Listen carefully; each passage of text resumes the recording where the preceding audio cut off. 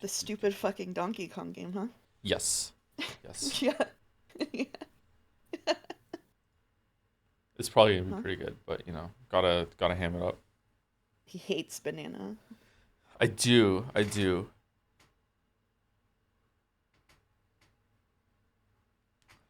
Don't call it stupid. Finally, a reason to get the dust off my Switch 2.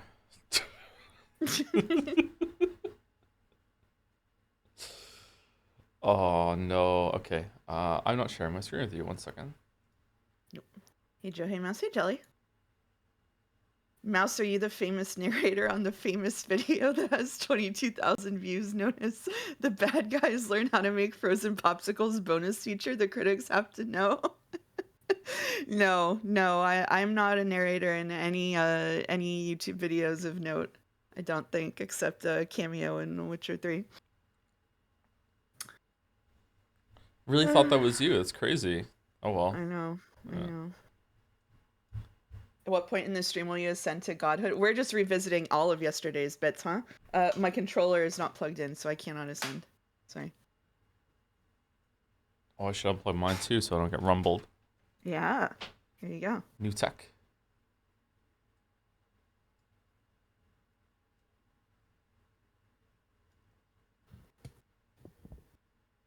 New tech. Speaking of new tech, Retinas has a knack for turning some of the stream bullshit into emotional moments, huh?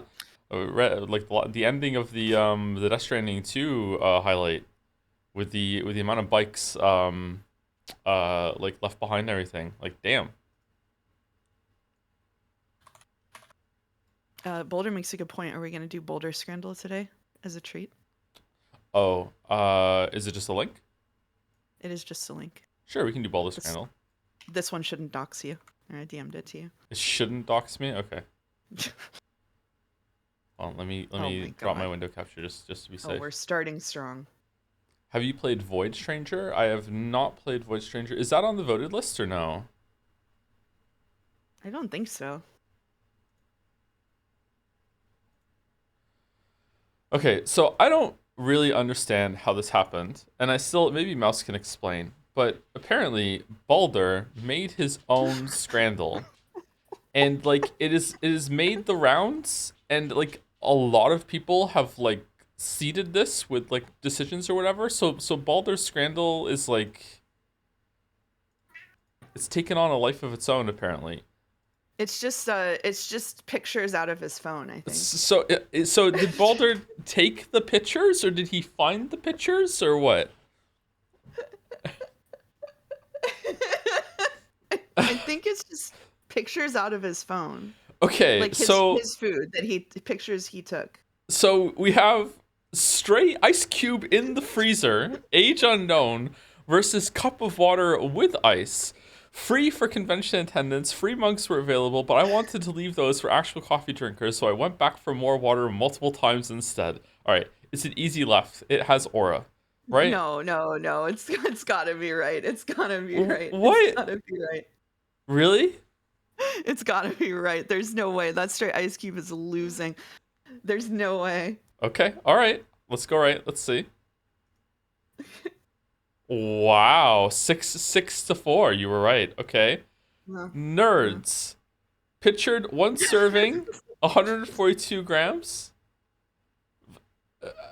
versus mashed potatoes, curry, gravy, meat things, shredded carrots, and a bread roll. €3 for students. A box I of love. nerds is more expensive than the thing on the right. What the fuck? Now I did ask Boulder if these plates are self-assembled, and he said yes. So he likes carrots. It's got to be right. It's got to be right. It's got to be right. Yeah, it's right. Okay.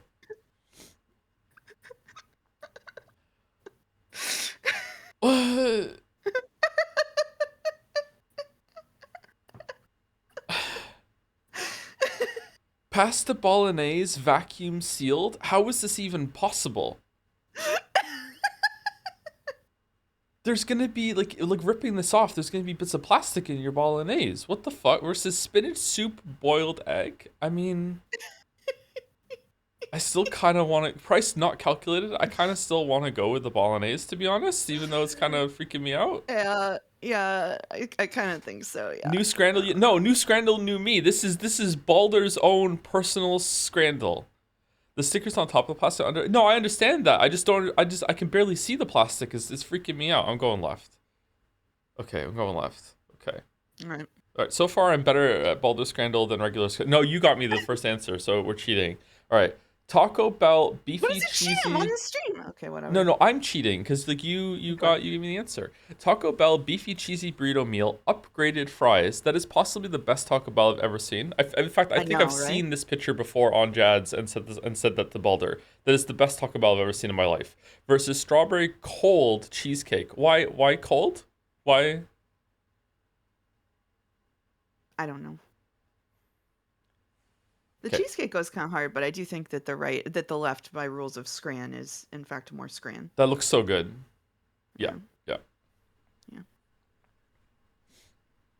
Yeah. Okay. Okay.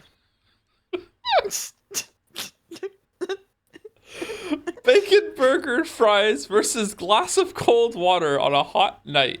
First negligible game appears to be aviary attorney. Okay, all right. Okay. So that burger looks great. The fries look pretty good, but man, a glass of cold water on a hot night, it hits hard. It hits hard, I gotta say.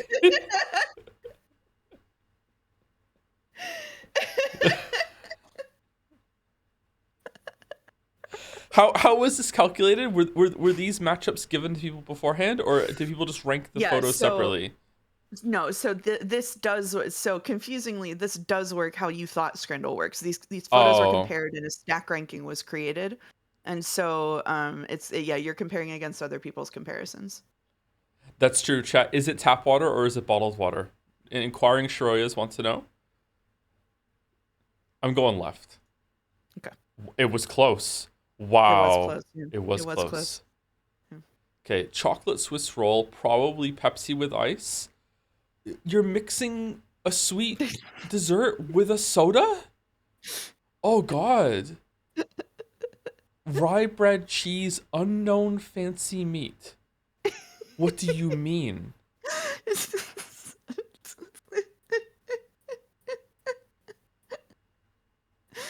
Now Yes? I have inside knowledge about this pairing, so I can't help you with this one. This one is all you. It's gotta be left. It's gotta be left. Do you not? You don't mix. You don't have a sweet drink with a sweet snack in most cases. I Like agree no with you way. for the Yeah. record. I agree with you. Like okay, here's the exception. Would you agree, Mouse? A hot Mhm. chocolate. Yeah, something like a hot chocolate or like a coffee with sugar and cream or like, like some kind of hot beverage. But it's like a soda and a dessert is just not the way to go. Yeah. Yeah. Yeah. Yeah. I'm going Yeah. left.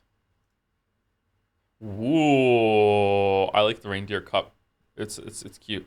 The reindeer cup is Meatballs, very cute. filled pasta, glass noodles, minced meat sauce. What the fuck is a glass noodle?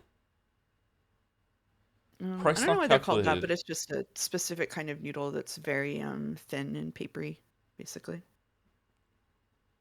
Okay, I would rather have a bit more pasta on the left for the pasta to meat ratio, Yeah. but left looks pretty good. Right. I would eat right too, but I think I would go. I think I'm going left. I'm going left. Oh, Okay. the All next right. matchup has my number one favorite. Yeah. Yep.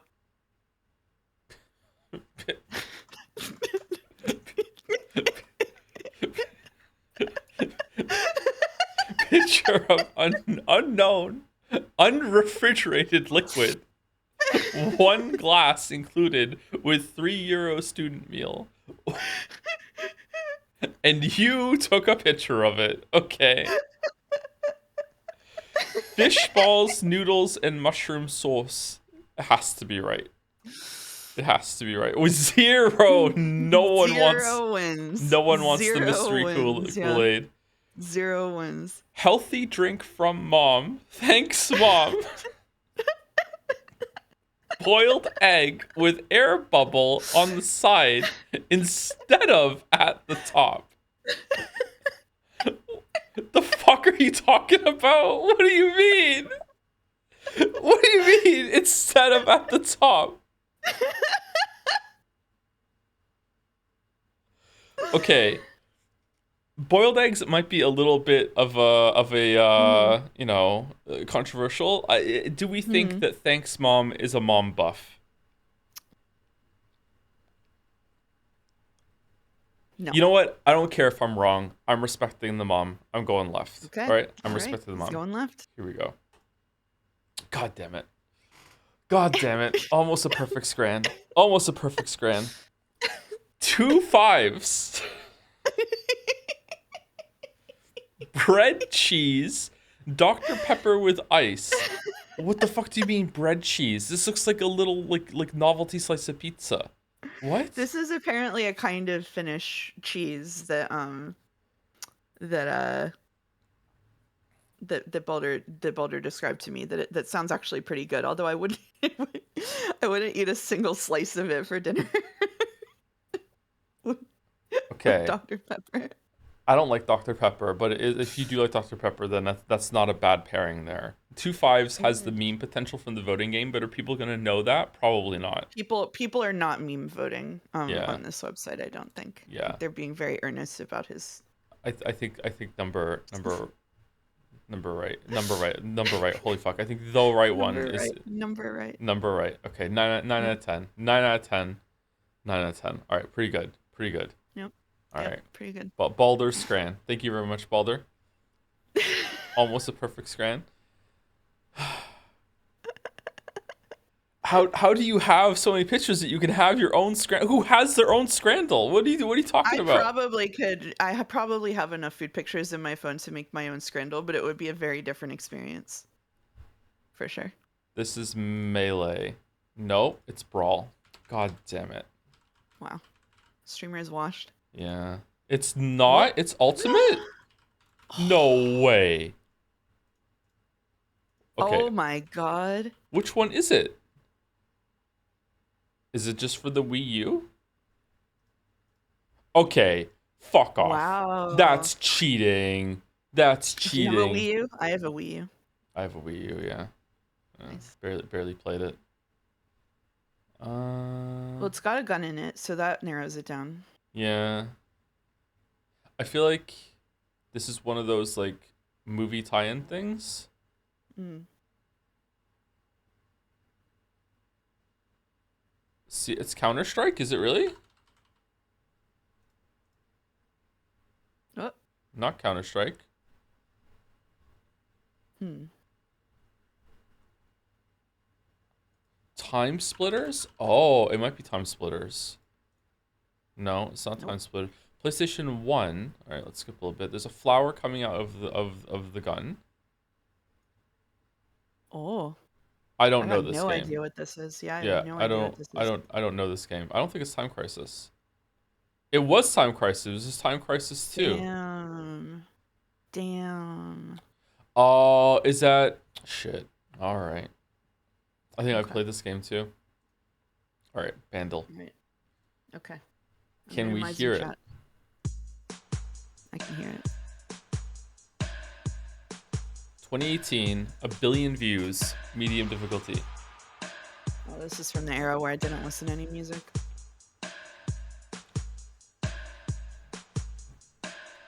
So far, I have no idea.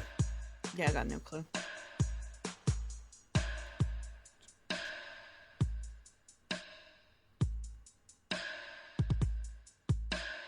Yep, no idea.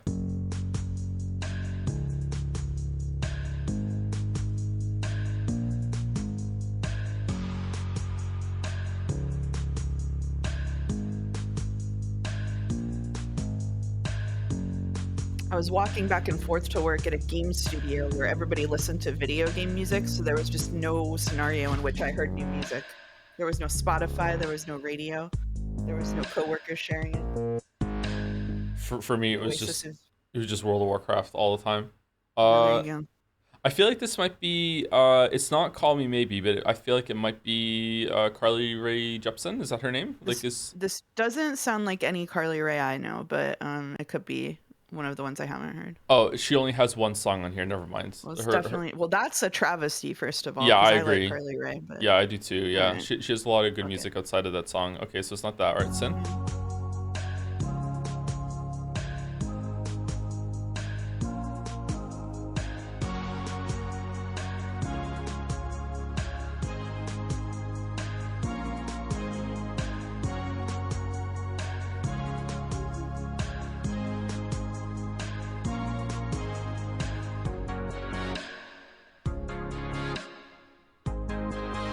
Uh, okay, it sounds familiar. Dan. I'm not getting it. Are you getting it? Nope. Nope. Let's just get to Glorp then. I don't know this song.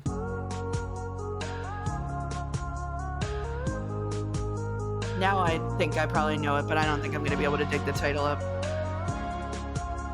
I have heard this song.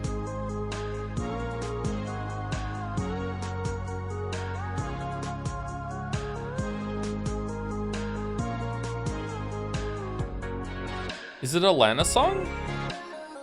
Fuck if I know. Okay, I don't think I know it. Glorp me? Okay.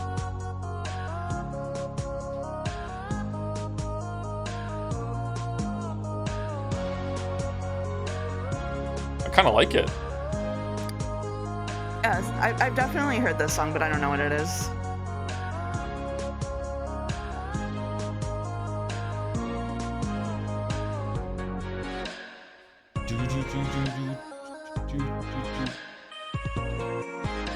All right, I don't know it. What's the words? Charming but manic. Maniac. Oh, charming but maniac. Crazy charmer. Crazy fraud. No. Mm. Dangerous. No, there's no danger. It's never been used before. Mad. Maybe... Insane. No, I don't know it. I don't know it. I don't know it. Here we go. What is it? It was Ava Max, Sweet But Psycho. Okay, I don't know this song. I probably have heard it. I don't know this song. All right. I have never heard of Ava Max before. Yeah, I haven't either. I've probably heard it on the radio or something at some point. Okay. All right. Well, I don't feel too bad about not knowing that one because I don't recognize the name. No. Okay, cool. All right, cool. All right. Congrats to anyone in chat who got it. Burst out laughing. Detroit Become Human doesn't fuck around. That's great. Okay, well, I think it's Detroit Become Human. Yay! Wow. That was a hard one. He's so good. I'm Wow. so good at the dolls. I'm so good That's at the dolls. awesome. That's awesome. Yeah. So good. All right, Steam Doll. Good parkour puzzle game. Fantastic vibes. Movement feels great. 9 hours to 100% the game. I'll never touch it again, but I'm glad I bought it. Parkour puzzle game.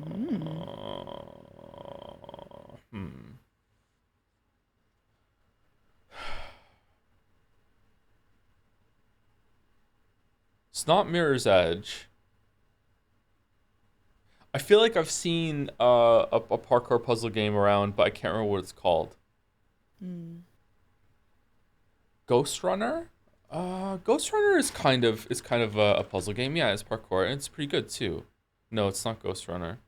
Fun and short, nice quick game. I enjoyed the rollerblading fun. Okay, I don't know this game now. Oh shit! I've have seen no someone idea. stream this, but I don't remember the name of it. Fuck me. Oh. What if we just put roller in? Jet Set Radio? That's the game I was thinking of, and I couldn't think of the name. That is also the game I was thinking of. Yep. It's not that. Okay. Well, it's not that. Well, fuck it. Tony Hawk meets Shadow of the Colossus. All right, we're canceling stream because I'm going to play whatever the fuck this is for the rest of the day. Roller Drome? It works for me. Nope. Dude, when you're killing the thing and the music is like wow wow, and then when you grapple to it and shoo, and then the music is like meow, and Wow. This sounds great. Dude. Solar Ash? It is Solar Ash. Okay, that's from the Hyperlight Drifter people, isn't it? Oh, is it? Okay. Maybe no, hold on. Maybe I'm getting mixed up with something else. It is? Okay. Click to view on Steam. I'm afraid to do that. I'm afraid I'm gonna dox myself again. So we're just gonna do regular Scrandle. We're regular Scrandle. Let's see how it compares to Baldur Scrandle. Can we choose it? Oh, Yes, we yes, we scran. scran. I think this is an easy right. What do you Burger. think? Yeah, Burger, burger, yeah. burger. Burger, burger, Burger, burger, burger. burger. Easy right? Again? Yeah. Yeah, easy Double right. scran. Yeah. Easy left. The cheese is not melted. Easy left. Triple scran. Left? Left? I would say left. Yeah, this is Left? pretty. Yeah. It's pretty dire on the right. It was close though. Quadrascran. Oh, Ugh. shit. What was this? This was 48, right? That we Yeah, just that had was it? 48. Is Yeah. 48, is that going to be higher than Duck Heart? It's cheaper. Mm, I feel like right is not going to be higher than 48, but I might be wrong here. I don't know. mm. Right heart is so yummy. It's got the organ debuff. It also has chips though, and the chips look good. Hmm.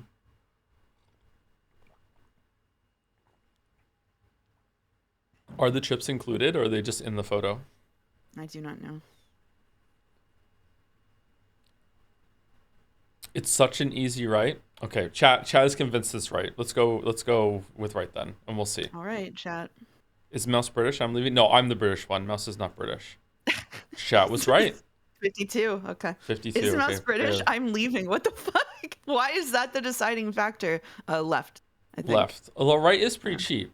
Just a quid for all Yeah, but that. look at the cheese. Yeah, it's bad. Left looks really good. Yeah, left Yeah. looks really, really good. Katsu chicken with chops with versus Mmm. shish kebab. Hmm. Mmm. I personally would go left here. I would also personally go left. I don't like when like shitty shredded lettuce is just sort of scattered on top of something. I feel that it's an insult both to my meal and to vegetables everywhere. Yeah, yeah. I Yeah. also I really don't like lettuce unless lettuce is like the star of the show. Like I'm not really a fan of just Yeah. adding lettuce to shit. Yeah. Yeah. Look, I'm gonna eat I think lettuce. I just have a salad. ethically left. An ethic left. Okay, ethically left. Yeah. Okay, we were All ethically right. correct. That's good. All right, all right. Woke wins again. Easy right. Easy right. Left is just I don't know what the hell that. Whoa, Oh. does it have aura? I don't know. It doesn't have aura. If it were chicken and waffle, maybe, but not hot dog and waffle. Right also comes with a pint. I'm going right. Yeah, I don't. Okay, I'm going Yeah. right. Okay, all right. 25 is too Lock high. in. We're 8 out of 10. Lock in. Oh, it's a What? gimme. Eight. It's a gimme. Okay. All right, All all right, right. all right, all right. Is this our Okay. perfect All scran? right. This is our Is moment? it? Shit. Uh-oh. Oh, Uh-oh. shit. Uh-oh. It's Jover. Uh-oh. It's so Jover. It's so over, yeah. Yeah, this is anyone's scran. I think burger bias though. I think Burger Bias too, but right does look really good. Right does look. I would annihilate right. I'm so hungry, chat. I didn't get to eat before stream. I tried to order Starbucks so it would get here during this scrindle, and it didn't get here on time. I would also annihilate right. I think. Okay, I'm going left because I'm trusting the burger. Is Okay. this our first? Have we ever gotten a perfect scran together before? We have not. Okay, maybe this would be our first All right. time. It is. Yes! Perfect scran! Perfect scran! Yeah! We did it! Yes, we scran! Yes, we scranned. Ew.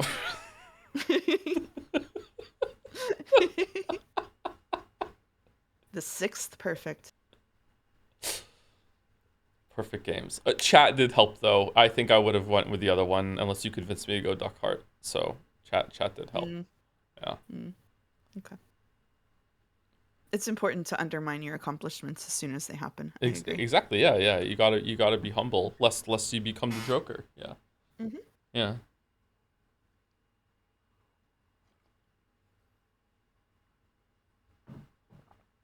The bet had a return rate of 1 to 670.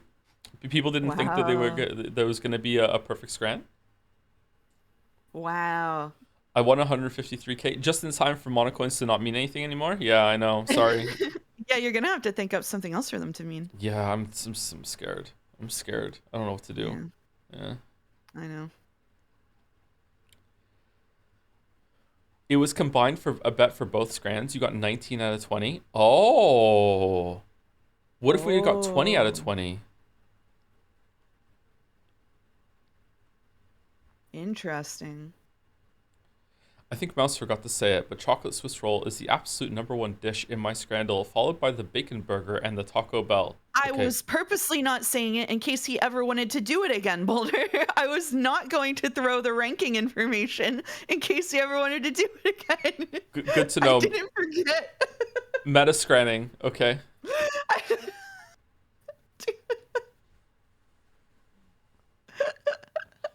I see you have discovered Boulder Scrandle, Dr. Jones. One of my favorite Scrandle variants.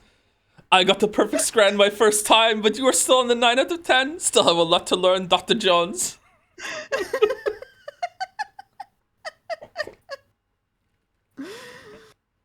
Uh, All right, let's you do said, oh let's do my fan god. art. Let's Okay, do yeah, fan let's art. do Let's fan. do fan Let's art. do fan. My, Thank my you. big will be here in 4 minutes. So. Okay, whenever it's here, you just go bounce and go get it. Okay. All right, I'll just disappear. All Okay. right. Thank you to Ash Escher for the fine art. I almost said resub because I'm just on autopilot for a second. Umi7. Well, the design was probably overcomplicated anyway. Aww, just getting Aw. rid of the wing because now they know what it means. Aww. Aw. Or could just get another wing to match it, right? Yeah, get 2 wings. Why not? Then it'll be the full fascist symbol instead of just an interpretation. Oh shit! I accidentally made it worse. Oh no. You can make her worse. Whoops. Sorry. Give her 3 wings. I was accidentally fascist. I've never been more of a streamer than I am right now. Whoops, sorry.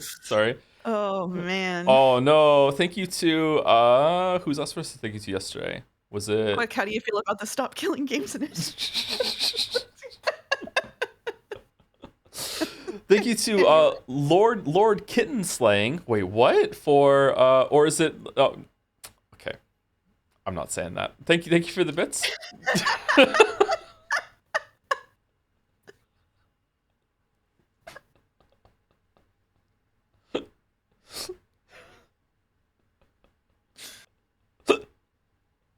Lord Kitten. Well, if you make the kitten plural chat, what do you get instead? Thank you for the bits. Thanks for reading Umineko. I'm a nursery school teacher in Japan, so Maria's story broke my heart. I've seen my share of broken homes here, and that story helped me with spotting signs of kids that don't get enough care at home. Really, but I can't forgive how awful Chapter 5 was. Chapter 5 was pretty bad. Yeah. Although over time, we'll see. Did you know that Lord Kitten's laying is a social worker? Almost spat on my coffee. Thank you. That was dangerous. Wow. No problem. Oh, No problem. thank you for the message in the bits. Art really can help you with that sort of stuff. Yeah, for sure. Thank you to Yada Gara Sooth Suncrow? No. The Suncrow. All right. Yada Garasu the Suncrow. There we go. I got there. Wow. You Is did that a get Final there. Fantasy character? Thank you very much for the new sub. Welcome. Thank you, Dapper Dolphin, also for the resub. Yada Garasu the Suncrow. Okay. Is that from something? Apparently or a Shinto deity. Apparently a god. Not an anime reference. Probably also an anime reference. But... It's a cool name, actually. And also, thank you to Dapper Dolphin. My list is bugged. Okay. Do you want me to read them? I have it unbugged.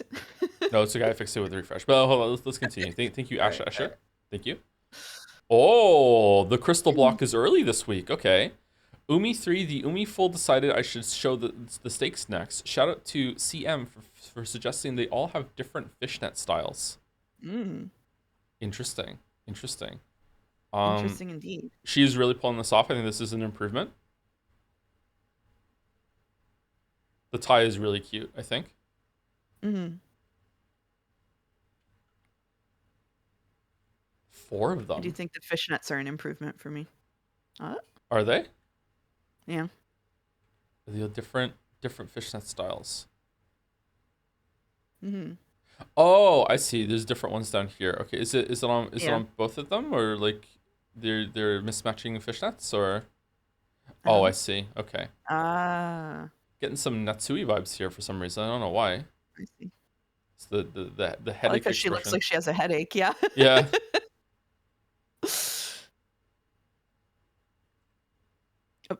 Oh, here, pop up, Oh, here, pop. the mood, the look of distress. Why is she purple? These are the emo edits. Oh, is this Krause's favorite? The money tie? The eyes on the tie. What's that? Stripe?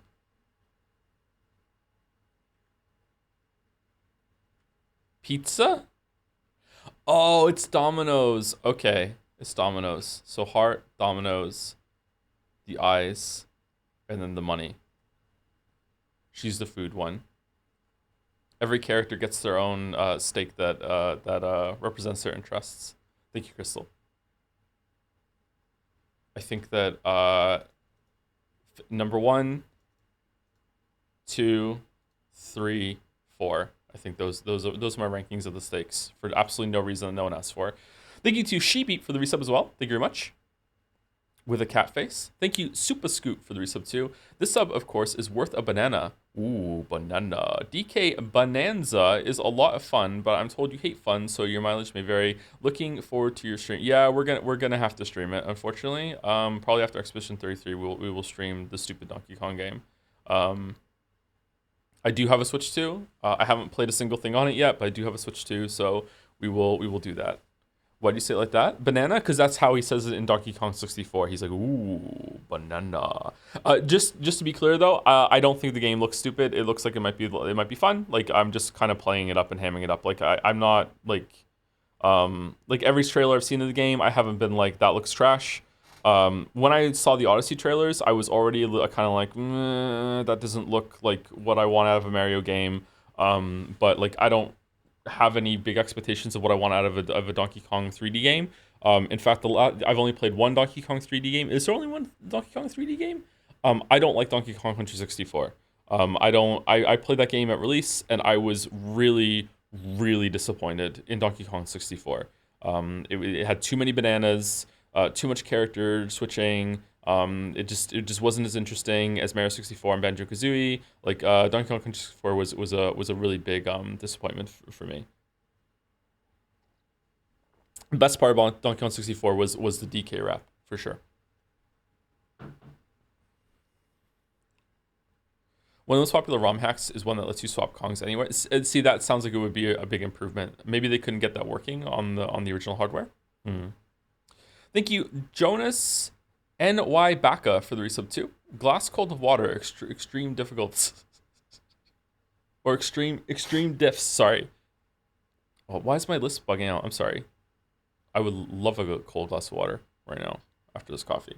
Anyway, thank you, Crystal, and thank you, Jonas. Ooh, banana. From Bucket, Umi7, watching Joe plus Twitch chat react to episode 7 was funny, especially the reaction to Genji making all the wrong choices. Youth, how deeply, oh, that's the title. How deeply I regret those mistakes made in youth. Youth? Bro, at 50, youth? Genji stocks, Beatrice Sama, I shall bring you to your mother's abuser while you are wearing her dress. My Genji saw. Dear, please stop. That's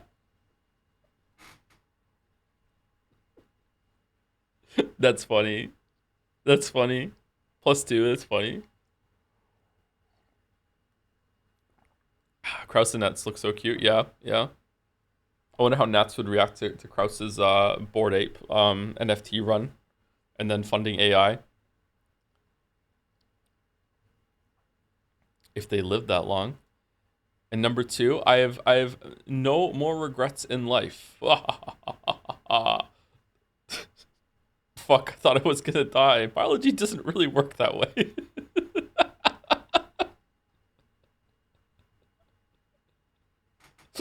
The game board pieces. That's cute. I like that a lot.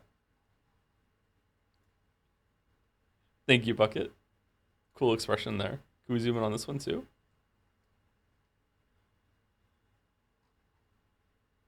I'm so disappointed in Genji. I'm so disappointed in Genji. Man, I've been I'm back. I'm trying. a better person now. I've been trying to see Genji's actions with love, and I can't do it. Mouse, so can you do it? No, fuck Genji, dude. Yeah, I'm disappointed in Genji. Did you get your bagel? I ate my bagel. You ate your bagel? Your bagel? I did. Thank you, the jellyfish, for the resub. Hello, Joms. Just wanted to share with you all that in the Chinese translation of Umineko, the battler is written way more like a boy love uke. That's bottom for the Westaboos in chat. What? And apparently implies that George and battler might become a thing at the start of episode 1. Uh, okay. Thank you, jellyfish. All right, really? What were they cooking? They're making a whole fucking separate side dish over there. Thank you, Shaman Shinchino. I think. Thank you very much for the resub. Sorry if I'm saying your name wrong. Shaman, I got Shaman. Thank you very much. Did you see these two, Mouse? I did see these two. Yeah. Very cute. Very cute. Mega Geeko. Oh, magical battler. Dual wielding magic blades. I used Beato and Battler as practice for some quick pixel art animations. Fun fact, the working canvas started as 64 by 64 pixels, but I had to stretch it to 64 by 74 because Battler is a fucking giraffe. He is very tall. Yep, he's very tall, extremely tall. Yep. The Beato GIF loops, but I gave up on making Battler loop back to his starting pose.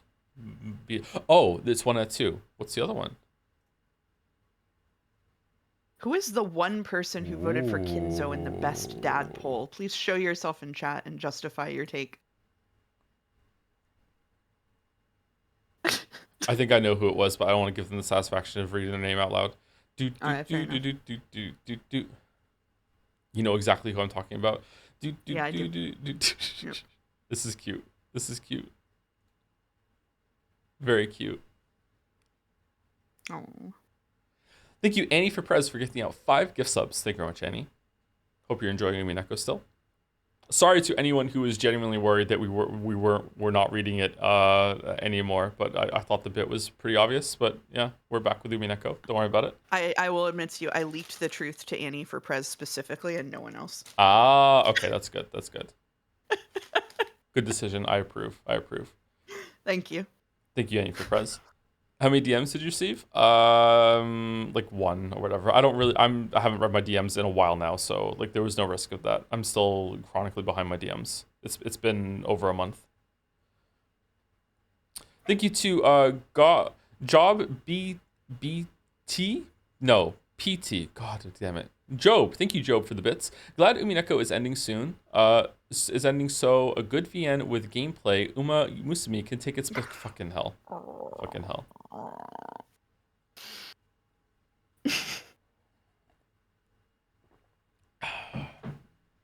It's just not going away. It's not going away. It's not going away. I was never worried. I knew you would never abandon peak when you're so close to summit. True. Yeah, I very much believe the guy who cares about endings more than anything else would drop at episode 7. Hey, that said, I wasn't kidding when I said that what we saw last stream. I think that was a good conclusion. So if the ending is bad after this, I will probably. I'm not expecting it to be. Don't get me wrong. But if the ending is not satisfying after this, I will probably just be like, that's the ending that I like. Like I'll just go with that. It doesn't. You're just gonna headcanon the last episode of Umineko not happening. Yep. That's great.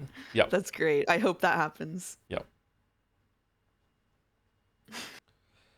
Speaking of headcanon, can I tell you about my crazy ass theory, Mouse, that is gonna like shake the world? Yeah, sure. Can I eat a cake pop while you tell me? You can eat cake pop. I tell you. I was thinking, and I bet you no one has ever thought of this. Okay, I bet you no one's ever thought of this. Okay, let me tell you what I've been cooking. Okay, Let me take a big sip of coffee first. Okay. Okay, I think that Beatrice and Rosa are the same person. What do you think? Uh-huh.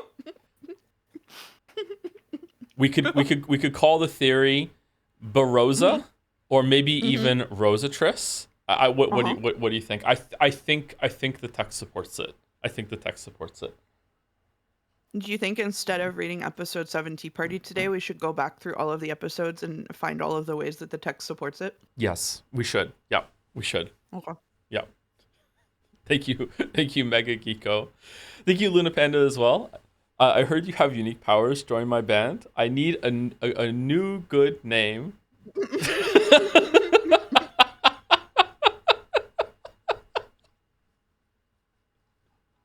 You know, I feel like her name would still end up being Gap here. Yeah, yeah. Uh, wow. If you don't understand the joke, this is Fragile, but not that fragile from Death Stranding, who we learned. I don't know if she did this in Death Stranding 1, but in Death Stranding 2, she was just horrible at names. She would name people and it would be really bad. And yeah, it was. And Gap needed a name. There you go. I've killed the joke by explaining it, but if you didn't get it, then there you go. She named a man and a doll Dollman. Yep. And the girl they found tomorrow. Did she also name Rainy?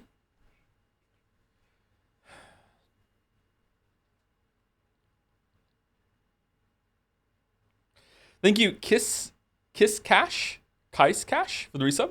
You're still cool. Did I stop being cool at some point? What is this emote? Why is there a different dragon emote? With like considering dragon, where'd that one come from? It's a very nice dragon. It It's is a nice good-looking dragon. Yeah. Mm. Thank you, Cash. Thank you to Sketch, I think, for the new sub. Welcome, welcome. Thank you very much. Not sure how to say that one. Sorry, I tried. Thank you, Time Traveler 2009 for the resub also. Hey, haven't been able to watch live for a while, but your streams are still much appreciated in VODland. Keep up the good work, except for the ones this week because John Final Fantasy doesn't want anyone listening to his music apparently. My God, the amount of copyright claims and VOD muting on the last two Final Fantasy 6 streams is insane.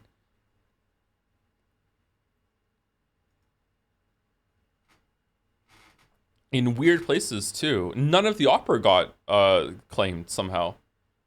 Yeah, somebody, maybe August, said that it looked like it was actually the older music that was getting claimed more often, which is kind of wild. Yeah, maybe I should keep it on orchestra and see or rearrangement. Yeah. It wasn't you, but you'll take credit. Okay, my bad. Some brave hero out there told me. Thank you also to Beb Israel for the resub. Thank you for all the good times with Smiley Face. Oh, thank you. Have you played Baba is You, Mouse? No. No? That's a really, really good puzzle game. If you like puzzle games. Mm-hmm. Best puzzle game of all time. Bad at puzzle games. You might like that one. Okay. It's good. Thank you, Luna Panda. Thank you, Jinko or Jinko. Ginkgo. There we go. With the support of podcasts and now UmiVods for a year on and off, I've been drawing more Umineko. I basically stopped drawing it 6 years ago, 2019, because of life stuff. I have a lot of respect for Joe's reasoning skills and ability to bring levels of Umipiko I did not know existed. I like to believe this is some way allowed a certain miracle to occur. The quadrillion to 1 chance of meeting a host of When We Cry IRL. Umi7 stream. If you found out in like all of the multiverse of infinite possibilities and everything, there were multiple versions of you spread out forever. If you found out that you were one of the one that has the best life of them, would you feel guilty? That's true. I did say that. Yeah. Kind of fucked up thought actually. Chat didn't like it. Jodler, after watching how you have wandered through a dead end of fate, do you see how great a hope you are to me? I'm a different possible you with a banana. Joe's gate. The future you represent that was a possible one. Right now, that fact alone is my salvation. Please live with it with enough happiness for both of us. You have my thanks. Lab Mem Mouse. What? Mouse-san, I've been on two I mean, I'm terminally online, but what is a Koru post? She doesn't know.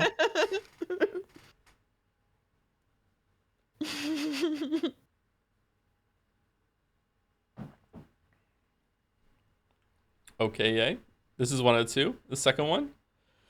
And please rejoice that you were not me. After all, I rejoice in that fact as well. Joe Garashi, I'll stream for all of us. What the fuck? Thank you. Live in happiness. I pray that you live as Jodler and that you're able to awaken the Witcher 3 video. That you have a proper microwave. Name not subject to change. My microwave is fine, and achieve weeb salvation with all your strength. And then, in the spirit of interpretation, Jodler decided to lay his beloved not a game to rest. He got all the answers and closure that he wanted, closing Beatrice's cat box at episode 7, and the funeral was over. True. Sleep peacefully, my beloved Umineko. When the seagulls cried, no VNs survived. True. So When We Cry is the podcast that Jelly and I went on. Mm-hmm. It's crazy you don't want me to come on. Like, why haven't I been asked to go on? Snubbed, Do you think man. it could? Do you think it could be related to the fact that you haven't checked your DMs in a month and a half? I think I might be at like 300 unread DMs at this point. Oh my god.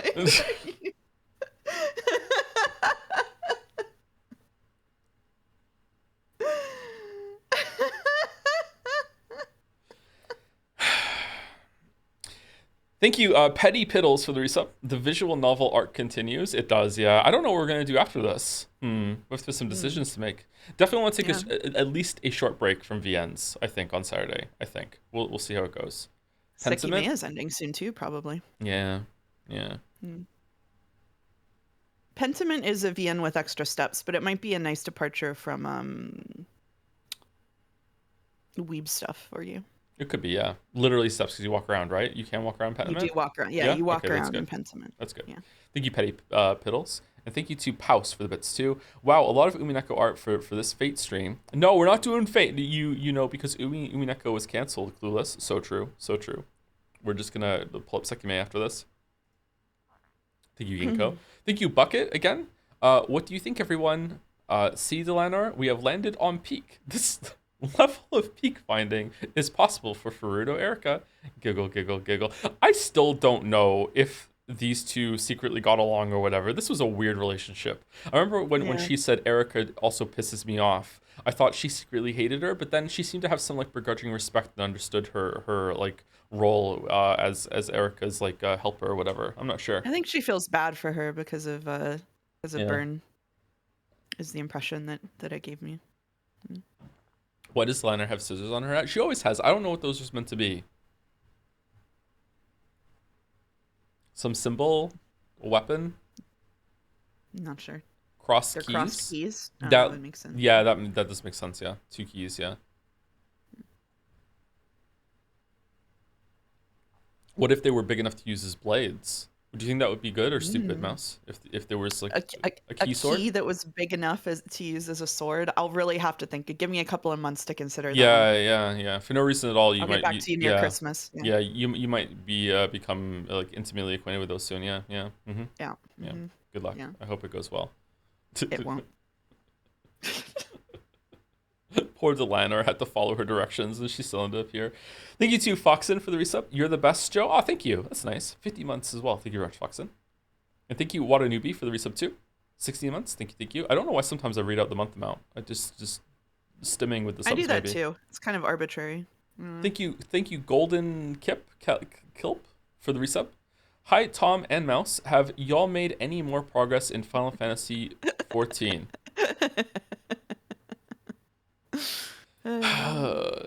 Sure. No. No. Okay. No. No, we have not.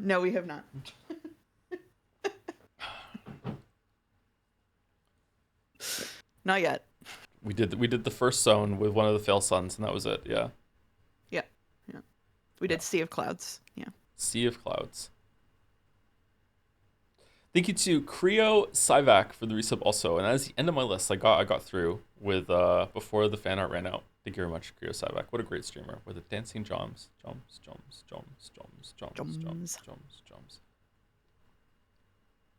The ERP not working out. I don't do that anymore. Thank you, Bucket. Thank you. I also don't do that anymore. But if I did, it would be banger. So don't even imply it would suck. Thank you, Tep. Seki-kun timeline hop so he can do the homework twice. What? His bench squat deadlift and his SAT score are both 1600. Has no need for faff or drivel like characterization, themes, or friends, only more logical puzzles and gains. Somehow, remarkably, 19 years old, wants to kiss Sai so badly. Hold me, Sai, hold me, and we can do anything you want. Bag contains egg. Egg.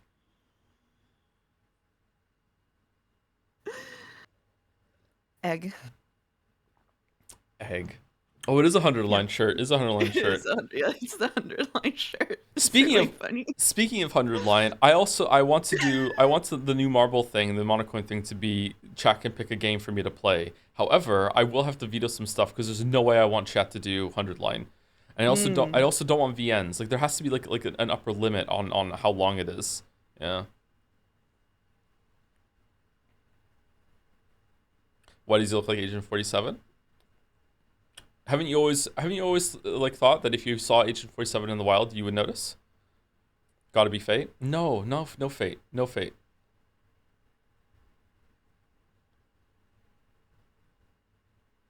He's bald because egg. Egg. Egg. I haven't had an egg in a while. Wow, chat is backseating your idea for how you want to do your channel points. Yeah. I think They'll backseat anything. you're Mm. too big for game choice redeems. Really? What if I made it really expensive? Mm. My redeems come with an executive right to veto and a strict time limit based on how long to be. It might be that the people there's too many redemptions. If it's possible for one person to get a redemption, that means it's possible for hundreds to do, and then that might be it. Yeah, that might be true. I guess we Mm. could. I guess the better way. Maybe that's why my original idea was to have more marble races. So it's like it takes like I don't know 20 people to trigger a redemption, and then only one of them wins. I mean, it has to be something like that. Yeah, That would make sense, yeah. yeah. Thank you, Tep. Thank you. I like Seki-kun a lot. Fozzie. A young Joe discovering things about himself. I like submitting things, even though I have zero technical skill, just to show you all. Just to show you all you need is an idea. I don't know. I think this is a cute Joe, in a scary kind of way. This show has seen It's a some cute little shit. Joe. It's a cute little Joe. I like the sort of PJs look. Chrono Trigger. What is this Joe seeing? I used to wear PJs when I was a kid, yeah, and now I can't Mm. stand them anymore. Wow. The John's Welsh flag. Wow. Yeah. Wow. Isla. I didn't like Isla when I was a kid. I didn't like Isla. Wow. Also, I am old enough that the anime cutscene was not in the version that I played. The Gels Oh yeah, flag. that's true. Yeah. I was also not an Ayla fan when I was a kid, I gotta say. I'm still really not an Ayla fan. She's just kind of there, right? She's not really much in the Yeah, story. yeah. Yeah. I liked Robo. I liked Robo more as a kid. Yeah. Yeah. Just cool robot, yeah. Thank you to Combustible Lemons for the resub. Hey To, just wanted to use my sub message to say that 100 Line is my favorite VN, having finished it recently, just to say that it is far better than Umineko. Wow. Whoa. It's gotta be bait. It's gotta be bait. Thank you for the 38-month resub with the bait message, Combustible Lemons. I feel like maybe reading the whole thing is just kind of like dipping your brain into battery acid and you just come out of it a different person Yeah, and you also come out who of it makes sub messages like this. being able to read Kadaka's tweets without cringing your ass off. That's true. I am tanking the 100 line. Mm. I'm single-handedly tanking the 100 lines chance of being on your channel by sending you all of Kadaka's tweets about it. Uh-huh. Yeah.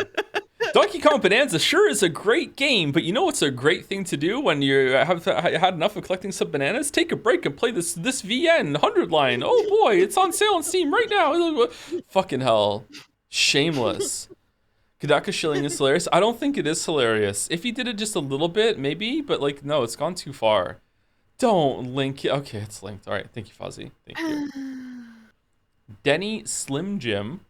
Okay, I see a huge eye. Was inspired to make this after seeing all the new first time fan artists and sent this to the Share Stuff You Made channel around when the moment happened. Signalis Indiana Jones streams and didn't know that Discord apps existed, so I never actually properly submitted it for fan art earlier. Oh, it's a throwback.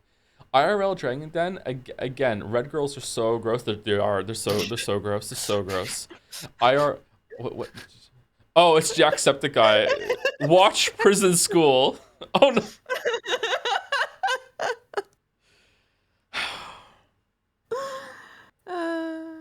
This is an artist rendition of when Jacksepticeye showed up in chat to throw in a prison school marble into the marble race. Yeah, I still don't exactly know how that happened, but it did. Yep. It sure did. Yep, it still did. It sure did. Yep, it did. Yep. What's the one that Harry H Bomber guy threw in? Axe Cop or something like that? Not Axe Cop. Demon Cop? Was it Axe Cop? Okay. Inferno Cop. Inferno Cop. Axe Cop is a comic. Yeah, I know that one. Yeah. Goated show. The best thing about Inferno Cop is how short it is. Hope it wins. Even though we all know Steins Gate is gonna win. If a really, really short anime wins, I'm gonna have a really tough decision to make. Thank you to Denny Slim Jim again for the fan art. Gigantic eye, fucking hell. By Sen. Oh, I fucking hate you, and I hope you die, Pekko. I like running over kangaroos, robots, and other bikes. Heart. I like running over deers, Japanese teenagers, and school children. Heart. We hate trucks. We hate trucks. We love bikes. We hate trucks.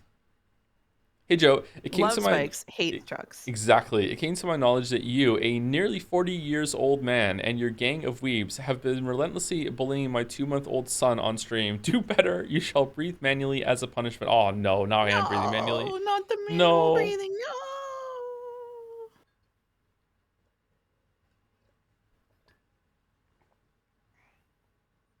What the fuck happened during streams? Hey, I don't want to spoil Death Stranding 2, but I legitimately did not lose a single bike. Didn't lose a single bike.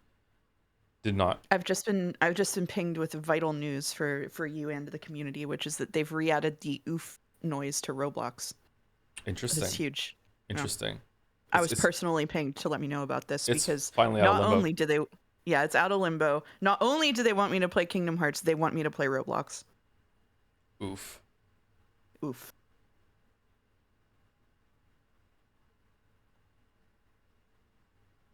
This is what happens if you let the community do game redeems. Just, Man, not a week goes by without the kids asking me why Roblox is banned. Yeah. Thank you to Strab Pawns for the bits. Hi Joe, I just want to say thanks for streaming and sharing your thoughts on so many great games over the years. Through you, I've discovered multiple of my favorite games of all time, like Outer Wilds, Disco Elysium, and Hypnospace Outlaw. I'd even like to thank you for introducing me to games like Persona 3, so that I understand my own standards more. Oh my god, the burn! Holy! Wow. Cheers! Wow. Just months later, Persona 3 still catching strays in sub messages. Sometimes you toss some their way. Just Persona 3 fans just having to tank this over and over. Like, you owe them reparations at this point. This is crazy. Would reparations come in the form of doing the DLC or just going to metaphor? I guess so. Well, I don't know. That's a good question. I don't know if they want you to play the DLC at this point. Maybe Persona 5 remixed, reloaded, reformed, or whatever. Thank you for the comment. I love comments like this because I too hate Persona 3. No, I really like it when people say that they discover games through the streams and the videos. This is the best thing I can do for people, is to expose them to something they haven't played before. That's why I really like it. I usually like it when chat decides what I play because I would say, like Odyssey, 6 out of 10 times, it's a good game. It's a good experience that I would never have chosen myself. So it's higher than that. I think chat has a higher success rate, probably like 8 out of 10. So Breath of the Wild instead of Odyssey. Okay. Yep. Yeah. Thank you, Sen. Oko. Ooh. Pandering to the female gaze. Oh, this is me. And the male gaze, the female gaze and the male gaze. Joseph Anderson is my Oshi. The proto version of this was born on Mouse's Discord. I support equal opportunity shanning. I do too. Serving this with a side of the usual dragon ship posting to make the main dish go down smoother. What's this? I don't know. Jomsy?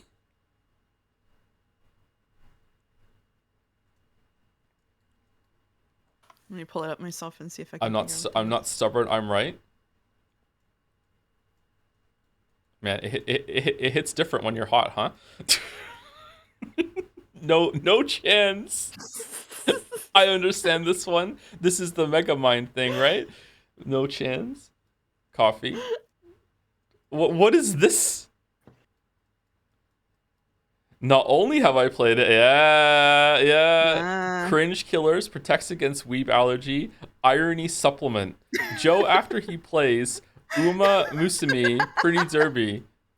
Johnsy? guns. Johnsy? Johns. Cool design. Amazingly, Oko was not inspired by Aura for this from Final Fantasy XIV. They just independently arrived at the same way to make dragon people hot that the Final Fantasy XIV designers did. Ah, okay.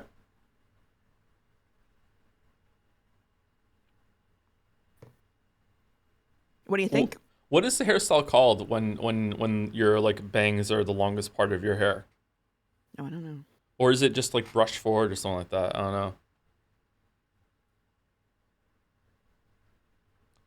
Just long bangs? I like this design. I am my type, apparently. That's good. You want to be your own Mm, type, right? I think so. Yeah. I think that's the happiest way to live, the happiest and most comfortable way to live. Yeah. Yeah. Well, Mouse Court at least is waving the flag of making Dragon Joe hot again. Okay. So Okay. there you go. It's definitely preferable to decrepit Joe. Let me tell you. Mm. Yeah. Yeah. Yeah. Yeah. I have to become anime. Become anime. Thinking that yourself is hot is a great way to get turned into a flower. That's a +2 Greek myth reference for me. Mmm.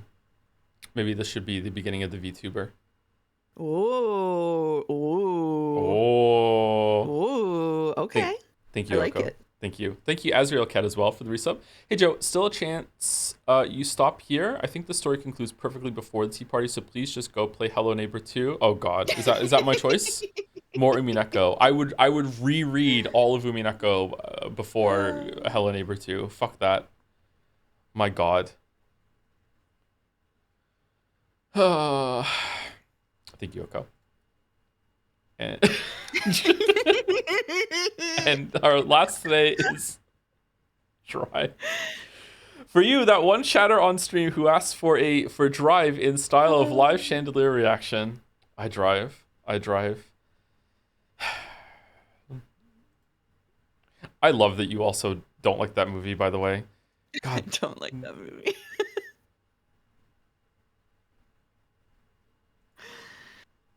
real I human love being. Ryan Gosling.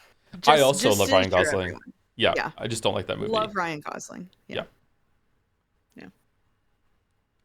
yeah. In general, Drive has a really good cast. It has the girl from Blink, one of the best Doctor Who episodes. Carrie Mulligan, I think that's her name. It has Bryan Cranston in it. It has Hmm. does it have Albert Brooke in it? No clue. No clue. Like it's a good cast, and yet like my God, that movie sucked. It was so bad. It was so bad. Mm.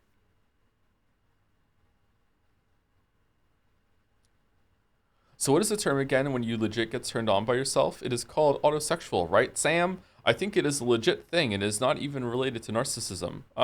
It might be. That sounds right. That sounds right. Thank you, Sen, and thank you to all the rest of the fan artists too. Thank you very much. Got through a little faster this week, We did, yeah. Only an but hour live. I do have to. Mm. Boys have no idea what girls go through. What's my favorite movie? Oh, that's easy. It's got to be Drive, starring Ryan Gosling. Seriously, you've never seen the movie Drive, Ryan Gosling? It's the only one of the best films ever made. Oh, nothing on Netflix looks good? Well, as a matter of fact, I just happen to have a copy of Ryan Gosling's 2011 film Drive here on Blu-ray. Let me just pop it in the player and let's watch. I can't believe that was 14 years ago already. Holy fuck. He did the thing. He did the thing. Yeah. I had to look at your stream to see the thing. Oh yeah, So. I have to stop sharing screen now. All right. Sometimes we have to take a break before we get into Umineko, but this time we don't. We can just go into it. Not this time, yeah. I'm almost as old as you, and I've never seen Drive. Should I watch it just so I know? When you say you're almost as old as me, how old are you?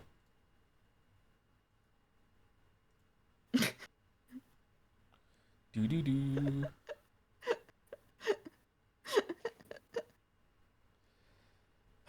what did I think was gonna happen right now?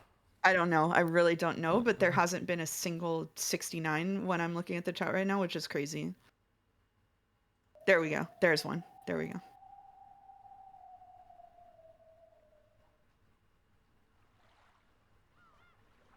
Almost 40. Okay, so legitimately, okay, yeah.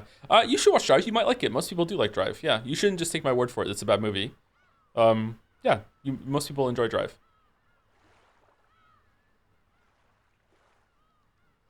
Oh.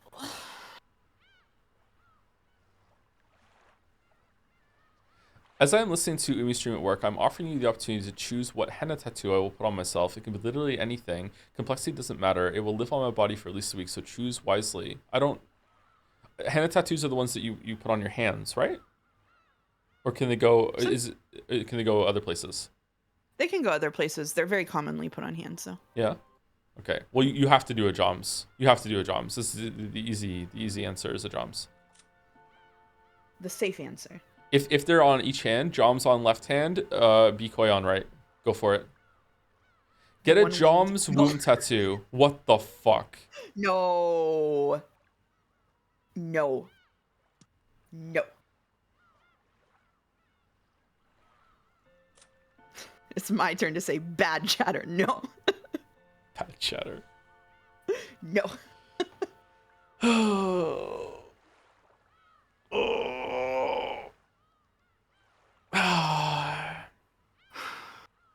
I feel obliged to ask, did you ever read Claire's bio? I think we did. We can reread it, though, and check. I'm pretty sure that we did.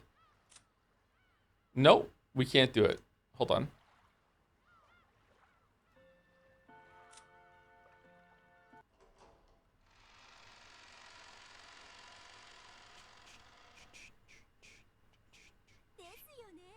Seriously?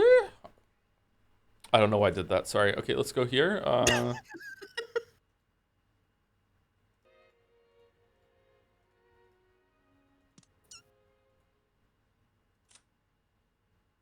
Squeak.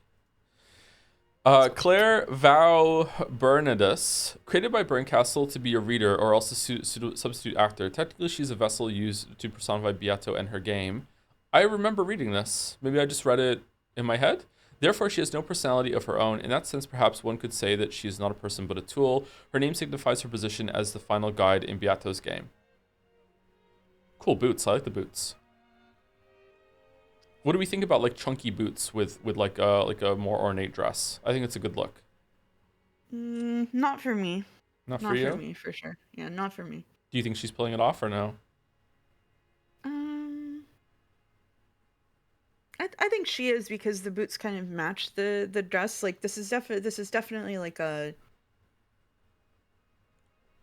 I mean, so a lot of the designs in Umineko, sorry to spoil this for anyone who didn't know, a lot of the designs are just Ryukishi looked at like Gothic Lolita magazines and then stole the designs and drew them. And so this is definitely giving like Gothic Lolita design. Like it feels like a costume, which I think is good because she's on a stage, but I wouldn't like wear it in real life.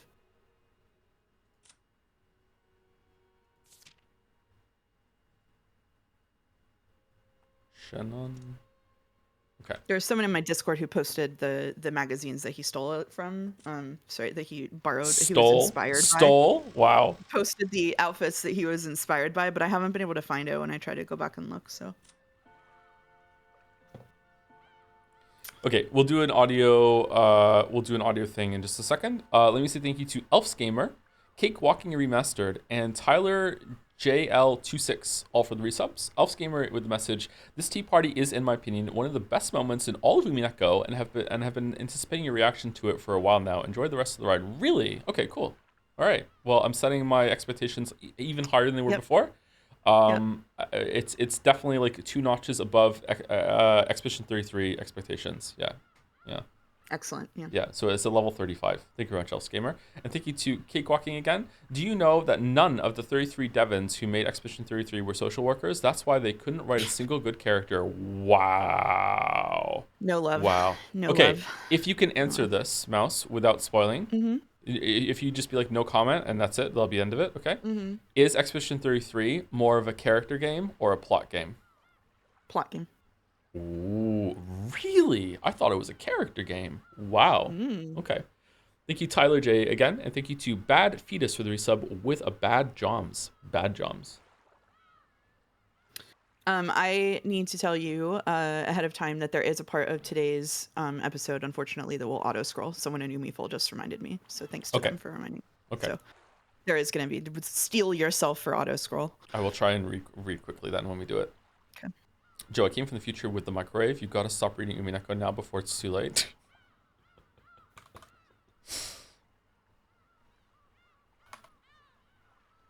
Do you prefer character-focused stories or plot-focused ones? Again, sorry, I know it's a shitty answer. It depends. In general, though, I enjoy character-focused stories that are done really well compared to plot-focused ones, but I kind of feel like a really well-done plot-focused story is more rare. So it has like a novelty factor for me, whereas I feel like it's more common that you'll get some good characters and a good plot. So while I prefer like good characters, it depends on how it's done. I was about to post an informational link, and Koru got pinned. Uh-oh. Might be worth letting you know that the general consensus is that episode 7 is a spoiler, and it's a huge mistake to put it where it is in the story. It's better to read 8 first, then loop around to the 7 tea party after. Okay, we can do that, sure. Yeah, we can do that. Yeah. All right. So nothing bad's going to happen if I just hit unlock right now, right? No? We're good? Please don't do that. All right, I'm going to post the link for that has the comparisons with the outfits that Ryukishi used. There may be full spoilers in there. I can't double check right now, but I'll post the link and pin it in chat for a bit. So click at your own. Just beware. Is Umineko character or aura and hype moments? That is not the message I want to read. Oh, it moved up. Is Umineko a plot, not a game, or a character's not a game? It's both. Umineko is both. Umineko proves that you can have like a really well thought out plot with really good characters. Yeah, like sometimes you can have both. Okay, I feel like it's super quiet.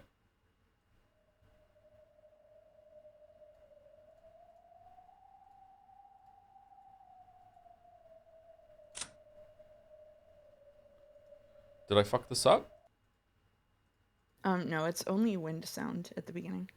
It's getting quieter the more I do this. Okay, what about Nanjo? That's weird. 南條です。我こそは我にして我らなり。シャノンです。ゴーダです。Okay. 源氏と申します。 Okay. Sucker Mary Barrels. Sucker Mary Barrels. Sucker Mary Barrels. 源氏と申します。 Sucker Mary Barrels. Let me do Kraus. Hold on, where is he? 後ろに Sucker Mary Barrels. Okay, we're good? Dr. Nanjo, Dr. Nanjo. Voices sound good? Okay, all good? All right, so I think I remember the ring assignments. Yeah, I'm good. All right, we good to go? I am good to go if you're good to go. H-O-T-T-O-G-O? H-O-T-T-O-G-O. I had to do the hand motions. Okay. Just spelled hot dog in your head. Any expectations, predictions for the tea party? Nope, I have no idea what's going to happen. As far as I'm concerned, apart from some resolution stuff with Angie, Featherine, and talking about an explosion, as far as I'm concerned, the story's done. So I don't know what's going to happen right now. Or in the entire episode that we have left. Mm-hmm. Should you choose to read it after today. Yeah.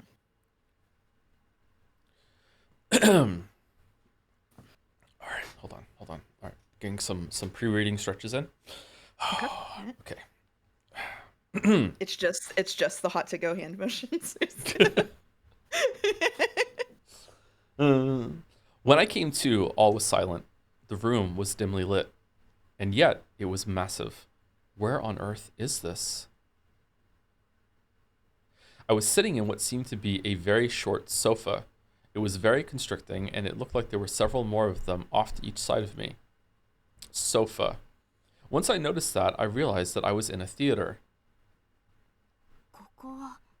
Where on earth am I? I don't know how long I've been here, and more importantly, I don't know where this is. I'm surprised Leon is back. Huh. Beatrice's funeral ended. Everyone went back to the mansion, and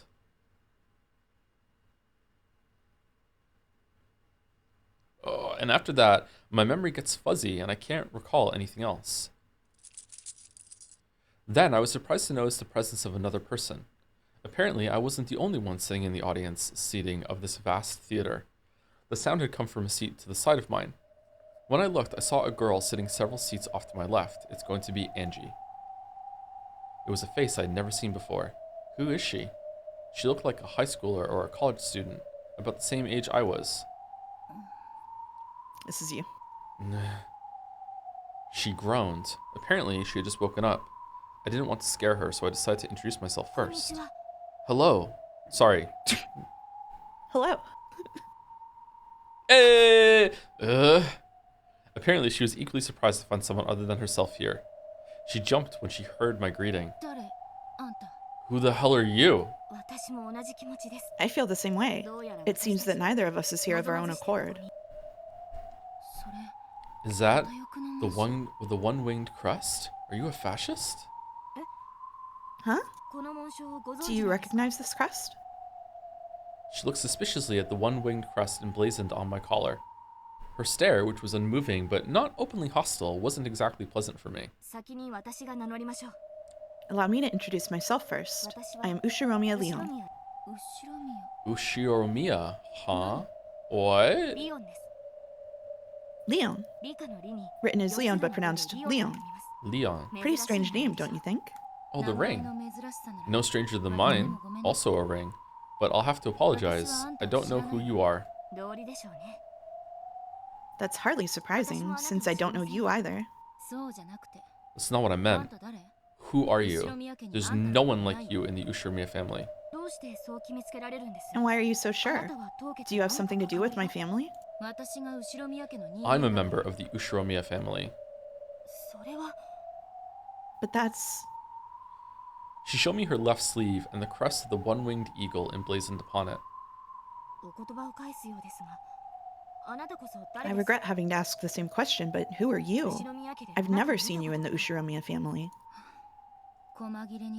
I am Angie, said Angie. First they tear me into little bits, then they make me read. You know what, Angie? I'm right there with you. I know what it's like. Yep. Yep. Make me make a phone call. What's next? Which witch am I supposed to be entertaining this time? She spat out those words and seemed to be complaining about something. Angie. I'm Ushiromiya Angie, Rudolph and Kyrie's daughter. What? Angie-chan? But you're supposed to be 6 years old. I was 6 during the year of the final family conference on Rakenjima. Now I get it. So you're a person from the year 1986. I'm 18 years old. And I'm from the year 1998. In other words, Sumari, you're the Angie-chan of 12 years in the future? I'm glad you believe it, but unfortunately I don't have a clue who you are. Who are you? Who are your parents? My father is Kraus. Natsuhi is my mother.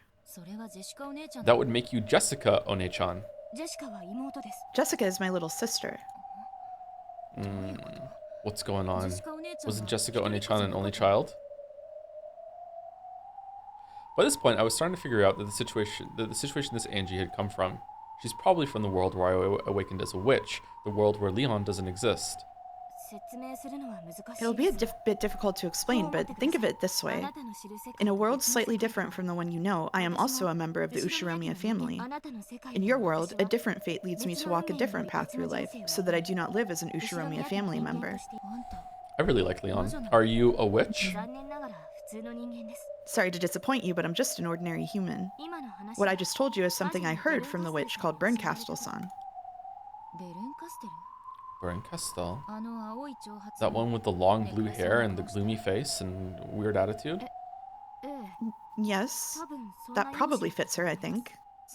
Yeah, it does. Sumari, I've been forced to play along with another witch's farce. Just where is this place? I only woke up a second ago myself. I'm wondering the same thing. It looks like a theater. Are we supposed to watch a play or something? I'm really not in the mood now. Let's look for an exit. You haven't noticed yet? Look! Huh? Oh, these are...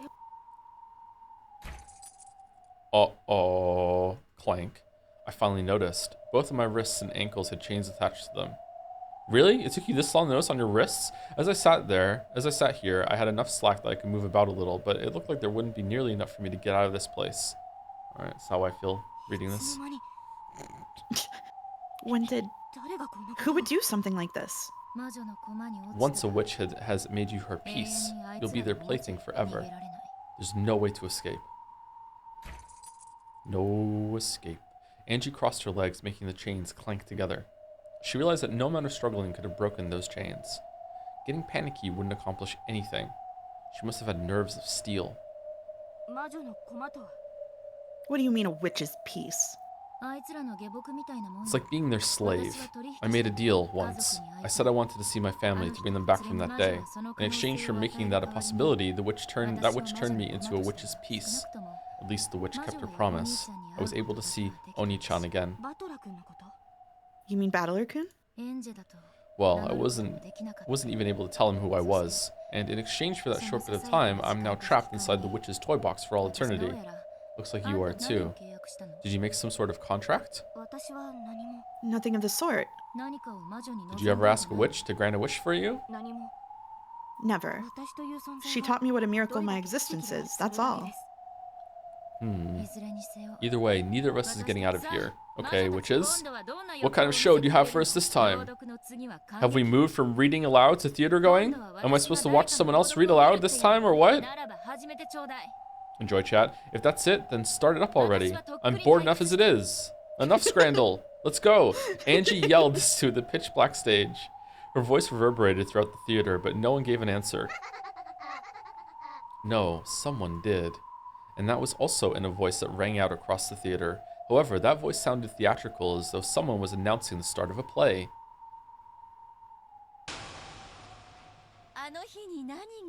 What happened on that day, you ask? I'm not telling. If only you just give up and die. Do, do, do, do, do, do, do, do. Whose voice was that? That old hag. It was Aunt Ava's voice. What does she mean by what happened on that day? Show some respect for Ava, Angie? What the fuck? She's talking about the 4th and 5th of October in the year 1986, the day of the final family conference on Arkenjima. In other words, today. Today is October 4th, 1986. As a prelude to the family conference, Beatrice's funeral was held. No, Sumari. No, Sumari. That's a surprise. So, you've come here from October 4th, 1986? Tell me, what happened during those 2 days? The answer she seeks is inside the cat box. All I can tell her about is my close call with a sad life. However, I doubt that explanation will satisfy her. Oh, God. Then a pillar of bright light pierced the stage.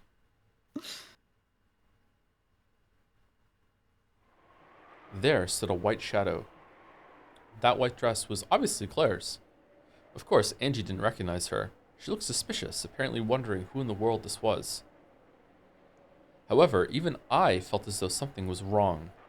Didn't she settle all of her regrets in that funeral a short while ago before being sent off into the next world? She stood all alone in the narrow beam of light in the center of the stage, and the expression on her face was lifeless. The light began to grow brighter and brighter. It shone more and more fiercely on her until it became blinding just to look at her. Ooh.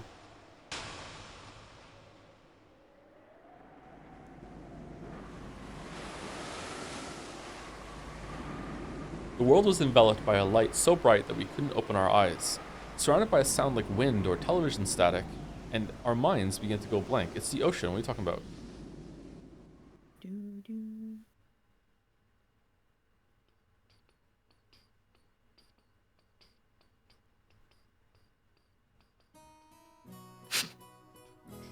Hooray!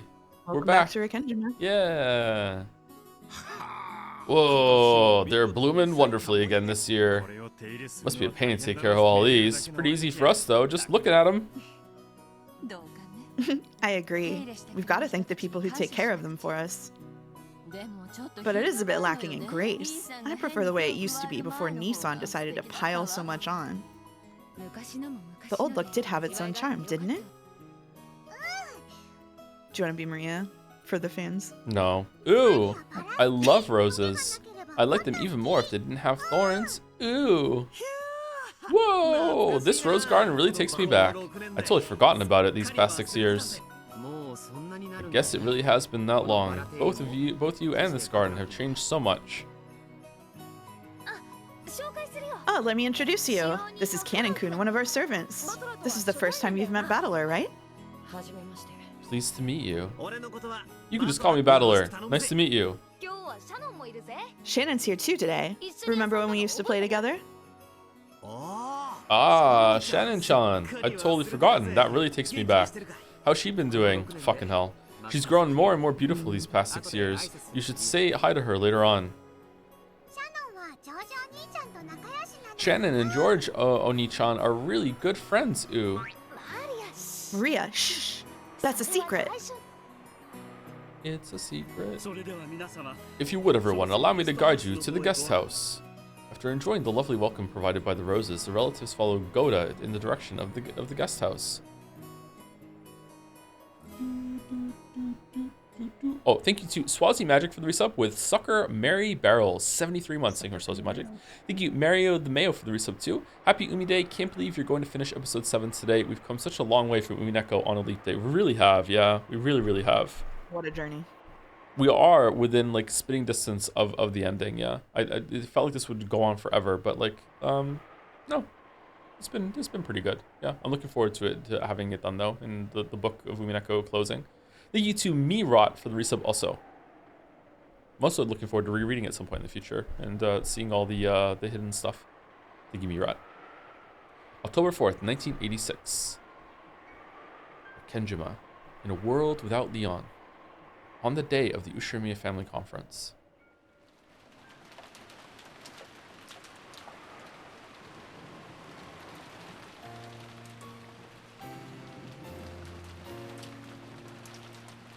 Maria read a mysterious letter aloud after dinner, just as she had been told to. The writer of the letter claimed to be the Golden Witch Beatrice and challenged the family. Try and solve the riddle of the epitaph, otherwise I will take everything. It was Beatrice's announcement of the game's start, same as the usual games. Had an unknown person appeared related to the problem of the inheritance's distribution? Where was the 20 billion yen worth of gold hidden? What was the purpose of this letter? For what goal had it been written? Who on earth is this Beatrice? It was the usual dinner on October 4th, where several bits of suspicion and paranoia intertwined. George-kun, I'm sorry, but could you go to the guest house with the others? My apologies. Shannon, take the children to the guest house. We will move straight on to the family conference. Yes, as you wish. Beatrice, the Golden Witch. What a fascinating letter you've sent us. She's telling us to solve the epitaph? Ridiculous. That gold belongs to us. Why would we ever give it up to some outsider? If we could just find that gold, we'd all be happy. No one would have to lose anything. Let's go, everyone. They'll be having an adult conversation from here on out. Sheesh. Sounds like it's gonna get complicated. Come on, Maria. Let's go. Beato's ceremony has begun. Okay, everyone. I shall guide you to the guest house.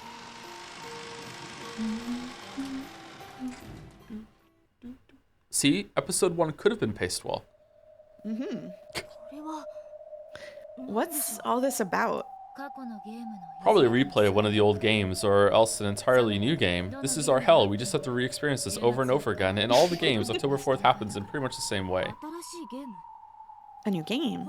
You mean a tale that hasn't appeared in any of the fragments so far? There's no way they go to the trouble of chaining us down if they just wanted to show us a game we already know. It's probably a new game. That means there should be a game master. Who is it? That witch? Bern Castell? I can't imagine so. Claire should have vanished already. There should be no need to spin up a new tale. Beato's Game Boy was hijacked by those evil witches long ago. Even Beato is nothing more than a piece in their games. Just who is behind this and what are they after? What do they want to show us? Before this tale began, Claire definitely appeared on the stage. She is the teller of the tale of Beatrice's game. Beatrice, the me from a world of a different fate. Ooh, however, she didn't entrust everything to Will, who solved all of the riddles. There should be no need for her to make new riddles. In that case, is Bern Castell using this tale to test me? Along with Will, I have at least touched the deepest depths of this tale and understood the culprit's heart. So, even if an entirely new tale presents itself, I should be able to see through the riddles. Is that what my role is? Is my role to teach Angie about the truth of this tale?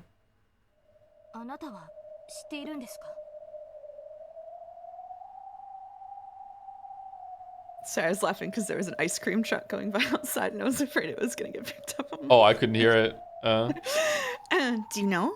Do you know the truth of this tale? I have several theories. Still, none of those can give a conclusive answer. The truth is always inside the cat box. I can't say anything for sure. In this world, Angie is absent on this day, so it's only natural that she doesn't know what happened. However, at the very least, I do know who the culprit is and what they were trying to do on this day. I think I've finally understood my role in this. What do you mean? Apparently, you're here as a theater goer and I'm here as a commentator. Oh, it's us. Then as a commentator, who exactly is it you're going to explain for me? After all, I know who's behind the crime that's about to occur. What did you say? The hobbits, the hobbits, the hobbits, the hobbits.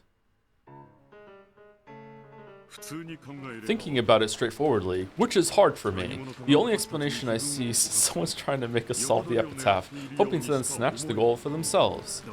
I agree. If they'd already solved it, they could just take it. There'd be no need to challenge us to solve the riddle. It's a prank by one of the servants. They must be hoping to pick up the scraps from the celebration if the gold is found. I cannot imagine that any of our servants would do such a thing. Or maybe one of us sent the letter, pretending to be a servant. If that's it, you're the most suspicious one. You schooled Maria-chan on her part and made her read the letter, didn't you? I wouldn't do that. Give that a rest, Ava. We can't jump to conclusions. Isn't this the time for us all to stick together? That's right. The aim of this strange letter is probably to disrupt our unity. The more we let it affect us, the more things will go the way of this Beatrice who sent it. Kirie-san's right. Wouldn't it be best to simply ignore a letter like that from the start? That is what I have been saying this whole time. This sort of prank isn't worth considering. Yeah, that's it exactly. If a couple improbable claims for damages get you flustered, you'll never be able to sell anything. My husband's right. This is a child's prank, and taking it seriously is just a waste of time. If someone really wanted to shake up the inheritance issue, they'd come forward boldly instead of using something this roundabout. You've got it right there. Someone probably wants to make us think there's another person trying to make demands about the inheritance, when the real goal is just to pick up the scraps. And then they just burned the letter and just went along with the day, and nothing happened in this game. I wonder if they'll ask for some hush money in exchange for staying out of the inheritance issue. If that were the case, they should have written it into the letter. And the letter is just a challenge, telling us to try solving the epitaph or else hand over everything. The culprit is trying to make us solve the epitaph's riddle. Nothing more, nothing less. So it's simple. If we worry about this letter, we lose. Indeed, I agree. After that big mysterious show, like something out of a mystery novel, we've all gotten a bit too wrapped up in this. Ha ha ha ha. It seems we're all taking this too seriously. But who did it? Such an aggravating thing to do. If it wasn't a servant, then one of us must have written it. I'm not naming names, of course. Stop it. I really know nothing about this.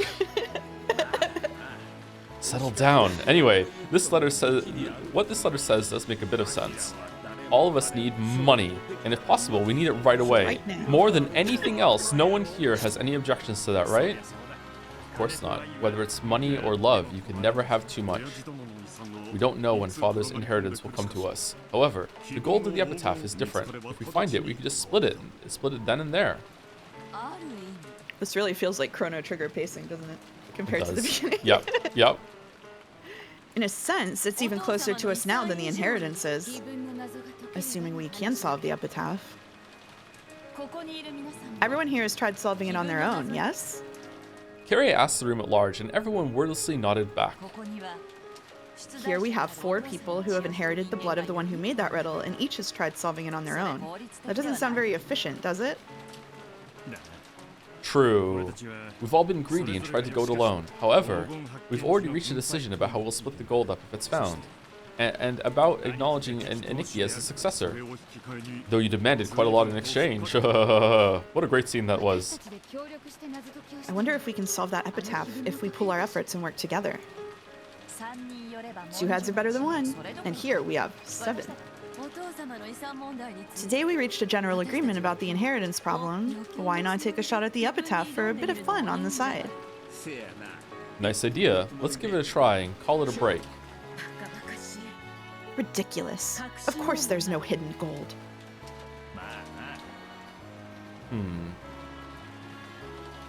Is this like the best version of what could happen on the island? What is this? Take it easy. Just think of it as a game. Let's have Goda-san bring us something cool to drink. Oh, it's Goda's game board where everyone enjoys his food and drink. That's all he wanted.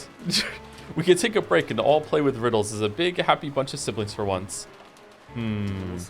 Well, the night is long. It would be at least more productive than pointless inquiries into Father's health, and we would need a lot of food and drink.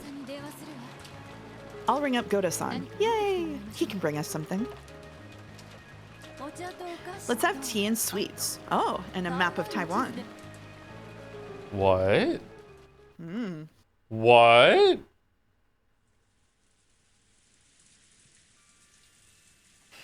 What do you think, everyone? 2 shadows could be seen in the Rose Garden Arbor. It was George and Shannon's secret meeting. I want you to take this ring. It's different now. Just George-sama. I swear to love you all my life. Not just now while we're young. I swear to love you and keep you happy until we get old and go to our graves. And are there any lies or exaggerations in your words? No, not one. I'm confident in my resolve to love you and build a happy household together with you. And what would this happy household be like? Well, it would be full of happiness.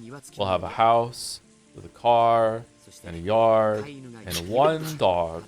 The yard will have a vegetable garden. The kids will run around and we'll smile down on them from the balcony. That's what our typical future Sunday will look like, and we'll do Scrandle.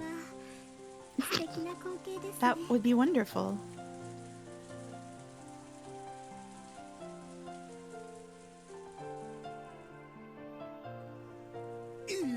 What? Those 2 are going out? Shh! Why are you so damn loud? Maria will wake up. I see. So that's how it is. Now you mentioned it, they seem to have a pretty good mood going on there. That's right, we're about the age where you fall in love. We've changed a lot in the last 6 years. George and Isan used to be a bit unreliable, but he isn't anymore. That's what I thought. George Nicky's got that air of dignity thing going on. Does he? But still, Shannon, and George and Nikki, that's a bit unexpected. They played together often enough 6 years ago, but I didn't think they were that close. Well, 6 years is a long time. These 6 years have been huge for all of us. Yep. A lot's happened to me these 6 years, and to be honest, I've forgotten almost everything about Rikenjima. And I'd forgotten almost everything about you, too. Now that really hurts.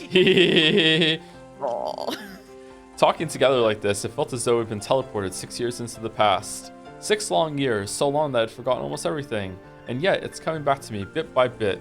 Shannon-chan. 6 years ago, you were part of our group. We played together a lot, didn't we? Back then, I think I might have liked Shannon-chan.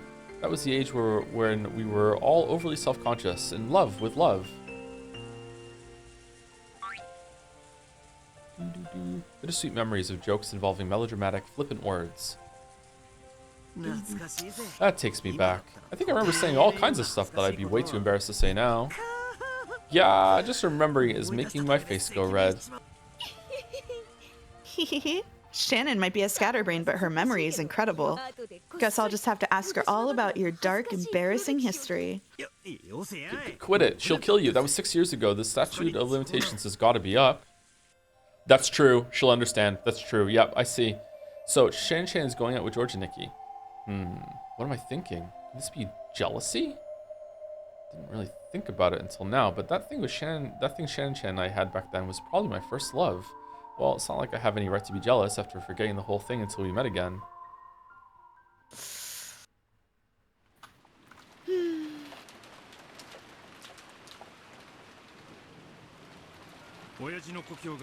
Everyone knows that Dad's hometown was Taisho in Taiwan.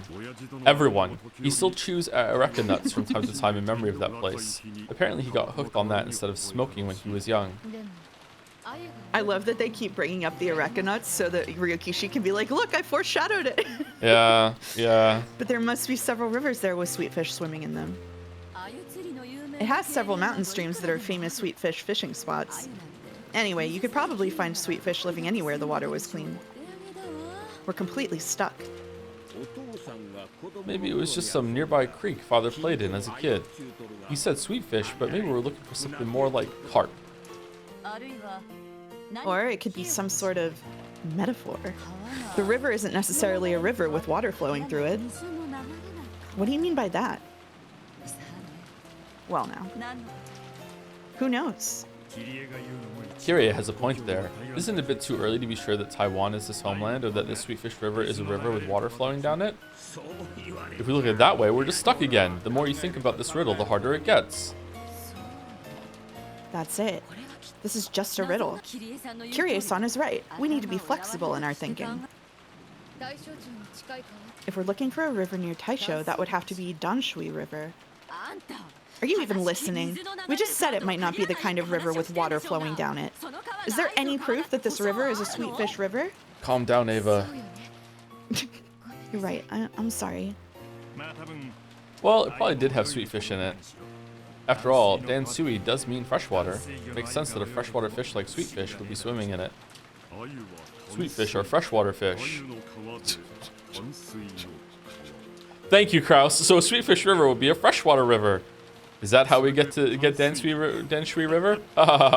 Quite the word game. Now that's an interesting theory.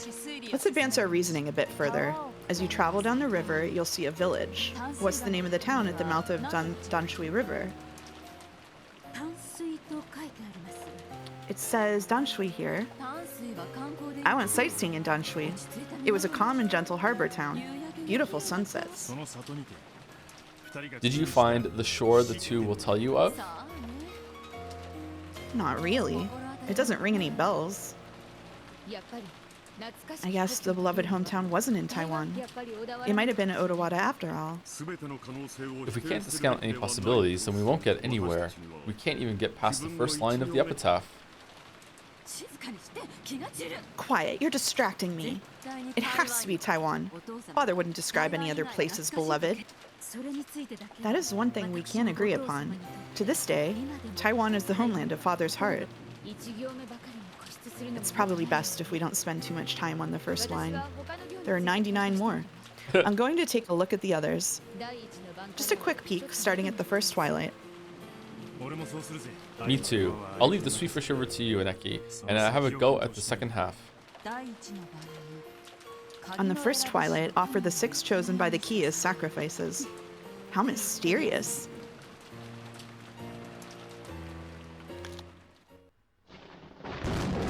Such a weird way to word that, considering what you do. I've got it. Ava suddenly muttered. All the others spun around to look at her. Ava was flipping through the pages about Taiwan with incredible force, then found the page she was looking for and slammed the book open so hard that it almost tore. This whole time, the book had been open to the page with place names. As far as the overall mass of information went, this seemed the most useful page to start from. However, the page Ava opened to was very limited in scope of its information. It was a map of railway lines. As you travel down the river, there's a village. A village. There it is, the village. What are you talking about, Ava? Explain yourself. What's a village? Quiet. There's a shore too, and a mouth. I'm not sure what it means by the two, but there's definitely a village and a shore and a mouth. This has to be it. This is definitely the village where the key to the gold sleeps. Calm down. Explain it so that we can understand too. The Dansui Line? I see. So the Sweetfish River was actually a railroad called the Dansui Line? Well, I doubt there are any sweetfish swimming there. Meanwhile, Kraus is already gassing up the helicopter because he thinks he literally has to go there. All right, here we go. Da, da, da, da, da, da. Look! If we follow the Dansui Line down, there's a station that used to be known as Kirigan. Look at the characters it's written in. There's a village, a mouth, and a shore. She's right. There's a village, mouth, and shore. As you travel down the river, you will see a village. True, that's the only station on the Dansui Line that has the character for village in its name. I see, it's like a code pointing toward the station's name. This has to be it. There's no doubt. We just need to look a bit further and we'll definitely find out what the two who speak means. Look! This is it! This is it!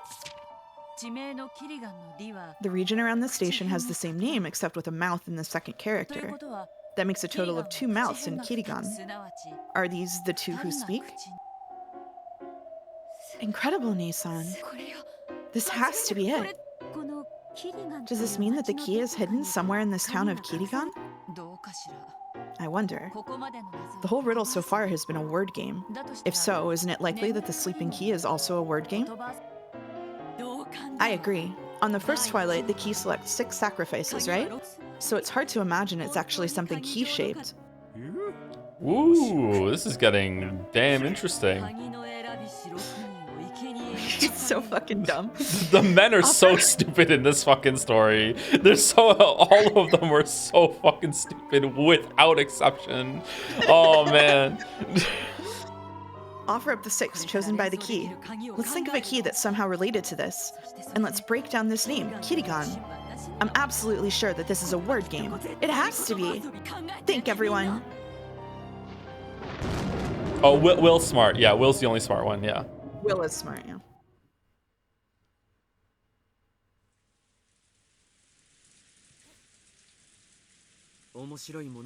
That's interesting. Though this rain would get me down if I were alone, it feels nice and cool when you're by my side. It's about time for us to head back. I'm keeping Kana-kun waiting. You're right. And I've probably kept Jessica-chan and Battler-kun waiting. Which is exactly the same thing. It brings back good memories. Remember when the 4 of us used to play together? It was a lot of fun back then, too. To me, it's a lot more fun now, because I get you all to myself. Oh, George-sama. They laughed at George's melodramatic line. However, George's laugh seems just slightly forced. George-sama? Hmm? Oh, I'm sorry. Well, I guess I still have a bit of an inferiority complex when it comes to Battler-kun. An inferiority complex? Like Uncle Rudolph, he's lively, interesting, and just full of energy. He's much more attractive than I am, and I can tell how much he outshines me when we're together. That's not true. You're very accomplished and attractive. You aren't worse than Battler-sama in any way. Ugh. Really?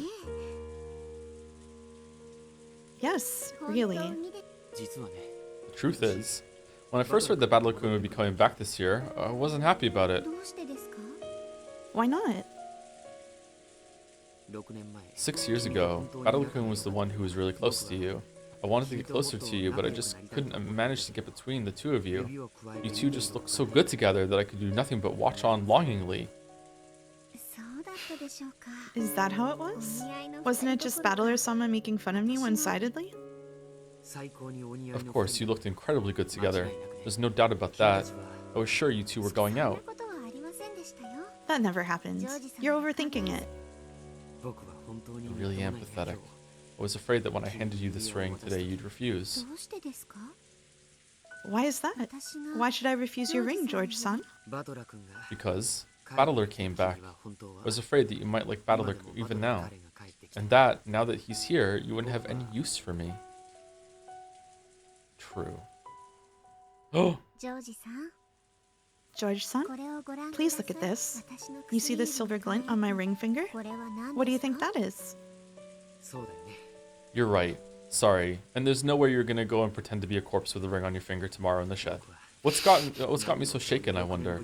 I'm probably still jealous of him now that he's gotten even cooler these past 6 years. How pathetic.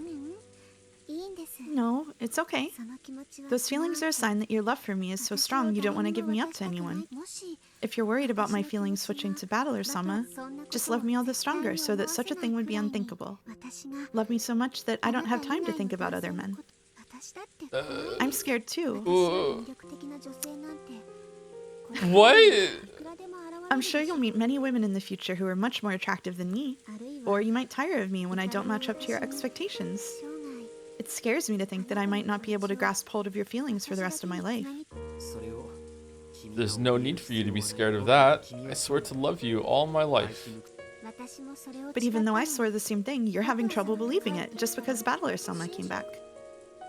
Okay, this is the first time I feel like they're a good match. What the fuck? As Shannon giggled, George finally realized that his own lack of confidence had hurt her. 私は後ろ宮ジョージ I've さん fallen for a wonderful man named Ushiromiya George-san. そしてシャ And this is a man who's sworn to love me all his life, and who has given me a ring as a sign of this oath. With this ring here on my ring finger, I can give an honest confession.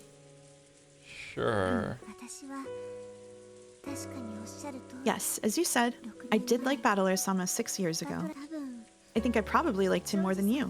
でも However, それは6 that was 年前 6 years ago. 今の Now 私 things are は different. バトラ様へ In these 6 years, I've sorted out my feelings for Battler-sama and cut myself off from them, along with the memories of the past. 今の私は Now I exist only to love you.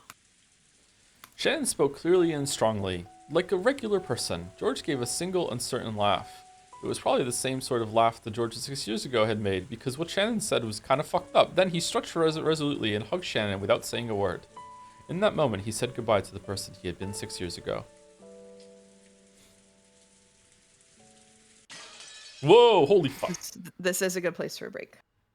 This tea party has chapters? What? The tea party has chapters. What do you mean it has chapters? The tea- Also, there's been no fucking tea. No, the tea party fucking flips table. Alright, let's take a break. I need to use the bathroom as well. Before I go, thank you to Decagon Plus for the resub. Oh yeah, happy 6 months. Yay! It is 6 months with a dancing dinosaur.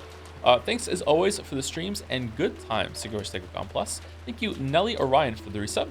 Being ripped to bits by chat and now being forced to read by chat, Joe Battler has digivolved to Joe. Oh my god, Angie and Joe? Janji? Jonji? But who is chat? Who is chat?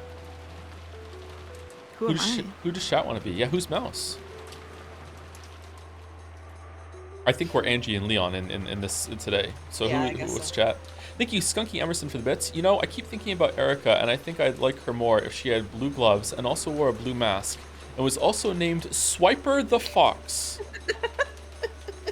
You know what? I would too. I would too.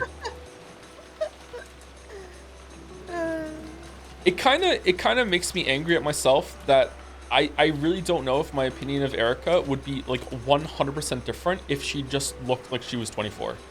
Like I don't know. Same with Burncastle and Lambda Delta. I don't know, man. I don't know. Thank you, Junie Daydreamer, for the resub also with Rudolph Ushiromiya. Ooh. He's back. Why? I have trouble like taking like child genius characters seriously. And even though Erica is not a child, she like because of the Burncastle link and how she looks like a child to me. Like I don't really like that trope. Hates Young Sheldon? Yeah, I hate Young Sheldon too, yeah. Hates Detective Conan. Detective Conan would kill you on the spot. I think she's supposed to be ridiculous. Yeah, I like Erica a lot more now, but it took a while and for me to recalibrate how I view the story in order to get there. So I'm talking more about like retroactively, like what I've been more in line with enjoying Erica from the beginning. Yeah, I don't know. I have a feeling that when I reread the whole story, I will feel very differently about episodes 1 through 6. Like big time. Might do like a 180 on a lot of things that I felt before.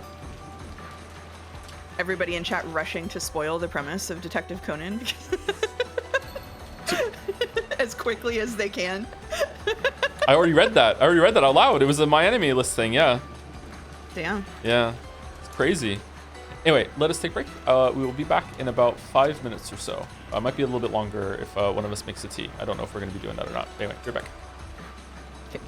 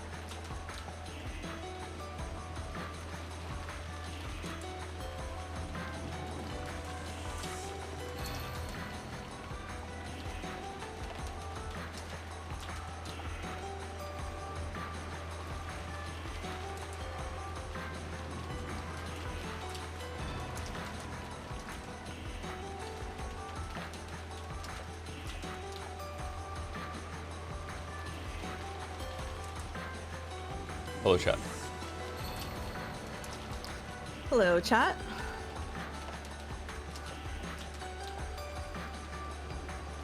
I was here the whole time.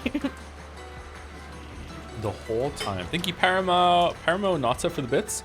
Hi, John. I'm not saying that you should play Silent Hill 5, but it is a game that acknowledges the knife superiority over long, blunt weapons and has some tonal whiplash moments as peak as your something collapse from Persona 4. Interesting. Okay.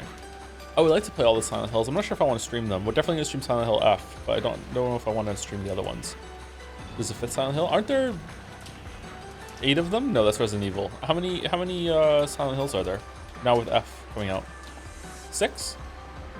Thank you, Snipe Hunter 007 for the resub. Bizarre. I've been following for a long time, but only subbed for 3 months. What this tea party hasn't shown you yet is Shannon rappelling from the roof of the guest house and hanging outside the siblings' window, listening to Battler and Jessica's conversation, while somehow also maintaining the conversation with George.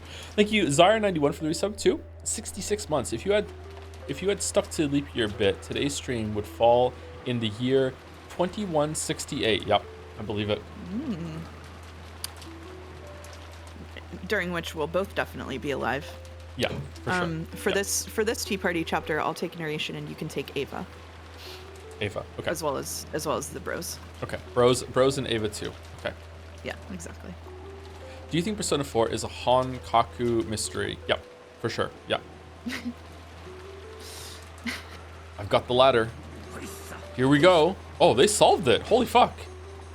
They solved it.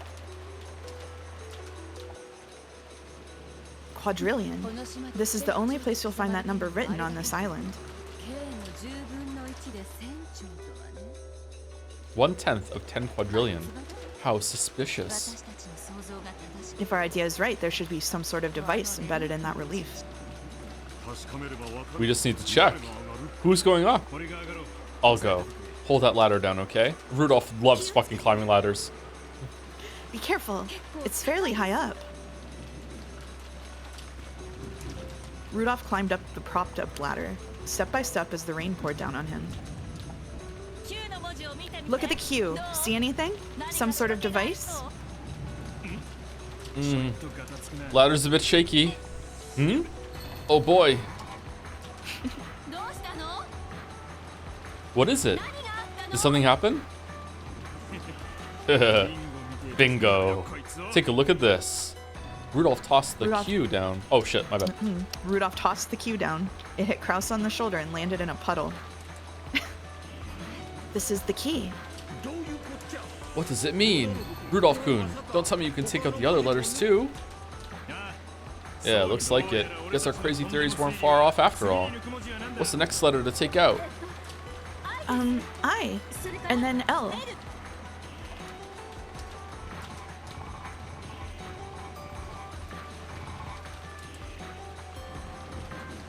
Yeah, same mistake. Following her instructions, Rudolph removed the 6 letters of the first Twilight. Now that they'd gotten this far, nothing stood in the way of them solving the riddle. By trial and error, they finally reached the final stage. Based. Oh, fucking.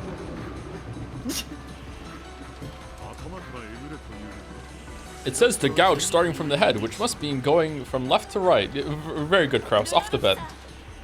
Rudolph-san, starting from the left, turn the keys before taking them out. Got it.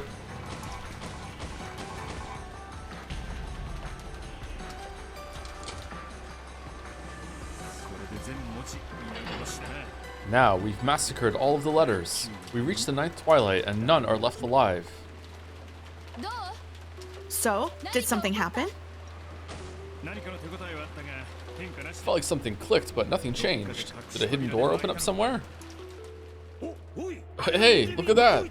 It moved, I'm sure it did. Everyone, look! The lion statue's facing the other way. What is going on? Is there some secret inside the lion statue? That's not it. It's probably telling us to look where the lion's pointing. See? Look that way. That lion's facing a different way too. What does it mean? It's guiding us, stupid. We have to go in the direction of the lion's face.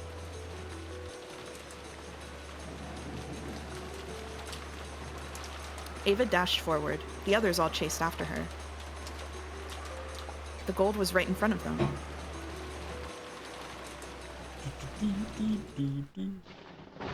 Flash. Flash.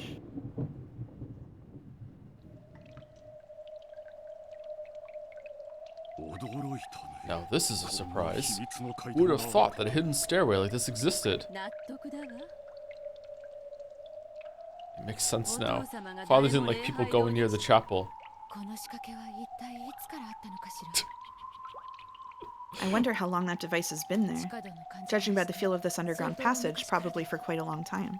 おそらくお屋敷を作った時とほぼ同時でしょうね。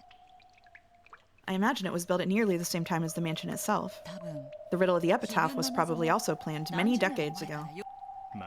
But Genji was like sweating bullets when Kraus had the construction team digging out the foundation of that new thing next to the manor.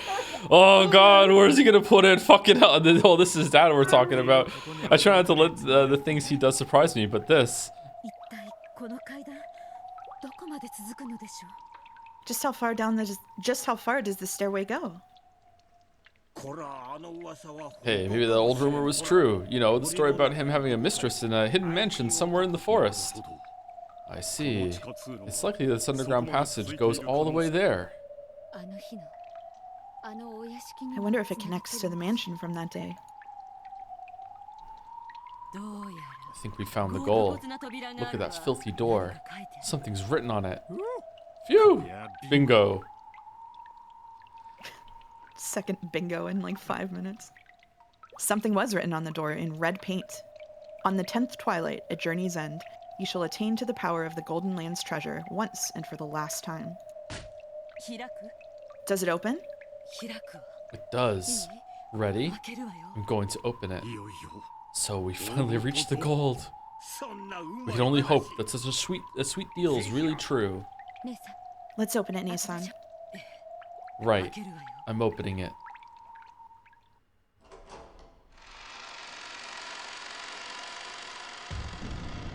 The heavy door opened slowly. Then the gold-filled underground VIP room showed itself.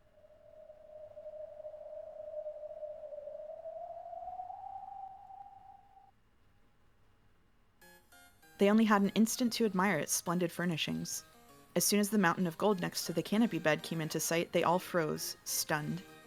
After a second, the stunned silence faded and was replaced by cries of astonishment and wild joy.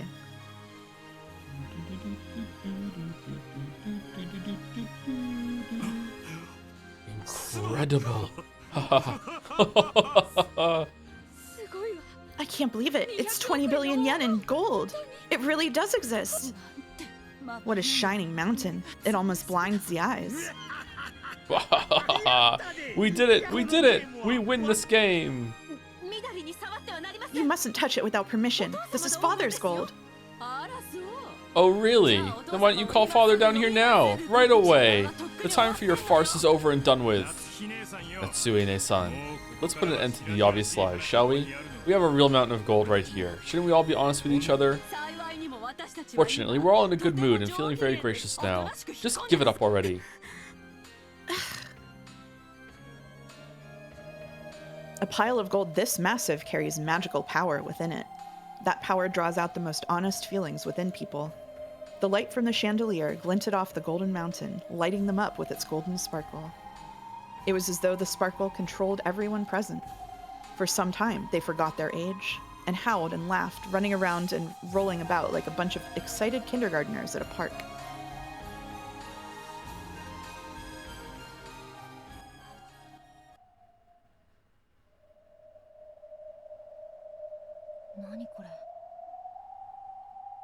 Am I still Angie? Mhm. What is all this? What's it supposed to 事 mean? 件が起こる前に Before the crimes, the epitaph has been solved, and by all of the siblings together. 今までになかった展開ね That hasn't happened in any of the games before now. ベアトリーチェは Supposedly, Beatrice decided not to commit the crime if the epitaph was solved. そういうことにはなってる Yeah, supposedly. ど Humph. うだか We'll see about that. Angie snorted, but I believed. This is what Claire decided. Because she entrusted everything to the roulette of fate, she'll obey the result. She let the roulette decide her own fate specifically because they couldn't decide on their own. So she'll do what it says. She'll follow her own rule. She'll definitely keep her promise. 起こらないはずです。 I don't think the crime will occur. 断言できるの Are you sure about that? はい。 Yes, もう her roulette has 彼 already 女 made の its ルール decision. はこれで This is the end of her 彼女の game. ゲームは終了ならどうなるっての If it's the end, what happens next? めでたくみんなで大金持ち Do に they な all って become happy 無 rich 事に people 親 and 族 leave the 会 family 議をし conference 私の unharmed? 家族は中身がチョコレートじゃないインゴットをお土産に Are we seeing what 私の actually ところに happened? 帰ってきてくれるというの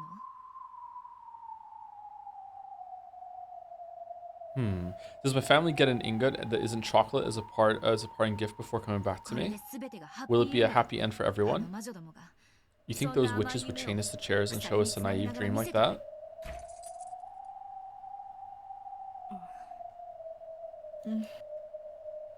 When she showed off the chain on her wrist with a clank, I was unable to counter her with confidence. But I want to believe. Though this might be the least exciting ending, Claire's game has now reached an end. Perhaps, just once at the end, she wanted to show us a world where no crime occurs. Now that she's disappeared with no regrets, is she leaving us a parting gift in the form of a game where no crime takes place? In a sense, the most peaceful sort of game? I want to believe. If only these heavy, cold chains weren't holding us in place in this theater.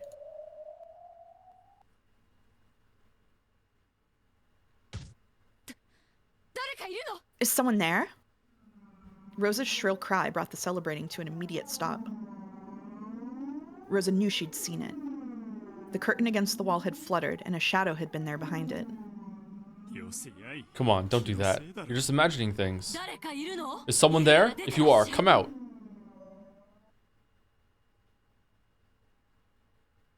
When Ava yelled, the curtain shook. Well, And then, a witch wearing a black dress appeared from the other side. In an instant, everyone realized the dress was the same as the one worn by the witch of the portrait, and they realized one more thing. This person was the owner of this room. ようこそ Welcome to the Room of the Gold. Her face and her voice were expressionless, blank. The others all looked at each other, wondering who should respond. Rudolph was the first to speak. つまり so you are Beatrice. いかにも Indeed. And you're the one who gave Maria that letter? いかにも Indeed. これは Is father behind this? Kraus! He's... What the fuck? Did you forget your own lie? Are you fine? No, これは this is my game. If that's so, then we've won. We've solved the epitaph's riddle and found the gold. We've accepted your challenge and won. That means this gold belongs to us, right? いかにもその通り Indeed, it is as you say. 皆さんは You've solved the epitaph splendidly and discovered the hidden 見事 gold. にこのゲーム This game ends in your victory. This gold no longer belongs to me, but to all of you. 潔いことだ It seems you're a graceful loser. ね Hey, え you. もし秘文の謎を If we 私た hadn't ちに solved the 解けなかった epitaph's riddle, what were you planning to do? 後ろ宮家の The letter said that you'd take everything of the Ushiromiya family. はい Yes, I plan to take all of your wealth and all of your こ lives. の島に存在す I る plan to 全 do て as I please with everything that exists on this island. The witch walked toward the table next to the bed. Then, for the first time, the others realized what sat on that table. They were 4 rifles. There was also a case filled with bullets. The witch picked up one of the lead bullets lying on the table and played with it, her face still expressionless as she spoke. もし If 皆さんが秘 this 文の night 謎を ended 解け before ず you に managed 今 to 夜 solve を the 終えたなら epitaph's riddle, 私は秘文に I plan to 従い follow the epitaph and commit 13 13 murders. What did you say? あの秘文を初めて見た時 That's what I thought when I first saw that epitaph. It almost looks like something you'd find in a serial murder mystery novel. That's right. If you'd killed 13 people to match the epitaph, that would have made for quite a mysterious crime. Shut up, Kyrie. お前一人にそれがで There's き no る way わ you け could も do あり that all ませ by ん yourself. No matter how many guns you had, killing 13 people, that would just be... 計画は入念に I formed my plan with great そして care 何 and 通りにも constructed several 皆 alternatives. さんが I envisioned all of the actions you might take from tonight and through tomorrow, and prepared a mystery to deal with each of those. 今となっては披露 I'm afraid I cannot reveal those at this point, but it really was a tightly knit set of pleasant closed room murders. Yeah, okay. If there were just a few of us, you probably could have gunned us down in our sleep. But there's no way you could have killed 13 of us. We aren't that stupid. It would seem so. At any rate, I predicted that the epitaph being solved before the first twilight was the most unlikely result. It would seem that us reaching this place was a miscalculation on your part. No. Even this was one of the results of the roulette I wished to create. This is probably the best outcome for all of you. No one will die, and you can leave this island with the gold. Congratulations. This game ends with a perfect victory for you all. If no one could solve the riddle, she planned to take a gun and commit a serial murder. Everyone gulped as they watched the witch emotionlessly make her confession. If this confession of yours is the truth, that means you were trying to kill us. Yes, that is true. The hell? How can you just say it like that? You couldn't possibly expect us to treat you favorably after revealing that much to us, right? I am prepared. You may do as you will with me. If you hadn't solved the epitaph, I would have done the same to you, so it's only fair. This girl's got guts. I planned this game because I was prepared to bet my life. I'm satisfied with the result. If you wish to kill me now, I'm prepared. By now, she didn't even treasure her life. As the witch spoke and walked near the others, they automatically stepped back. The gold belongs to all of you. I planned to give everything to the one who discovered it first, but I didn't expect there to be 7 of you. I leave the decision of how to split the gold to you. I will not involve myself, and... The witch walked even closer. The group parted, and she walked up to the antique clock behind them. Ooh, new part of the room. The clock was large and had a dignified feel to it. The witch patted it and spoke. Allow me to explain the device within this clock, for you have gained not just the gold, but the entirety of this island. What do you mean by that? If you read it like a murder case up until the 8th twilight, then only 13 people are killed. But by the 9th twilight, it clearly says that none are to be left alive. What does that mean? That she was planning to massacre all of us? Don't tell me.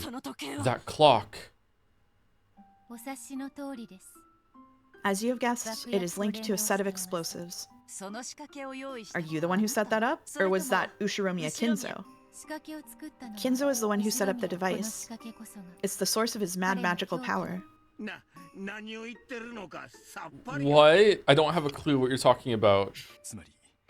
In other words, Sumari, Dad set up the bomb, and if he ever went broke, he was prepared to die in a blast that would wipe away everything, including himself?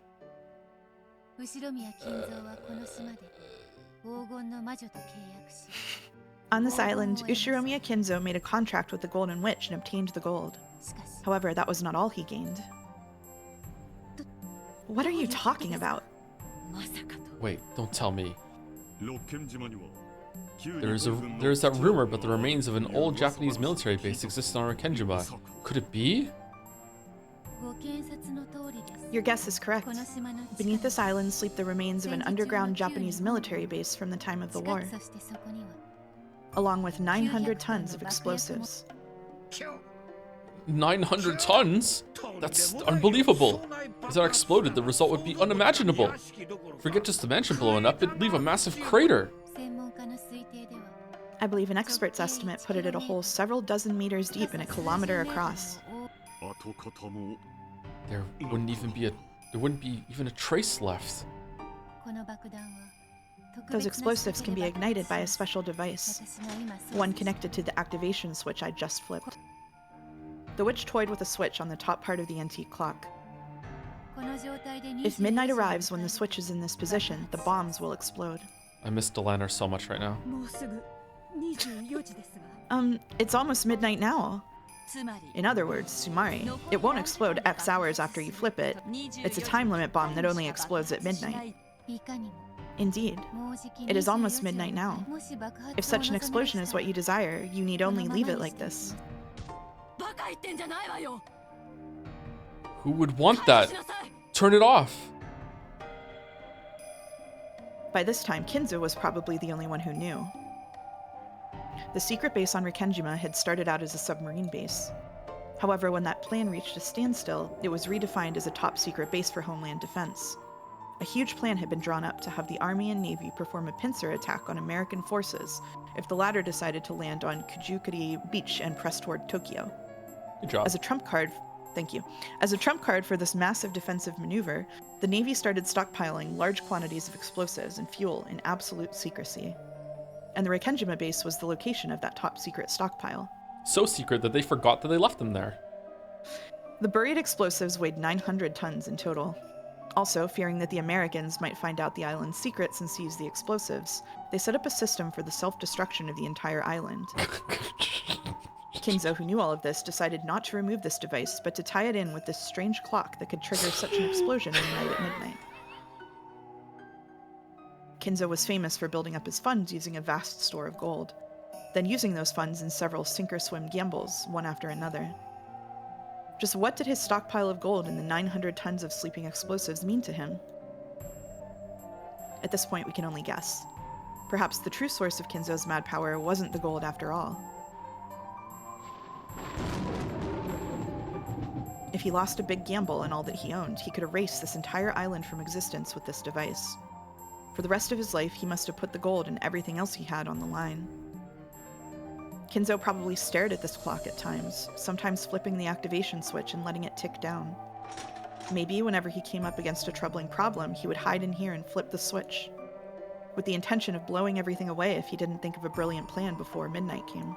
He also like rigged it so they had a 1 in 10,000 chance of just blowing up randomly every single night, and every single time he woke up the next day, he's like, well, I guess I get another day. Here I go. Sun's up. Another day goes. He could gaze at this mountain of gold, listening to the clock tick towards his death as he searched for an idea. Perhaps Ushiromiya Kinzo's real study wasn't the one in the mansion, but this place instead.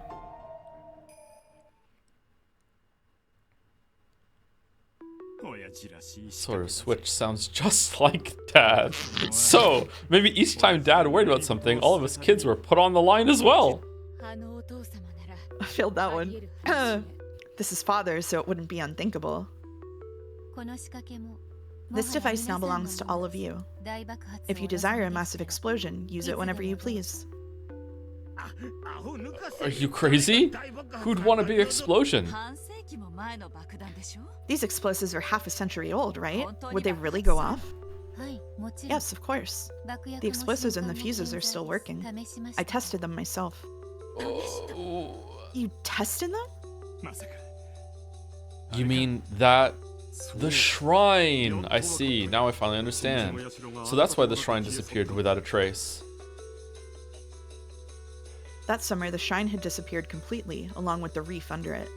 Though people found it odd that the waves could have wiped it out so completely, no one paid it much mind. And now, this piece fits perfectly into the hole that caused that strange feeling. Indeed. I used that shrine to test whether the explosives were still working after half a century. I believe you are all aware of the result.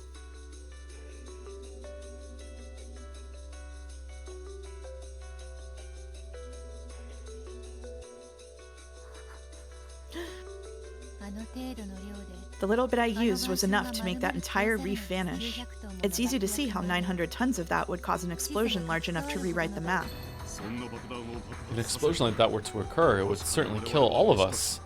What about you? I doubt you were planning to commit a group suicide with us. This underground VIP room is connected by a subterranean passage to the remnants of the military base. If you go straight along that, you'll come out at the hidden mansion on the opposite side of the island, Kuadorian. It's about 2 kilometers away. If you make it all the way there, you should be able to escape the blast. Doesn't that mean that if they went to Kuadorian and explored it thoroughly enough, they would have found a way to get here without having to solve the epitaph? Or is It's it like, possible, yeah. yeah, they don't have to explain anything like that. I'm just curious, the logistics of how that would work. Maybe the passage in Kuadorian is also similarly like quite well hidden. Like it would be difficult to find. Okay. Yeah. I see. So you plan to escape to there just before the blast. I love that. Sorry, by the way, I love that you're giving the caveat. Like, I'm not criticizing the story. It would be okay. When we just got handed the fucking information that there were secretly 900 tons of explosives that no one came and tracked it down. Like, I'm being good. I'm being good. Like, as if that was the most okay. Yeah. All right. Yeah. Sorry to overwrite your being good. Sorry. No, it's okay. I have only said that such a thing is possible. You may not believe this, but if the ninth twilight ended before any of you could solve the riddle, I plan to die along with everything else. There's something seriously wrong with this girl. She's insane. There's no point overthinking it. If we hadn't solved the epitaph, she would have used those guns, or else that switch, to massacre all of us, right? There's no doubting that now. You are correct. You have ended this game in the best possible way without there even being a single victim. I wish to convey my respect and admiration. There may have been 7 of you, but you did solve that riddle, which took me so long to solve, in a single night. That is worthy of praise. And I admire you for your graciousness and honesty in defeat. We'll decide how to deal with you in the future, but I intend to do all I can to reach a gentlemanly agreement. Pay me no mind any longer. I am already one of the dead who was already prepared to kill everyone and die myself. The Golden Witch Beatrice solved the epitaph, reached this room, and revived. And now, new people had solved the riddle and reached this room, so her role was finished. When the epitaph's riddle was solved, Beatrice's illusion of the witch ended. Most likely, no one in this room was capable of understanding her grim determination. She herself was probably the only one who understood. As long as the many selves inside of her understood, that was enough. I am one, yet many. I abandoned myself to the magical roulette of endless possibilities. The result, the answer, is this. This is what the tarot cards known as the Epitaph Ceremony have shown me. Then Genji appears and hands each of them an elaborate dress. Beatrice is already dead. They did not kill her. I killed her myself in accordance with fate's command. They will never understand, for all eternity.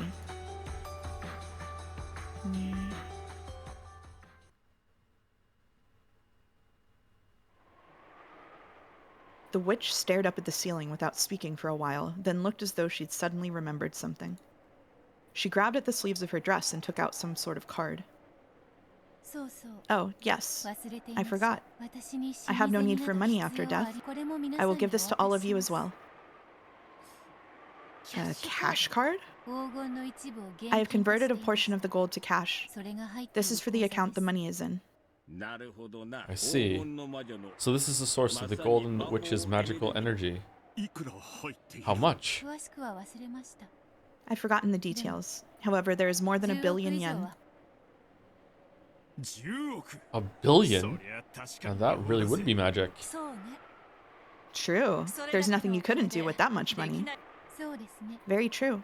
The strongest magic to counter the human's anti-magic toxin is this magic of gold. It may be that this card holds greater power than the ingots. Certainly, cash would be much more agreeable than ingots. I love Krause's fucking bullshit in the face of a murderous witch. Just handing them an ATM card. Here you go. I have no need of this anymore. It's like it's like a brave front, but really he's just too stupid to understand what's really going on. He's just like, you know what? Yeah, we'll reach a gentlemanly agreement. Like Ava's like head in her hands, going like, Kraus, the rifles are here with bullets. She was gonna kill us. He's like, no, nonsense. It's done. It's okay. It's fine. Like you don't understand the person we're dealing with. Yeah, she just gave us money. Yeah, like. So. How bad could it be? Look, she's nice. The card she held out was not taken by any of them. Who would ever just hand over a card with 1 billion yen in it? The mountain of gold, the device for blowing up the island, the card with 1 billion yen, all of these surpassed their understanding. Imagine running into Beatrice in her whole entire dress at the ATM. So no one could bring themselves to take it. I don't like it. What don't you like?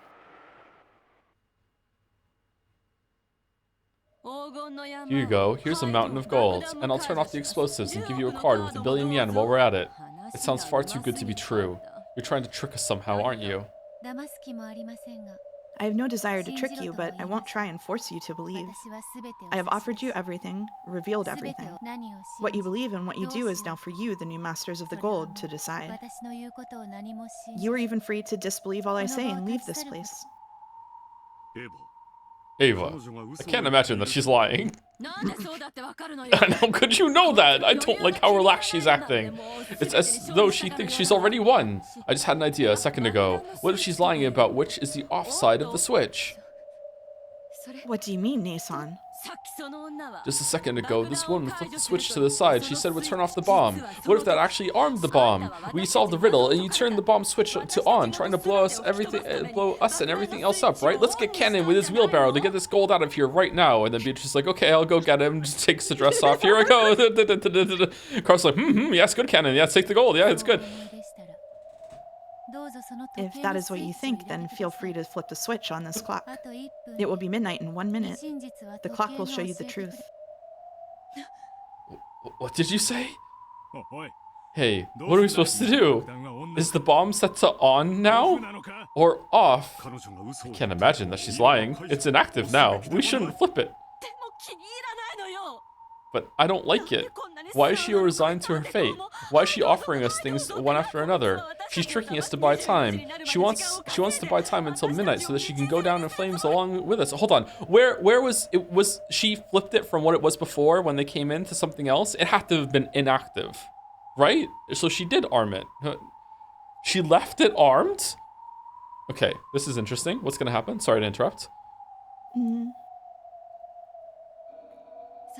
What about the switch itself? Is there some way to tell if it's on or off? On the upper part of the antique clock was a metal switch that could slide right or left. Right now it was set to the left. However, there were no marks in particular on either side to tell one which was off and which was on. おい Hey, tell us the truth. Which way is off? Can you imagine if Kinzo was just like was just like sundowning at the end of the day and couldn't remember which Yeah, way? exactly. He forgot the epitaph solution. He could have forgotten this too.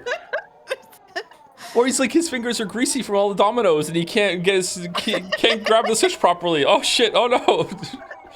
A pizza slice in his mouth as the screen goes white. And he's like, oh shit! Well, at least I died doing what I love, eating my pan pizza. Fucking The hell! next fragment.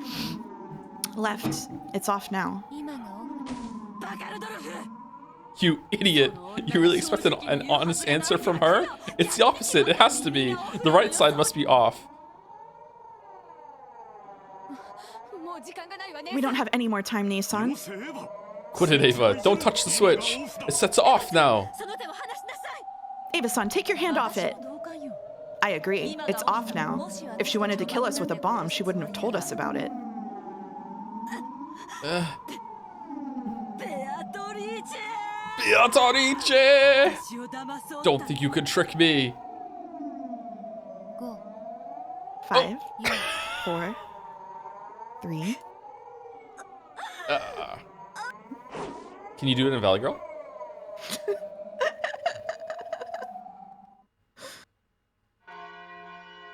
Oh.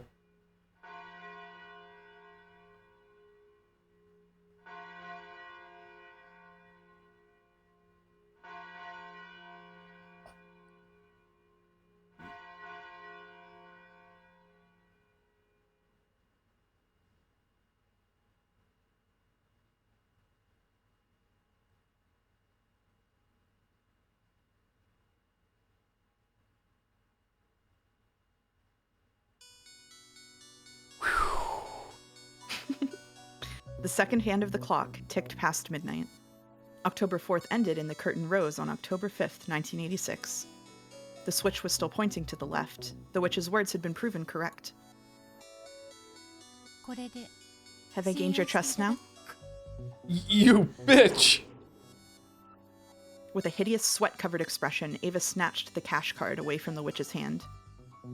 通帳と印鑑は How about a bank book and seal? We can't withdraw anything with just a card. 暗証番号で引き出せます All you need is the pin. 8桁です It's 8 digits long. ちょっと待ちなさいよ Wait a second. I'm writing it down. Ava and Kyrie both took out a pen and notepad and began writing the 8-digit number the witch told them. これで That is everything I have to tell you and to give you. I will say nothing more. All of my tasks have been completed. So I'm guessing that's the number that was the string of dates. Quick question, chat, or maybe Mouse, you know this. In Canada, bank pins are 4 digits long. Are they different lengths in different parts of the world? Are there any where it is 8 digits long? I have no idea. It's 4 digits in America too. The United States. If I went to the bank and asked for, could I get a longer pin if I wanted to? No, a lot of the machines here only have room for 4 digits. Yeah, not on a machine. Yeah. In Switzerland, there's 6 digits. Interesting. Okay. Seems like 4 is the most common one. Okay. Anyway, sorry, go ahead.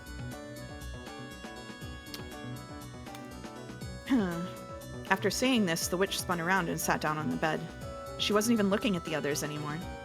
She sat there like an empty husk which had, just as she had said, finished everything it existed to do. For a while, everyone watched the witch to see if she would remember something else and start talking. However, she said nothing else. The witch who had called herself one of the dead was now little more than a large French doll wearing a black dress. Why French? What'd the French do? It's for you, specifically. Yay! That's why you love Umineko Umineko. is for me. You can keep Ava, but take narration for the next Tea Party chapter. Okay. Oh, before we get into it, thank you to Donkey2012 for the bits. That clock really puts into perspective whenever the adults say they wouldn't put it past Kinzo in response to some crazy theory. The fact that most of them just believe it, yeah, Kinzo was nuts, for sure. Damn. Mm-hmm. Thank you to Paus for the bits as well. You know, sometimes you gotta learn to love each day as if it's your last. At least that's what my therapist, Genji, with reading glasses on, says. Kinzo. Thank you very much, Paus. Where is Genji right now? Where's Nanjo? Thank you, Quirrell, for the resub also. 41 months. Thank you very much. Gold is the only physical embodiment of magic that can exist in the human world. Since ancient times, even a small bit of it could control men with its magic. In that case, how much magic power would dwell in it? If it was piled up in a mountain so high, you'd have to look up to see the top. Don't be stupid, we'll split it evenly. Isn't that the obvious solution? Didn't we say that half of this pile would belong to me and the other half we split between the 4 of us? Kraus, shut the fuck up. The yells of the humans dancing around the gold reverberated throughout the underground room. In front of the pile of gold, they were arguing about how it should be split. Did you solve the riddle all by yourself, Nissan? You didn't, right? The 4 of us siblings solved it together. Of course we'll split it in 4 equal parts. Coward. Weren't you the ones who first made that proposal about the gold's distribution? How can you disregard that so easily? You really think you're in a position to bargain when you're the ones hiding Dad's death? Yeah. You've been swindling us this whole time, treating Father's wealth as if it were your own. All you need to do is split the gold evenly and we'll drop all the rest, including that particular issue. It sounds very fair to me. I agree, yeah. They literally agreed to it. Yeah, I know, but that was before they even knew the gold was real, and also, you know, they were hiding the Kinzo's death. Like let's blank slate, clean, wipe it away. Here we go. Let's just split the gold evenly, like distribute the island, whatever, and we'll just go all separate ways. Like that's what the best thing to do here. And now Kraus is gonna fucking ruin it. Well, if you insist, go ahead and try splitting it 4 ways. Let's divide this pile up right now, and you can all take your own shares home. I hope you have pockets that can hold 2.5 tons of ingots. It seems you've all been driven mad by the gold and lost all ability to make rational arguments. What do you mean by that, Kraus, Nissan? Look at this ingot. As you can see, there are no official markings, just Father's crest. How do you intend to turn unmarked gold like this into cash? Well, have you finally figured it out? This pile of gold may be worth 20 billion yen. However, that's only if you could trade it for cash. Are any of you capable of exchanging this many unmarked, unidentified ingots for cash at the proper rates? If it was a necklace or a ring, exchanging it for cash would have been a manageable problem. However, doing that for several tons of unmarked gold that couldn't be made public would be impossible for any normal person. However, Kraus could do it. Among the several business friends that remained from Kinzo's generation, there were some who had black market ties and a lot of financial power. The billion yen tied to the cash card that the Golden Witch had held out a second ago had already been turned to cash thanks to one of Kinzo's connections. However, none of the other siblings had any connections like that. they would have to rely on Kraus to get cash for the gold. I don't know. There's a lot of like adverts about cash for gold. I think we could do it. Now you're finally seeing it. I apologize for hiding all of those things so far. They're fucking carting giant wheelbarrows of gold ingots to the fucking like paycheck forward people on the corner in Moncton. That's what you're imagining? Like 1-800 Kraus for gold. I want your gold. I'll give you cash. Here, bring it to me. Anything you want, I consider it into cash.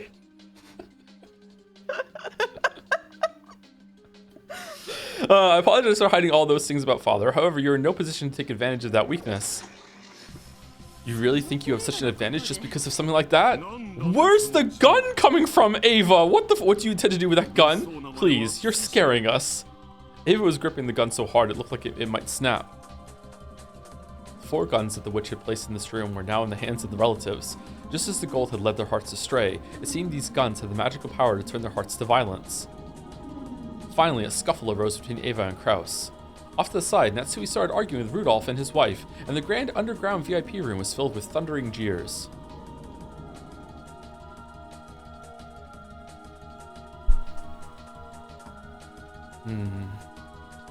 After being forced to watch this scene for so long, Angie's face was starting to contort with pain.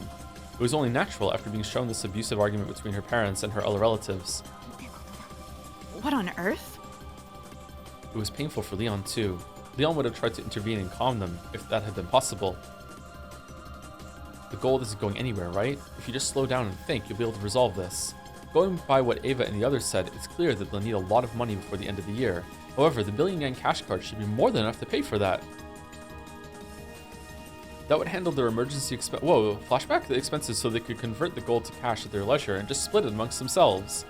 So maybe Kraus was the only one capable of converting the gold. That might give him an advantage over the other siblings. However, this gold couldn't be dealt with by open means. In addition to attracting public attention, it would also lead to various legal problems. It was better for the secret money to remain secret. If they wanted to get the largest portions possible, then they should all agree to not tell anyone about this gold. In other words, Sumari, to maximize their profits, they would all need to make a gentleman's agreement to keep this secret. Kraus did have a slight advantage. However, it was possible for the other relatives to refuse to cooperate and tell the world about the gold. And then, there was also the concealment of Kenzo's death to consider. Kraus was an investor. He needed not only financial clout, but also a certain degree of public confidence in him. His advantage isn't big enough for him to act so overbearing. The mountain of gold has made everyone lose their ability to think rationally. This isn't an argument between adults. It's just a fight between kids. I don't know, man. I can't imagine ever being so fucking money hungry like this.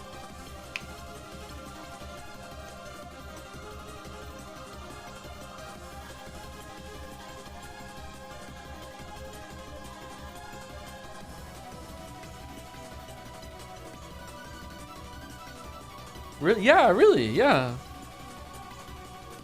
I would never be money hungry enough to be pointing a gun at either of my Yeah. brothers, I'll say that much. Yeah, no, there's just no fucking way. You forgot the parlors? Like- No, I'm talking about myself. That I can understand them Yeah. doing it. Yeah, I get Yeah. them. They're an abused family with a lot of trauma with themselves growing up. This makes sense. Their own bad upbringing is working against them here because they have the cash card that is like solving all their problems. They don't need to fight about the gold. They don't need to do this, but they're still like at odds with each other, and it's basically like they have to pass like a communal willpower test. Can we get over our bullshit for the sake of all of our families and our children, everything like that? That's what's happening right now, obviously. I'm just talking about me. I can't imagine ever being in this position and being like my God, like I want the most of this I possibly can, you know? Even though I'm already getting enough to solve all of my problems in life with like fucking like 100 amount left over, you know, 100-fold. Like I just can't imagine being like this. It's crazy. Sorry, I don't want to be too 2025 America right now, but if you look at the way people with a lot of money act, like it's just so different from the way that like the rest of us humans behave. Like it's almost like they're a different species or something. Like it suddenly becomes like a game of trying to accumulate as much as possible. It's wild. I really like how it is represented here. Like I'm with you. Like it makes total sense for them, and it feels so alienating because I'm looking at this and I'm like, I could never be this way. Like, there is at least one member of my immediate family who would act pretty fucking weird if this much money was on the table, and I would back off and be like, you know what, man? Yeah, let's split it. You're right. Like, we split it. Like, totally. Like, fine. Like, take it. You want extra? Take it. Like, I'm gonna get enough to pay off my student loans, and that's all I actually care about. Like, fine. You know what I mean? Like, I don't want to risk, like, human connection fracturing over fucking money. But, like, it's just such a different world. This is crazy. I feel like the kids get it too. Like maybe George wouldn't. George is the only one. And that's not a slight against George. It's just because George is the oldest and is more about reinforcing the status quo. But I feel like the kids get it. Like even Beatrice gets it. Like Sayo is like whatever. You know, I mean, it's fine. Like it's a means to an end. Like yeah. Yeah. Love of money. They're viewing the money with love. Yeah. Yeah, they are viewing the money with love. Yeah. Anyway, what's so fun about showing us this? Or is this the game of some new witch? Are they watching us suffer from somewhere and laughing? By now, even I didn't have a clue who was showing this to us, or for what reason. At the very least, this new tale didn't seem to be overflowing with affection. I think this is what really happens. At first, I thought it was a tale of a beautiful world where no crime occurred and Claire's regrets had vanished. But something's different. This tale is clearly filled with ill will towards us. I'm sure of that much now, but I don't have a clue who would want to show us this.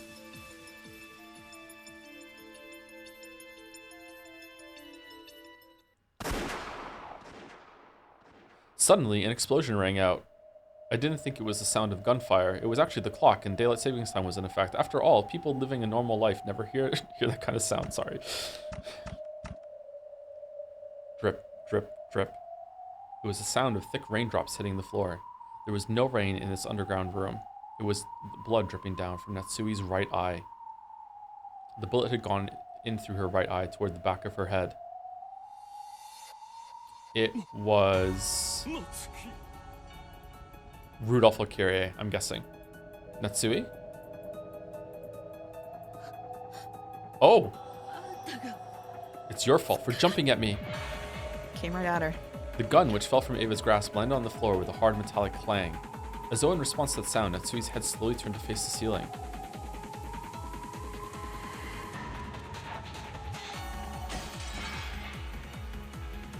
No more headache.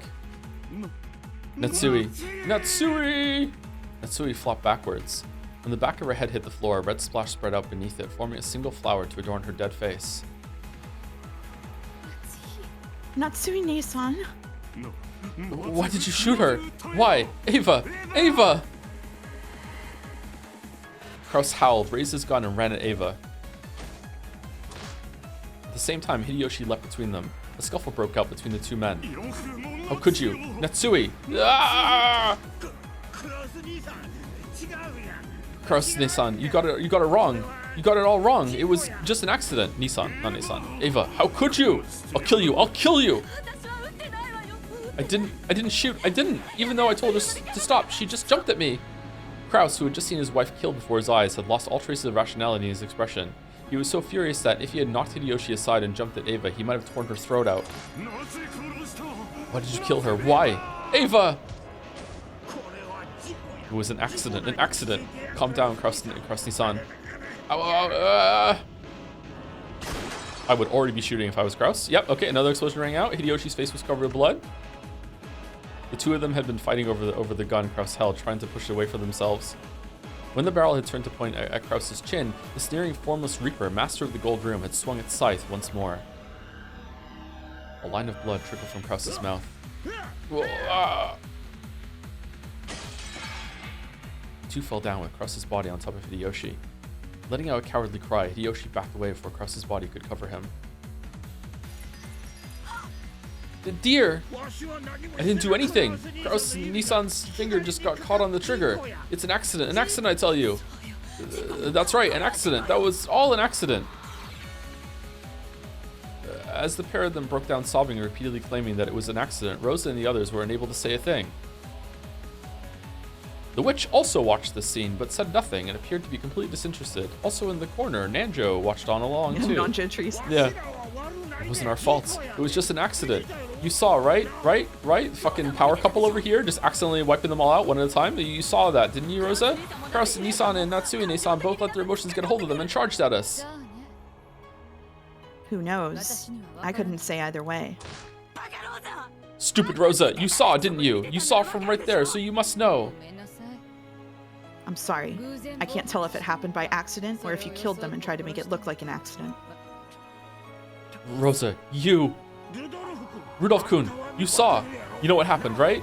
Right? Sorry, but I agree with Rosa. We can't tell if it was an accident or intentional. Rosa and Rudolph's gazes look very cold and indifferent to Ava and her husband. What are we going to do? They were shot to death. Saying it was a simple accident won't convince anyone.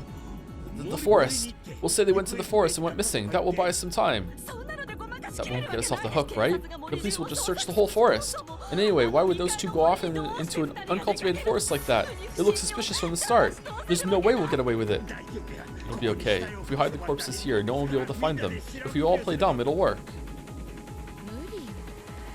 It won't. There's no way you can fool the police. If the two of them disappeared during a family conference where we were arguing over the inheritance problem, the police won't just put it down as a case of missing persons. I just had an idea. Though Ava had been scratching at her head, overcome with emotion, her arm suddenly fell as though the strings had been cut. What did you think of? An accident. We just need to make it look like an accident. Idiot. What kind of accident? There are clear gunshot wounds on both corpses, right? Even if we burn them to make it look like they were caught in a fire, it will still be obvious that they were killed by guns. It's explosion time. A fire? That's not good enough. We need more. A much more massive accident. A massive accident?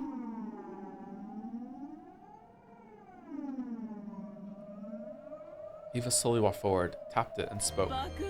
An explosion accident. We just need the sort of accident that will leave no traces of their corpses. As she played with the switch that would cause an automatic explosion at midnight, Ava spun around to look at them, a crazed expression on her face. It was truly a mad flash of inspiration. If they flipped the switch to the right and waited for midnight, the 900 tons of explosives would wipe out the mansion without a trace. There wouldn't even be anything left of the corpses. There certainly wouldn't be any way to tell that they had died by gunshot wounds before the explosion. It's an unshakable fact that this island is still filled with explosives from the war. Then, by coincidence, tomorrow night, something will set it off by chance and the whole thing will explode. Yes, it'll be an accident. An explosion accident. What do you say? There's no way the police will find out the truth. What do you think, everyone? This way we can pull it off. We can hide the manner of their deaths. Okay, are they gonna disagree and have like murder rifle fight in the mansion? And at some point, is there gonna be like a little like smattering of truth from each game board that we saw that's gonna occur tonight? Like the guns already come out.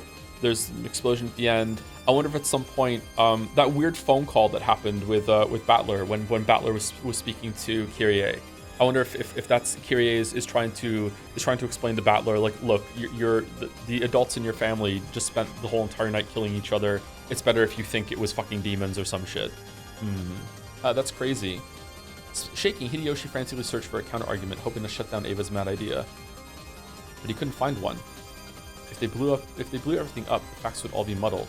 They could make it look as though Krause and Natsui had died in an explosion accident. It's perfect, just perfect. After all, if it was an accident, then they died anyway. We're just changing the type of accident. Isn't that right? We can think up any story we want. By chance, the rest of us will happen to be in the hidden mansion tomorrow night. Then, when the explosion accident occurs, we'll be lucky enough to survive. That story should work. Just what sort of story are you planning on? What kind of story could explain how the two of them alone remained here while the rest of us conveniently went to the hidden mansion and managed to escape? That's what we've got to think up now, stupid Rosa. It doesn't matter what it is, as long as we all agree to it. I'll think of something. I am thinking. You all think too. Someone think of something! Calm down, Ava. I'll think about it, and so will everyone else. We'll definitely think of something, and it'll all work out. We'll share the burden. You won't have to carry it all by yourself. It'll all be okay. It will. I know. We'll think of a good excuse. What kind of excuse? We took the kids and all the servants to go exploring an underground passageway, leaving just the two of them behind? And the rest of us all decided to spend the night in the hidden mansion? How could any excuse work? It's insane! Thinking of that insane thing is our job. Why are you acting like this has nothing to do with you? You think of something too. Nason, let me ask you a question. If you blow up the island, what'll happen to this gold? Well, We finally gotten our hands on 20 billion yen of gold, and you want to blow it all away? We can just carry it away. Yeah, that's right. The explosion will happen tomorrow at midnight. We have a full day. If we all carry it together, we might... You realize there's 10 tons of it, right? Just how much do you think our small group can carry back and forth across this long underground passage that goes all the way across the island? You're being absurd. Here, we have this card, right? The card worth 1 billion yen, the one that woman gave us. We'll just carry as much gold as we can. We have the card with 1 billion yen on top of that. If we split it that 3 ways, we'll have more than 300 million each. That should be enough for all of our purposes. My god, fucking hell. I don't like it. You don't like what? We have a mountain worth 20 billion yen right here. Why should we be satisfied with just 300 million each? Rosa. Ava's face twisted in anguish and was met by Rosa's look of cold unconcern. If we gave Kraus Nissan his share, we'd each have a share of 5 billion. Subtract the 300 million from the card, and the rest of my share is 4.7 billion. If you agree to pay that much to me, then you can do whatever you want with this mountain of gold. What do you think you're saying? So you don't intend to cooperate? Nissan, please calm down and listen. This plan will let both of us leave with the maximum amount of money. Fucking hell, man.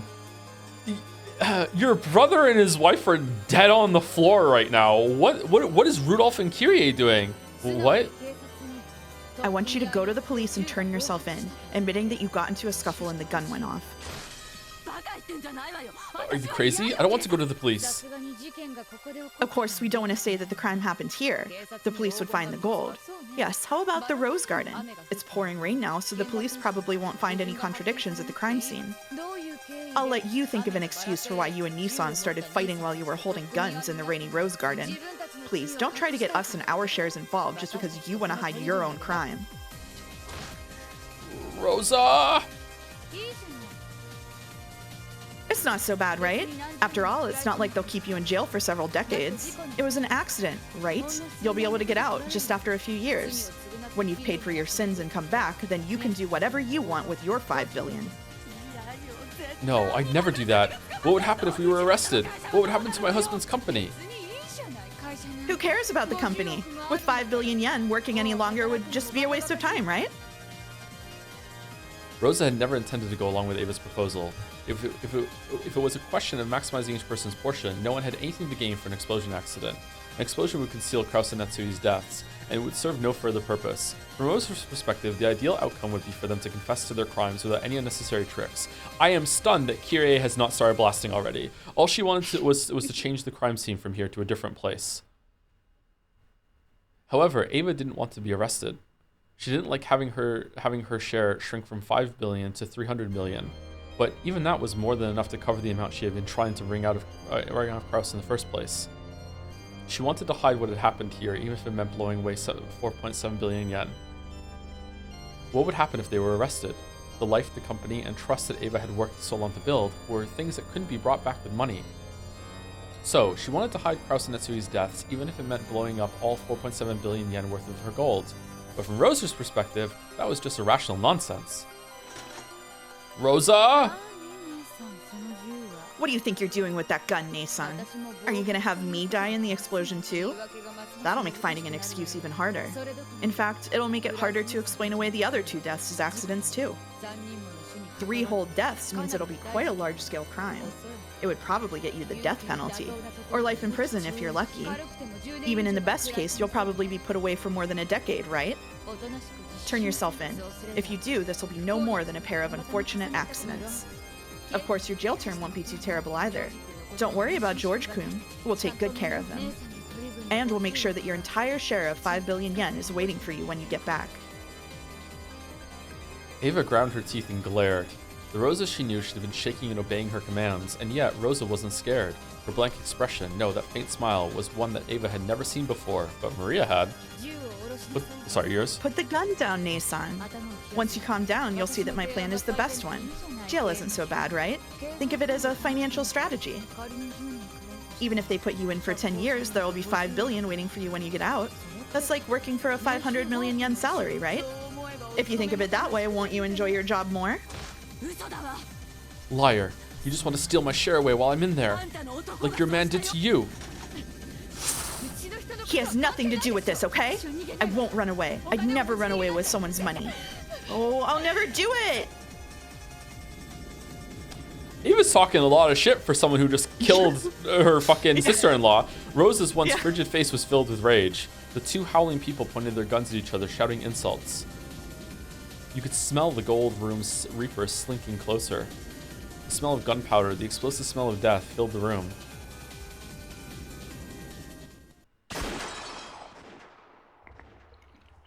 Drip. A bubble of blood dripped from Rose's mouth.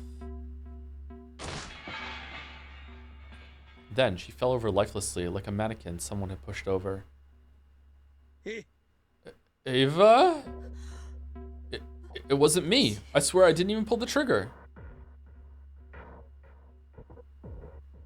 This is fucked up. Yup. The round in the chamber of your gun was spent when you fired at Natsuhi-san, right? You never reloaded, so even if you pull the trigger, that gun won't kill anyone. Have no fear. Okay, I don't know. See how this goes out?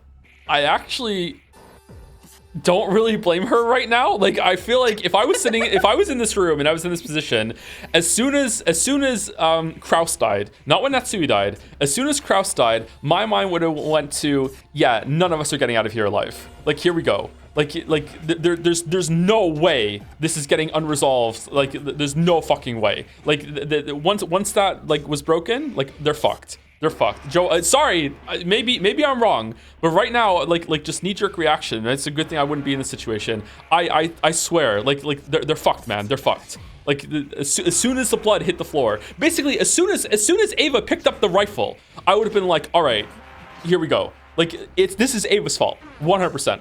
As Kiri said this, and I love Ava, this is Ava's fault. As Kiri said this, she maneuvered the lever action with her practiced hand, and a smoke-smelling shell casing was ejected. It hit the floor with a small metallic sound. The tiny sound had a disturbing ring to it. Rosa-san's analysis was a little naive. She has no idea how difficult it would be to exchange this many unmarked gold ingots for money. Back in Dad's day, even just showing this gold to get funding was enough to create the massive rumor called the Ushimiya Legend of the Gold. Exchanging this for cash is impossible. A pile of gold you can't use is no better than a pile of crap. 10 tons of gold were exchanged for cash on the black market, and the successor and his wife died mysterious deaths. Expecting that to go unnoticed is what's really unbelievable. We don't want to get the police involved. We'll blow up this island and destroy all the evidence. If it's tough parting with the gold, feel free to grab as much as you can hold. The billion yen on the cash card is more than enough. In other words, Tsumari, Ava Nason was right. I'm glad. It looks like we're on the same page. If the police get involved, who knows what might happen. It's the same with cashing in the gold. I'm sure that would have tripped us up somewhere, so we had no choice. That 1 billion that woman over there exchanged for cash is the only money we'll be able to get our hands on. And even splitting that billion, it'll be more than enough for what we need. On top of that, now that Rosa is dead, our shares have increased even more. We can each leave this island with 500 million. Can I have a spoiler, Mouse? Yeah. Unless it's going to be said in the next chapter, okay? Well, and I'm okay with you saying yes. The ingot that they found in chapter 1, that Kraus showed Natsui in chapter 1, like episode 1, way back. Was that real? I actually have no idea. Okay. Exactly. As long as we don't let our greedy desire to cash in the gold control us, we can pretend that everything that occurred on this island never happened. We have a way to do that right here. By this point, neither deaths from accidental discharges nor shooting murders meant anything on this island. Everything would be erased equally by the explosion accident. No matter what happened between now and midnight the next day, everything would be rewritten. 8 times. And you told me to turn myself in? Stupid Rosa. You weren't satisfied with just 300 million. This is what you get for being too greedy. You brought this upon yourself. But Kiria-san, there was no need to shoot her, right? Even Rosa-san would have figured it out if you just told her. I did need to shoot her. After all, Rosa-san's the only one who didn't fire her gun. Oh my god. What does that matter? The guns lying at your feet are Krasny-san's and Eva-ne-san's. Both of those have been fired. However, Rosa-san's gun can shoot if you just pull the trigger. It's hard to reload one of these if you aren't used to a lever action. An amateur would have some trouble pulling it off. Kirie-san, what are you talking about? You... They finally realized what Kirie meant. Rosa had the only gun that could still fire, so I shot her first. Oh, how foolish we were. Why didn't we realize sooner? Even though we knew there's a mechanism for erasing everything that happens on this island. Eva and Hideyoshi hurried to pick up the guns that lay at their feet. At the same time, fire spat from Kirie's gun once more.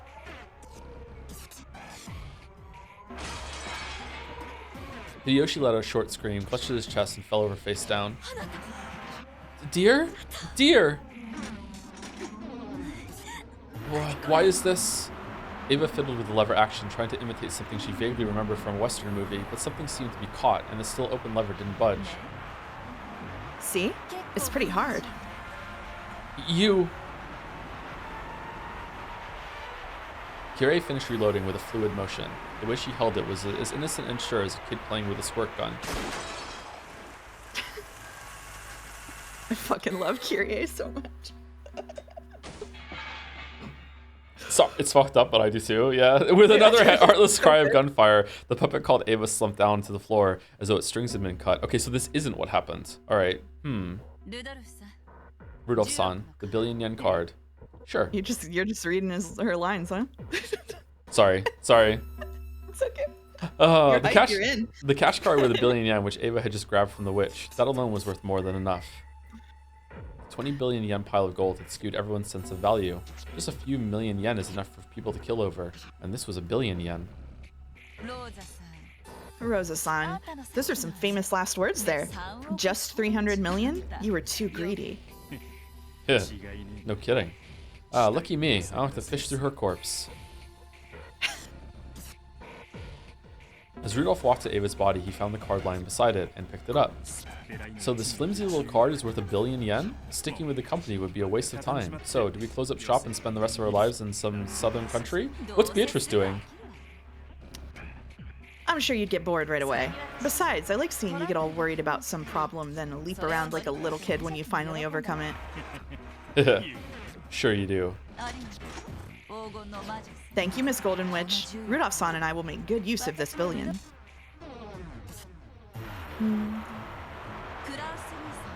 Krasny-san promised to treat you in a gentlemanly fashion, but I haven't made any such promise.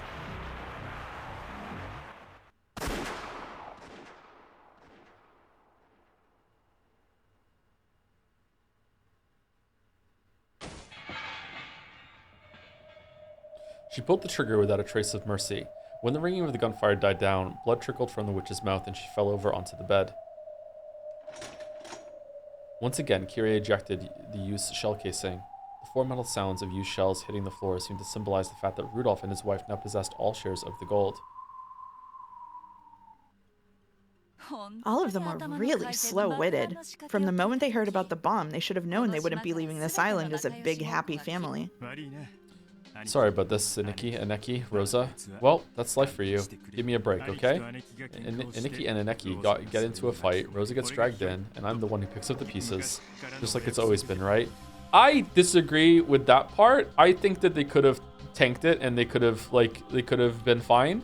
I would say that the first little escalation here was, well, medium escalation here was when Kraus was like, no, I still get half of this money. But as soon as Ava picked up the rifle, this was over.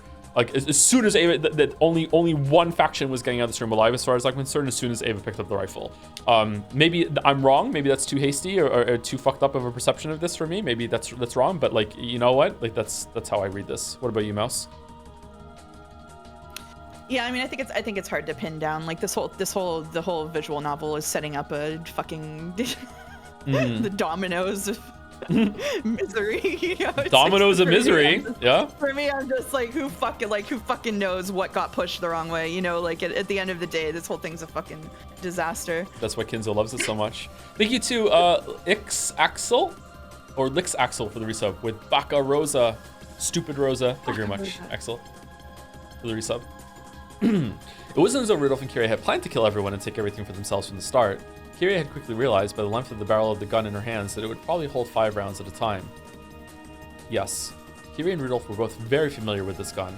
Rudolph, whose interest in guns from old westerns came from his father, owned a shotgun of the same model. Even Kirie had earned the qualifications to use that gun, becoming familiar enough with it that they could go shooting together for fun. I wonder what Ryukishi was trying to say by having, like, Rudolph not fire a single shot here. Kirie killed them all, including the witch. There had been 8 people there, 6 people besides the 2 of them. Each gun held 5 rounds. That was 1 short. They didn't have enough to kill everyone.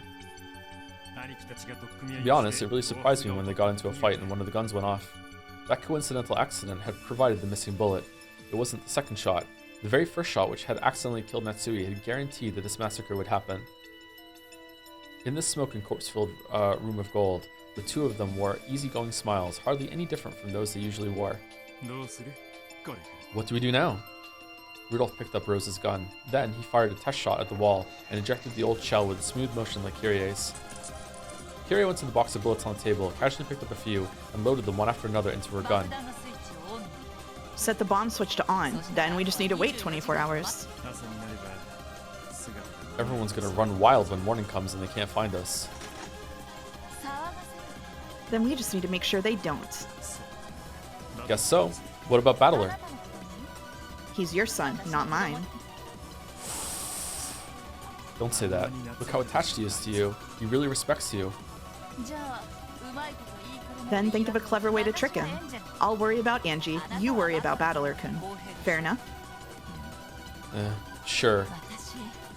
I'm kind to my own children, but it's a real pain to be nice to Asumi-san's kid. You understand, I hope. Wow. Wow. She's so gross. Kirie's voice had grown cold. She'd acted warmly towards Battler because that had been the adult thing to do. He was Rudolph's son, so she tried to avoid being hostile, nothing more. But underneath, he was the son of Asumu, a woman Kirie still hated, even though she was dead. You know what, Rudolph? Time to come clean about what happened, you know what I mean? Here we go. Now she had given birth to Angie and finally built up a new family. Right here, with the guns. Was Battler's really return? She's got a gun in her hand, I don't know. Was Battler's return really such a happy thing for her? Get yourself ready. Now that we've come this far, we can only go for the billion yen or die trying. If you can't convince Battler-kun, I'm sorry, but I won't be taking any chances. No need to threaten me. I'll take care of it. I'll find a good story to tell him. Make sure you do. I know Angie will be very sad if she's forced to hear about Battler-kun dying in an accident. Sure. How do we start? We have nothing to gain by waiting for morning. Now is the best time. Oh, wonderful. Not even time for a break. Not even. We've still got 45 minutes. Ooh. Huh. Is Ava not dead? This really feels like what really happened. And the future that Angie is in seems like what really happened. But,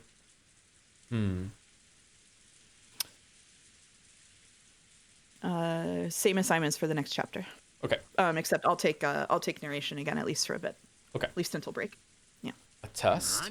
What's this supposed to be? At this time of night? Starting now? Oh, sorry. No, yeah. Battler yelled wildly into the receiver. When he said, "At this time of night," George and Jessica turned to look. According to the clock, it was past midnight. It might be a normal time to be told to brush their teeth and go to bed, but he couldn't understand what this test thing was all about. Okay, I'll hand it over. Here, George and Nikki. It's my dad. Hello, this is George speaking.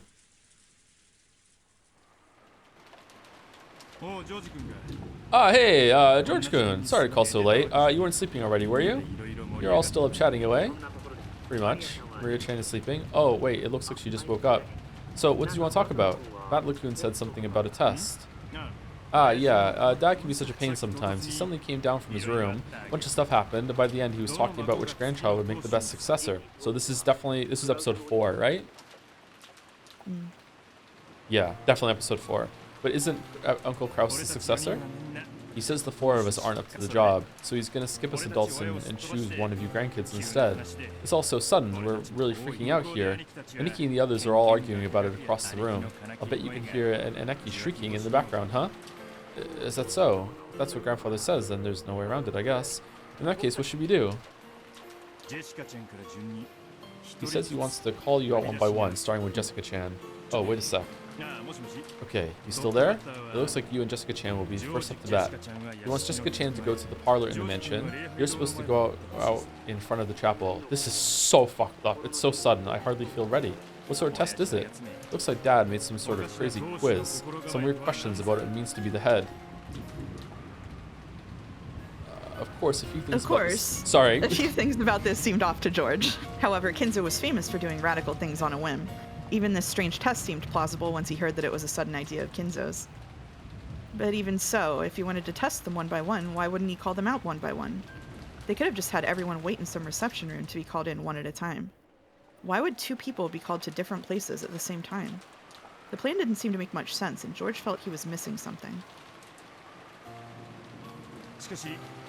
Still, I wonder why he wanted to meet you in front of the chapel of all places. He expects a lot from you. I think he wants to talk to you alone, not sure what about. Grandfather wants to talk to me? I wonder what he's got to say. I mean, you're the most talented of all his grandkids. He's probably got something to tell you in particular, right? Anyway, that's what he says. Get over there right away. I'm supposed to go to the chapel too, so let's get this over with. Or we're both gonna catch colds. Is this evil? This is profoundly evil. I see. Okay. Then I'll head towards the front of the chapel, and Jessica-chan will go to the parlor. Sure. I'll see you in a bit then. What sort of test or private conversation could Kinzo possibly want to have at this time of night? Then again, it's a well-known fact that Kinzo doesn't have long to live. It wouldn't be so strange if he wanted to give some sort of will to each of his descendants individually. Inside George's mind, the faint feeling that something was wrong was replaced by a desire to meet Kinzo directly and hear about this in more detail. George, always listen to your instincts, chat. George set down the receiver and quickly explained to the others. The gift of fear.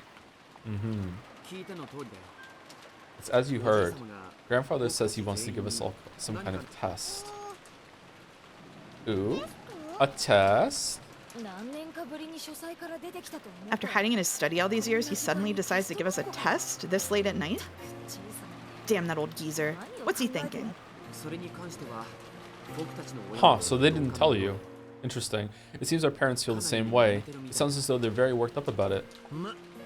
Well, I doubt getting worked up about it will change grandfather's mind. Huh. I wonder if they're gonna tell him he's not gonna go along with it. Kyrie is gonna try to kill Battler. Rudolph will kill Kyrie. They'll kill each other, and he'll just become despondent, get blown up in the bomb.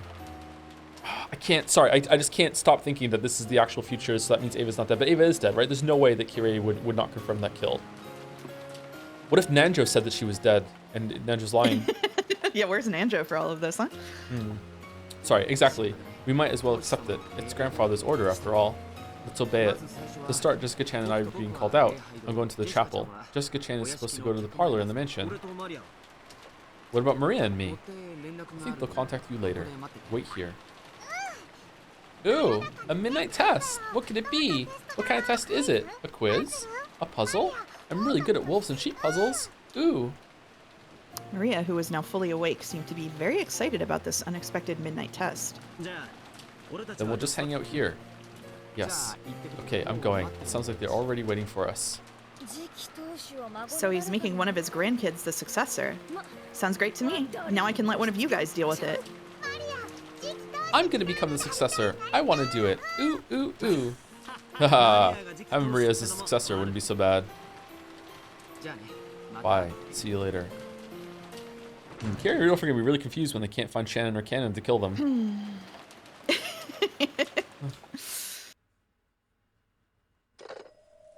Rudolph put down the receiver and stood up. Okay. Guess I'm going to the spot in front of the chapel. It's damn cold out there. Goda-san, have some coffee waiting for me when I get back, will you? Holy fuck! Next to Rudolph, Goda was lying face up. His face was covered by a crossword puzzle book. However, its pages were stained with blood, and you didn't need to move the book to imagine how he had met his pitiful end. How was it? A nice script, don't you think? Yep. We should be thanking Dad. If we just say it was him being fickle, no one's gonna doubt us. Then let's split up. I'll take care of Jessica-chan. You take care of George-kun. You got it. Let's get this over with quickly so we can relax and have some coffee. There won't be any problems, yes? No sudden pangs of conscience? Kyrie smiled coldly. It probably would have been safer to call them out one by one and finish them off together. However, Kyrie had chosen to have her husband work separately. She wanted to measure Rudolph's resolve. If she was the only one who got her hands dirty and Rudolph just watched, his heart wouldn't be as dedicated to this venture. By having him dirty his own hands, she could make him truly determined to see this thing through. Kyrie understood this sort of mind game better than anyone else. Rudolph reflexively averted his gaze from the cold glint in her eyes, but then he just shrugged and answered her question.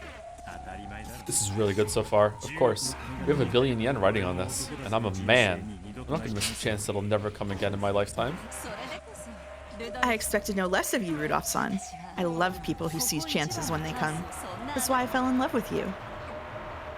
Thanks. I'm glad. Rudolph-san, What? stay like that. Always, okay? Huh? What did you say? Always remain the same Rudolph-san I love. Okay? Of course. When have I ever let you down? You should be worrying more about what kind of champagne we'll use to toast our victory. I'll do that. Take care now. If you really treasure Battler-kun, don't kill George-kun in front of the chapel, okay? It'll be a pain if he finds the body. Yeah, I know. I'll lure him away somehow. We'll be outside and it's raining. There should be some way to do it.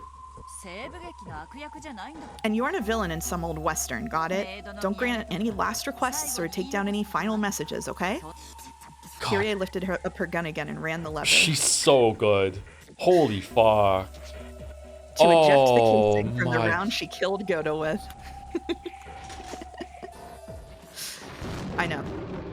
She understands him so well. Holy shit. I know. How did she must really love him, because I don't understand how Asumu wasn't killed like 10 years prior. Holy fuck.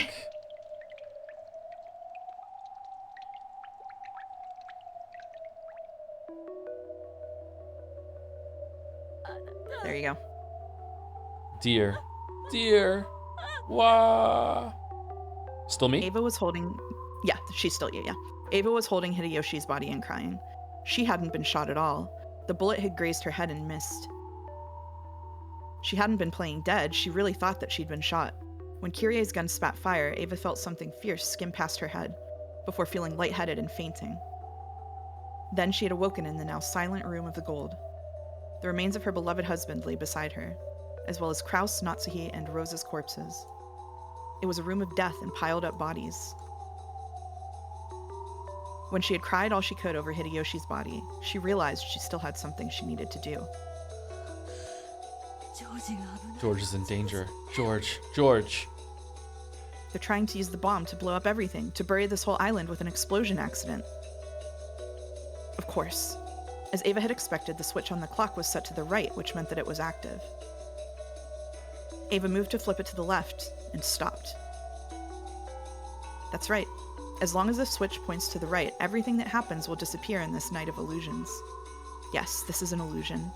No matter what happens tonight, everything will become muddled and hidden away. They're probably gonna kill everyone else. This has to be it. I'm sure of it. When she looked at the table with the box of bullets, she saw signs that they had roughly grabbed a bunch of bullets before leaving. It clearly showed that they planned to use that many bullets. I have to fight, if only to protect just the life of my precious son. The gun that I dropped when I was shot was stuck with the lever open. No matter how hard I pull, it won't open any further, and it won't close again.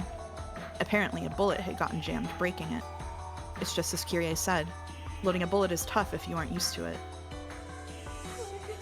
Please, dear, lend me your strength.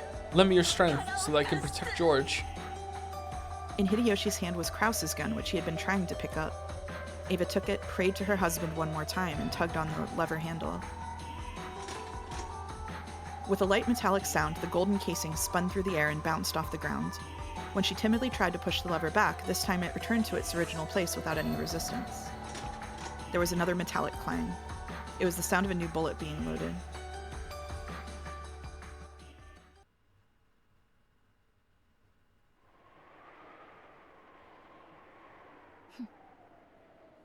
I figured it'd be something like this. Someone scheming to show me the game that disgusts me the most, just to mock me.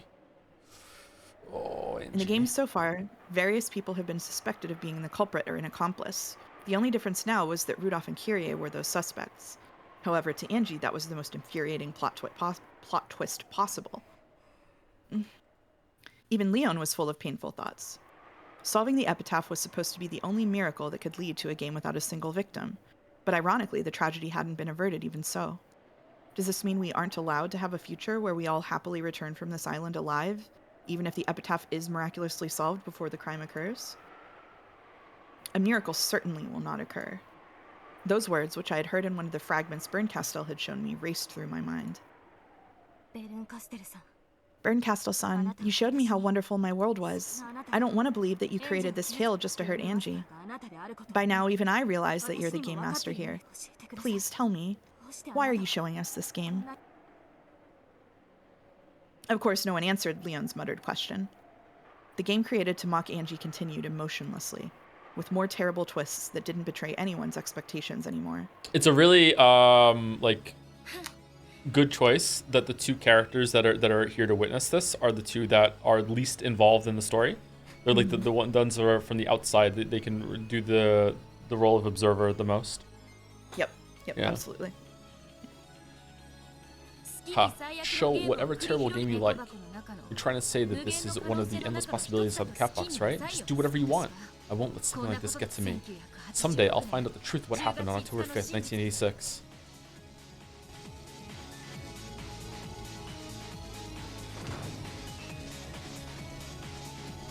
After meeting Kyrie in the parlor, Jessica was told that the test would be held in the dining hall, and she followed Kyrie there. Aunt Kyrie, there's no one here. He'll be here soon.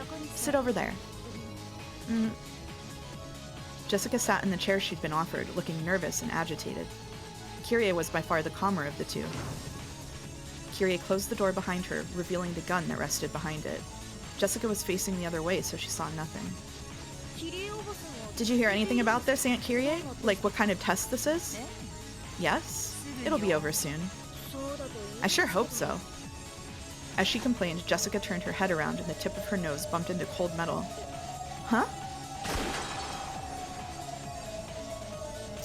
Yeah, so episode 4 is the most true to what happened then, if I'm remembering a lot of it. There's so much about episode 4 that's here. I wonder how much of it, and episode 3 is the one that follows, like, this has some of it too. I wonder how there's gonna be some in all of them, I think, but like, I wonder if episode 4 is the most accurate, or not, no, accurate's not the right word, the most similar. Anyway, Uncle Rudolph, what are you doing? Yeah, I guess shooting people in the back just isn't for me after all. Hey, that was dangerous. What on earth are you doing? Come on, why else would someone point a gun and pull the trigger? Rudolph reloaded rapidly, happily, and pulled the trigger again without any sign of hesitation. As the sound of gunfire thundered through the rain, George grabbed at his side and fell to his knees. That's weird. I guess it really does shoot low. This gun's really got it bad. Somebody, help me. Uncle Rudolph is... Still calling him Uncle. George started stumbling away, still clutching at his side. His voice as he called for help was weak and thin. In comparison, Rudolph, who stood behind him, looked perfectly calm as he fiddled with his gun and checked his sights. It hurts. It hurts. It felt to George as though something had been gouged into his side. It was so painful he could barely stand and walk. He leaned against the trunk of a tree. After he crouched down, trying to cover his wound, he was no longer able to stand back up. George didn't have a clue what was going on. However, he had felt as though something was wrong this whole time. Of course, it was strange that he'd be called out alone to a place like this at a time like this. And yet, how could he have known that something was wrong? After all, his own uncle had told him that his grandfather was asking him to join the family conference. How could he have suspected? Sorry about this, George-kun. It hurts, doesn't it? If I knew it would come to this, it would have been kinder to blow out your brains from behind. I thought it'd be too cruel to finish you off before you knew what hit you, but it looks like I got it backwards. Meanwhile, Kyrie understood that, yeah. Yeah, Kyrie understood the prompt. Why, Uncle Rudolph? Why would my kind uncle do this? Forget about this. But tomorrow night, all of it won't have happened.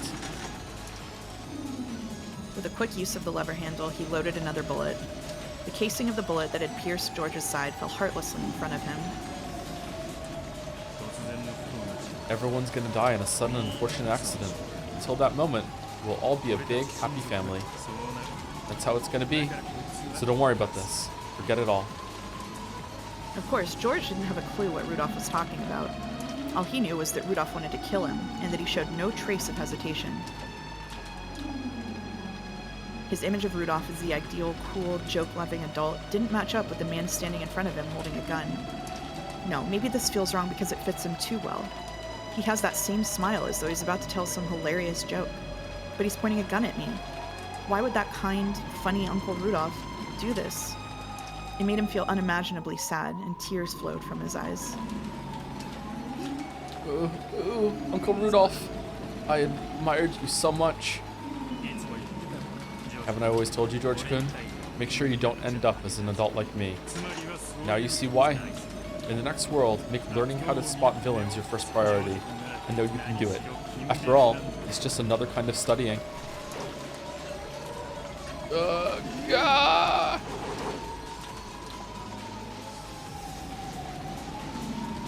He bit down the pain in his side. With the last of his strength, George threw his whole body into a roundhouse kick. At the same time, fire spat from Rudolph's gun. The bullet pierced George's chest. George spun around as he fell amidst an outpouring of blood. He moaned wordlessly, clenching blood-stained teeth. A frigid gun was pressed harshly against his temple. So long. Go become a great man in the next world. Don't get blinded by money like me. You know what? Good for George going down when trying to get a kick out. I can't believe that my uncle would kill for money. You're so innocent. People can kill over money. The ruthless trigger forestalled any further questions. George's hands, which had been covering his wound, dropped lifelessly. When Rudolph saw the last glimmer of life leave him, he sighed deeply and looked tired. That was easier than I thought. Rudolph looked up into the dark, rainy sky, the raindrops hitting him full in the face, and laughed with an indescribable expression, his tongue hanging out. I thought my conscience would bug me more. Now that it's over, it was pretty easy. Giggle, giggle, ha ha ha. Rudolph laughed. This was probably just the thing Kyrie had hoped for. It had taken considerable effort to kill George. He may have been merciless, but the last traces of a conscience in Rudolph's heart had probably slowed him down. However, now that he had killed someone with his own hands, a turning point that few people ever reach, Rudolph had finally awakened. No, he finally understood. It's just like squeezing dough out of a bunch of morons. Same old game of musical chairs. If there's a pile of money in front of you, the first one to reach it wins. The slow ones just get kicked down to hell. Haven't I driven dozens of poor fools into debt with my earlier swindles? Several of those probably ended up bankrupt, and some of those might have hanged themselves. And I always laughed like it was none of my business. And that's all there is to it. The only difference now is that, for the first time, I've dealt the final blow with my own hands. Thanks, Kyrie. You're always the best at cutting away my naivete.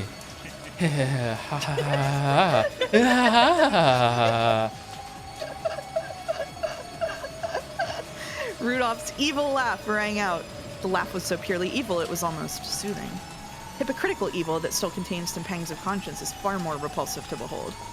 If a man's committed to doing great evil anyway, how much more pleasant and gallant it is when he's wholly devoted to his goal. In that sense, Rudolph's evil smile and laugh were pleasant and gallant indeed. Which means the brutal, bloody stage of the dining hall must have been soothing as well.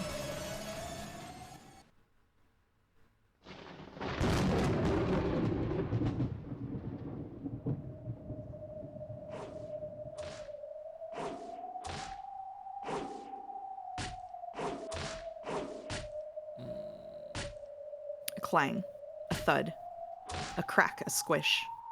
A strange mixture of these sounds kept repeating over and over at the same tempo. Each time, a red splash landed on the tablecloth dangling nearby. ジェシカちゃん Jessica-chan, can you hear me? Kyrie asked this with the sort of smile any aunt might make to her niece. However, Jessica didn't answer. There was nothing particularly surprising about this. After all, by now, her nose had been broken, her eyes had been smashed, her teeth had been knocked out, and not only her nose, but her entire face was now hardly recognizable as a face, just a lump of bloody flesh. Kyrie finally stopped her task of repeatedly smashing Jessica's face with the stock of her gun. Still sitting on top of Jessica, she tossed her gun to the side, pulled a compact out of her pocket, and looked at her own face in the mirror. Then, finally, she realized that her face was covered by speckles of fresh blood. ひどいあり How terrible. These clothes will have to go too. With a muffled laugh, Kyrie shakily rose to her feet. Kiratress? Jessica wasn't moving anymore. She had been convulsing a bit until a second ago, but now she was as still as stone. 女の顔を殴る Smashing a woman's face is nothing new to your aunt, okay? Sorry about that. If you hadn't resisted, I could have given you a much cleaner death. Kyrie pulled the tablecloth off and used it like a towel to wipe the blood from all over her body. However, instead of taking the blood off, it just smeared it around, and did nothing to remove the stench of blood and death that covered her. When she got tired of rubbing the tablecloth against the blood, Kyrie walked over to the extension line telephone in the corner of the room. Then she dialed the number for the cousin room in the guest house. もしもし Hello, it's me. 今度は It's your turn now, Battler-kun. 今度はバト Go to the spot in front of the chapel, please. 何それ Yes, that's right. I haven't been given any instructions from そ Maria-chan. こで待ってて Have her wait there. ええ Yes, keep your wits about you. バトラ君が次期 I'm rooting for you to be 当主に chosen as the successor, 選ばれるよ Battler-kun. With the same smile as usual and the partly wiped splashes of blood still covering her face, Kyrie finished her call to Battler. When she set down the receiver, there was a small knock, and Rudolph came back into the room. おう Hey, でありさま you look like shit. ジェシカちゃん思ったより Jessica-chan has better reflexes than I gave her credit for. まさかあそこ I didn't think she'd be able to fight back from a situation like that. この死にざまじゃ It's a bit of a shame she has to end up looking like this. What a waste of a good Natsui-esque woman. そっちは Weird. Yeah, And how about your end? Did he give you much trouble? 問題なしだ no problems there. Plain and simple. When Kyrie heard Rudolph's instant response, she favored him with an evil smile. Yes, the man she loved was the sort who could do it if he tried without letting cheap emotions get in the way. Okay, she specifically told you not to kill him out in front of the chapel, though. Did you move the body, or is this like where it goes wrong because he made a mistake? He kind of chased him through the woods or something, but I don't know how far, huh? Okay. I love you, Rudolph-san. I wouldn't have it any other way. これで日当が10億出るなら It's hard to imagine an easier job to net you $1 billion yen. 親父がよく It's like Dad always said. 男は人生 In the life of every man, there comes one day when he has to be willing to kill. 常に相手を In other words, always be determined to survive, even if you have to kill to do お it. 父様 That's my favorite line of his. お次はどうする What's next? Myra feels hungry for blood. 次は王子 Fucking hell. You've got a big job coming up. バトラ君 Convincing Battler-kun. Oh, that's right. That'll be a pain. We might have to end up by pulling the trigger. 私は気に入ってるの I've really enjoyed life as a three-person family with Angie. But if you really want Battler-kun to join in on that, give it your best. おう Sure. 普通の眠 I'll り make sure we don't have any が覚めて any complaints from 大 him. 丈夫 Don't worry, I've worked out a scenario to trick him good. 頑張ってね Good luck. 私も Even I hope that Angie's beloved big brother doesn't get caught up in the エンジェル explosion 大好きな accident. お 分かってるさ I know. 俺は Then I'll head back to the ル chapel. ドルフさん Rudolph-san, なんだ What? バトラ君が納得しなかった if you can't convince Battler-kun, I know. If that happens, bang. バトラ君は Battler-kun is independent enough that he left the family out of protest when I married you, remember? 中途半端 If you な can only 丸め convince him halfway, and if things get nasty later on, he'll prove fatal to us. 分かって I know. 信じろ Believe in me. もし And バトラ君が if I decide that 不審なもの Battler-kun is growing 私が suspicious, 判断する I'll kill him myself. He's not my kid after all.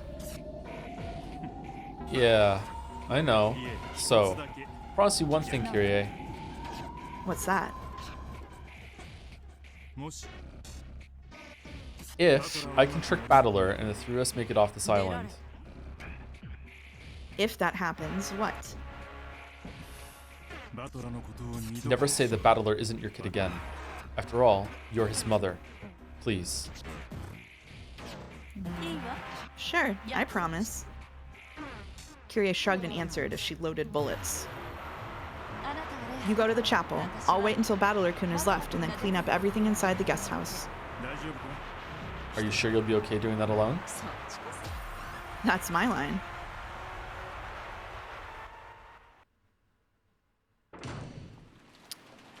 Battler left the guest house. I skipped over under an umbrella. He had been called to the area in front of the chapel just like George had been. Not even 30 minutes had passed since the time George and Jessica had been called out. Apparently, this test didn't last too long. Okay, so the body was moved, alright. Or they ran into the woods, okay. Damn geezer, first you never come out, not even for lunch, and then you show up in the middle of the night with a test? I'll bet living as a shut-in's got his sense of day and night all backwards. Complaining all the way, Battler strolled off into the rain. Almost immediately, he was swallowed up by the darkness of the rose garden and passed out of sight. And then, Kyrie could be seen coming out from the darkness of the rose garden.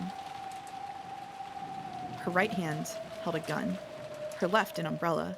Her inner pocket contained the master keyring she had stolen from Goda. Her right pocket had a handful of bullets. Her left held a knife she had taken from the kitchen. She was a carefully and perfectly outfitted murderer. Another bolt of lightning struck down from the swirling skies. It lit up only half of Kyrie's face. Her cheek was still covered with Jessica's blood. Under the eaves, Kyrie folded up her umbrella, smiled, and spoke to no one. Hey everyone, I'm home.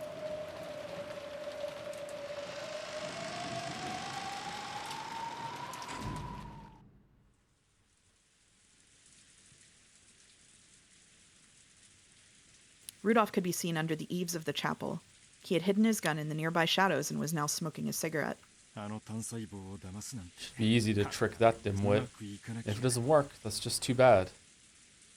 He glanced over at the place he had stowed his gun. The cigarette smoke began to pleasantly cloud his mind. Battler isn't a kid anymore. He's an adult who can choose his own path through life as he pleases. When animals grow up, it's normal for them to form a group and go on a journey. Humans are the only ones that keep treating their young like kids even after they get big. If I'd known it'd come to this, I never would have begged for you to come back. I regret dragging you back into the family. He puffed out those words, along with the smoke. When Battler came, he didn't intend to voice those regrets of his. Rudolph was already determined to play the part of the evil murderer who kills for money. He's still not here. What's taking him so long? At that moment, he heard the sound of someone stepping on gravel. He looked up, thinking that Battler had finally arrived, but the sound had come from the direction opposite of the mansion.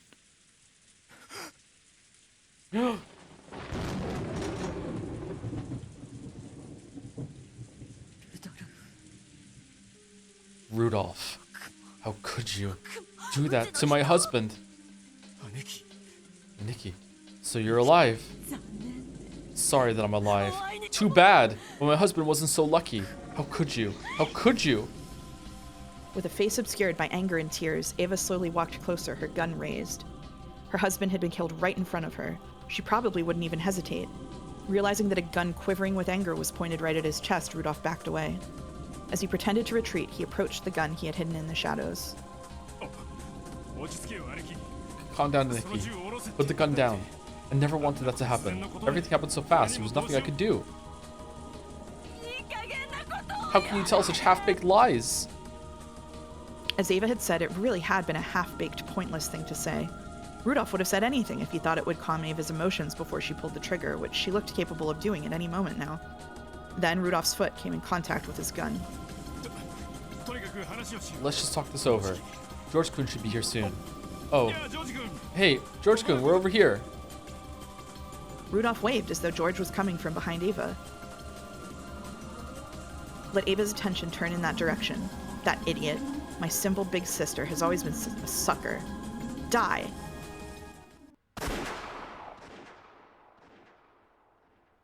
Gunfire. Then, a bit later, the sound of something heavier than rain drip-dropping onto the cobblestone.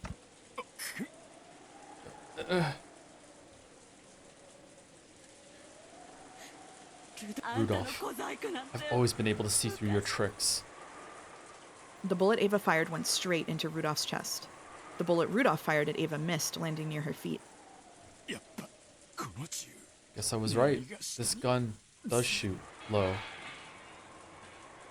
He dropped the gun into a puddle with a splash, staggered backwards, and leaned against the wall of the chapel. ちげえな Nah, that's not it. この弾は All good westerns end with the bad guy's bullet missing. Ava dashed up to him, kicked away the gun that had fallen into a puddle, and grabbed Rudolph by the collar. What about George? Where is he? I won't let you kill him. Sorry, Neki. Already got him. Liar. Did it in the bushes over there. Go take a look. You'll see soon. Rudolph. You. Ava, who claimed to know all of her little brother's tricks, also knew that Rudolph's final words, as his consciousness began to fade thanks to the bullet wound, were not a lie. How could you? George. George! An empty shell casing bounced off the cobblestone. The furious gun barrel was pressed against Rudolph's forehead. 撃てよ Go ahead and shoot.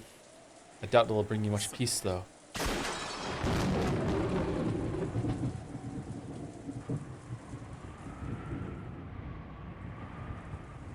A bolt of lightning turned everything white. However, the wall of the chapel was stained blood red. A red splash like a crushed tomato came out from the back of Rudolph's head and covered the wall. Then, leaving a red trail behind him, Rudolph sagged downwards, sat onto the ground, and fell over. Georgie. Georgie. George. Wah. Ava dashed off toward the bushes. She found George's corpse almost immediately, screamed, and broke down sobbing. Rudolph's bloody corpse was exposed to the rain that ran down off the eaves. His eyes were still wide open. A fist-sized, flesh-covered hole was open in the back of his head, and his insides were exposed to the open air. Inside was a mixed jelly of flesh, brains, and spinal fluid. That goop, which looked like someone had mixed it up with a spoon, dripped from his eyes, nose, ears, mouth, and the hole in his head. Dad. Dad. Ah. Angie clutched at her head, sobbing and moaning. Her father had dirtied his hands with murder over money, and on top of that, he had faced such a cruel end, and Angie had been forced to see his corpse. It was hard to imagine a more painful experience for a daughter to go through. I'm totally fed up with this. It's completely meaningless. Berncastle-san, I know you're here somewhere. Please, make this game stop. There's no point to it. As if in answer to that yell, a black shadow appeared a few seats in front of them. Or perhaps she was sitting there the whole time. Maybe we just couldn't see her until we were aware of her. It was, without a doubt, the back of Berncastell's head. Berncastle-san. This is you. Pipe down back there. Can't you watch the show quietly? The witch turned around with bored eyes, as though the two people yelling were the strange ones. Please stop this. We realize that this is the sealed Catbox world of October 4th and 5th. The games are like messages, or maybe more like a roundabout love letter. A single message can be conveyed over several games. But now we understand. We know that endless tales can seep out of the sealed 2-day Catbox. And beyond that, I even know the culprit and the motive. That has already been revealed, and it doesn't even have anything to do with this game. We both know the answer, that this is a Catbox tale, so there shouldn't be any need for any further games. If this is supposed to be a game between you and us, then we already know the answer. The game should be over. Just shut up already. Didn't you hear Byrne tell you to be quiet? Another shadow appeared in the next seat over, turned around, and scolded the pair. There is a point. If you just watch, you'll see it. Giggle, giggle. Are you the game master? Not at all. Then who is it? Could it be Claire? If you watch, you'll see. Not much longer now.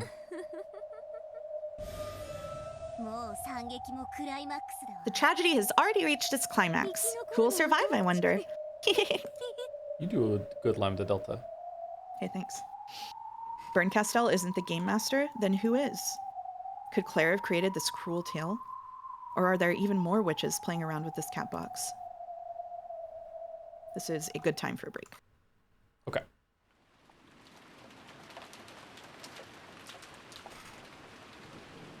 Oh, big stretch.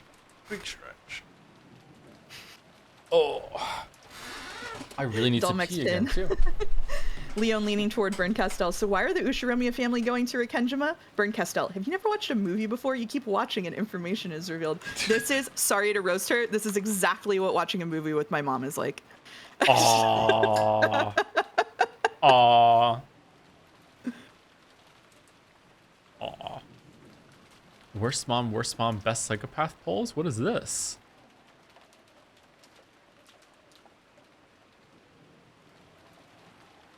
Joe, you enjoying this so far? Nah, it sucks. It sucks. All right. Be back in about 5 minutes. I'll rinse some ads. I'm gonna use the bathroom. Be right back.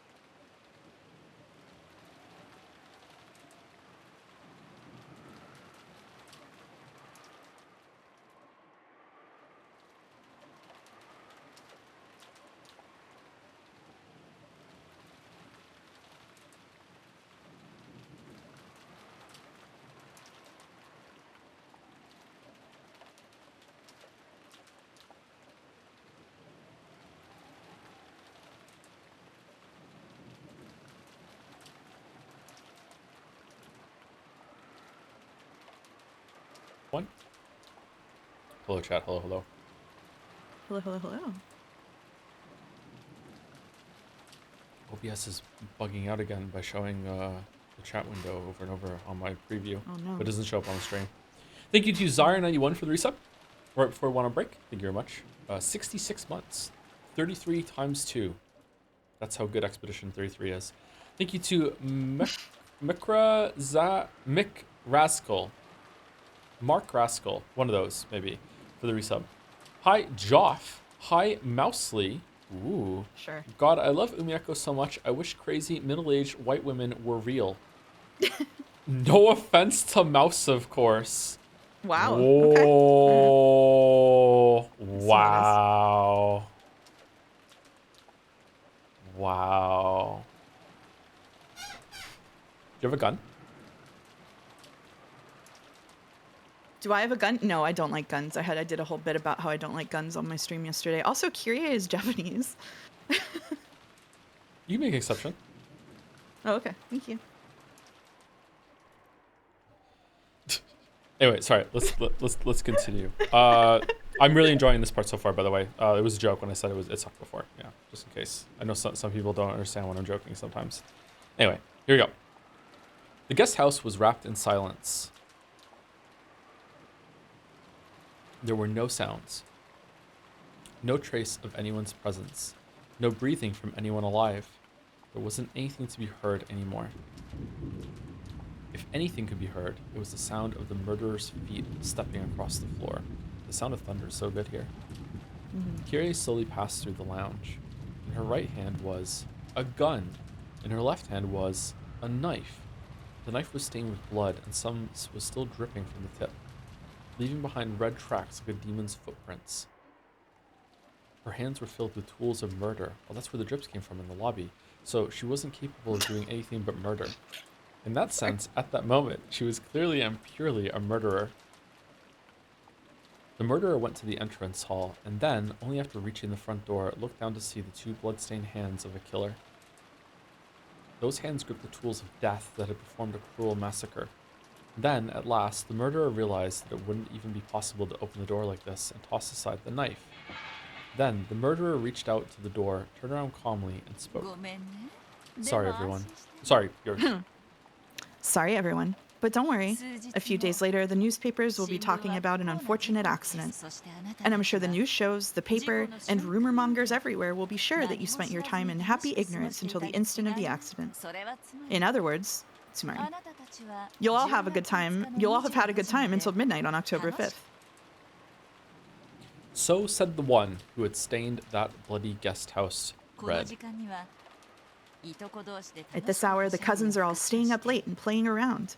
And the servants who have to get up early are all snoring. The ones on the late shift are probably filling in the log or taking a break about now. That's how it is. From where I am now, I can hear laughter coming from the cousin room. Humans outside the cat box would probably never understand what Kyrie was saying. Only she, shut inside the cat box of the explosion accident, could know what it really meant.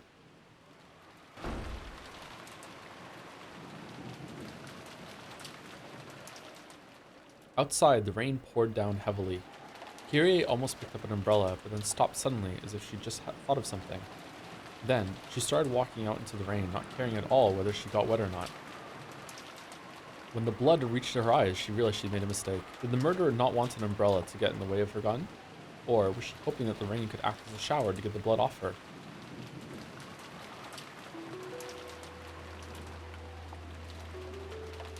Kyrie stopped walking, as though something unexpected had caught her attention. However, this time it was no whim of hers. How could you kill my husband? Oh, Ava Nason. That's surprising. How could I have missed you from that distance? I'm just as surprised. I didn't think I'd survive.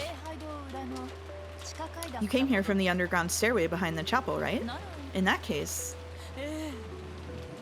That's right. I bumped into Rudolph in front of the chapel.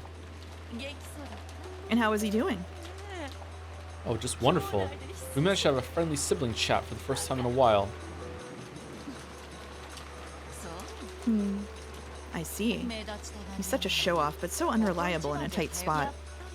Looks like he can't do anything without me after all. After that short exchange of words, Kyrie already knew that Rudolph had been killed. However, no trace of urgency or panic rose to her face. She just closed her eyes with her usual, unconcerned expression, and when she opened them again, she had regained her composed smile. Thank you. I'm grateful. This way I really can have everything to myself. What's that blood on your clothes? You just came out of the guest house, didn't you? Don't tell me. Yeah, that's right. I'm right in the middle of a murder case at the moment. You killed them? All of them? Even Maria-chan? There was no need to let them live until morning. When morning came, there would be an uproar, and that could be a pain. They might have used a radio to contact someone off the island and gotten help. So this was clearly the optimal move to take. If you spin the chessboard around and look at it that way, right? Monster. I can't believe you could be so blinded by greed that you commit murder. You weren't doing so bad yourself. I mean, yeah, is the glass raining down on your head right now, Ava? Like what's going on? That was an accident. I didn't mean to kill them. Unlike you. No, just like me. If that gun hadn't gone off, you would have kept on arguing and jumping at each other. Then the rest of you would have eventually reached the same answer as me, just a few steps slower. I'm not a murderer.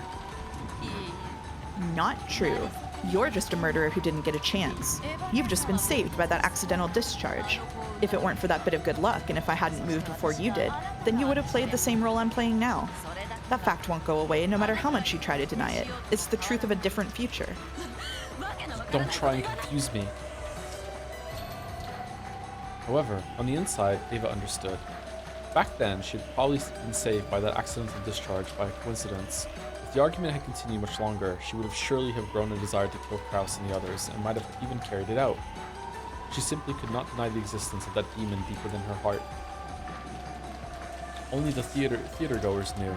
They knew that she could become a killer in another world.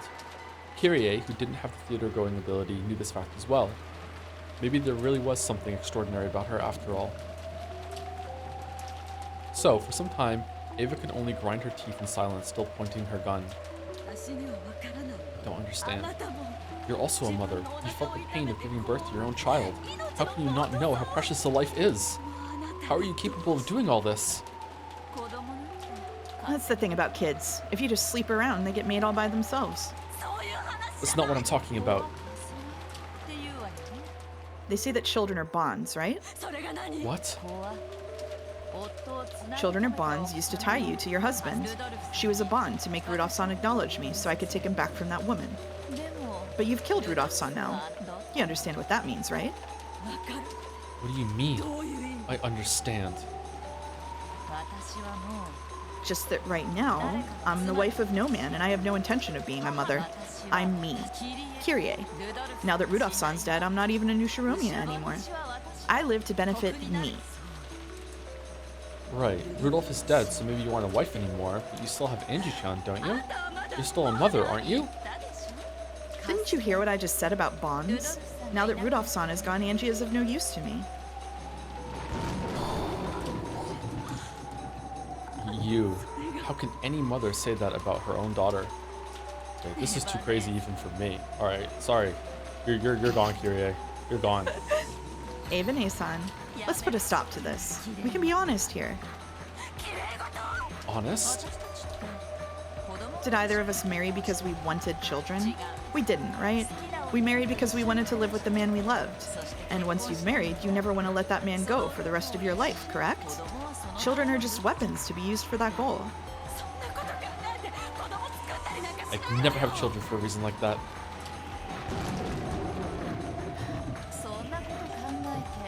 But people can have children for just that reason. Kyrie kept on speaking emotionlessly, ignoring the falling rain. Her relaxed smile didn't falter for an instant. Angie was just a chain I used to tie Rudolph-san to me. Or you could call her a chess piece, someone to play the role of the kid in our family drama. To me, Angie was nothing more than a piece, necessary so I could act the part of the good mother in front of Rudolph-san. Could you say that to Angie-chan's face? That would be just a bit too sad, so I won't say it to her directly. I plan to write her a letter asking her to forgive her bad mother, then vanish from her life. You've seen what Rosa-san and Maria-chan are like, right? Now that Rudolph-san's gone, Angie's just a chain tying me down. I'll go back to being just Kyrie and enjoy the rest of my life at my leisure. A new challenge and a new life. And maybe even a new love. You call yourself human. You call yourself Angie-chan's mother? Who gives a damn about Angie? I've never liked that little brat. How can you? You've been released from your family drama too, haven't you? Let's sing the praises of a woman's freedom. You should thank me for having George Kun killed for you too. You monster!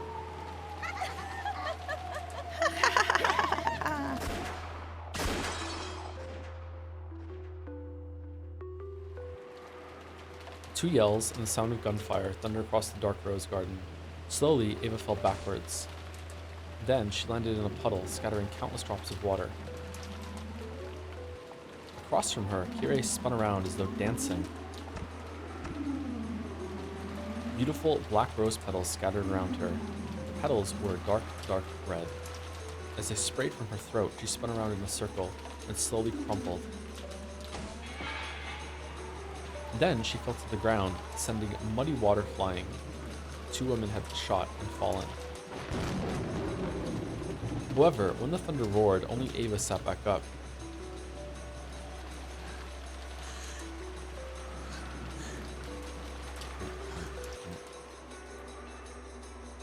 I don't think I have ever been more fooled by a character than I have been by Kyrie.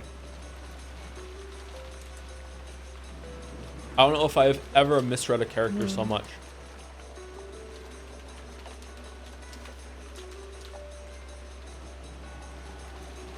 Huh.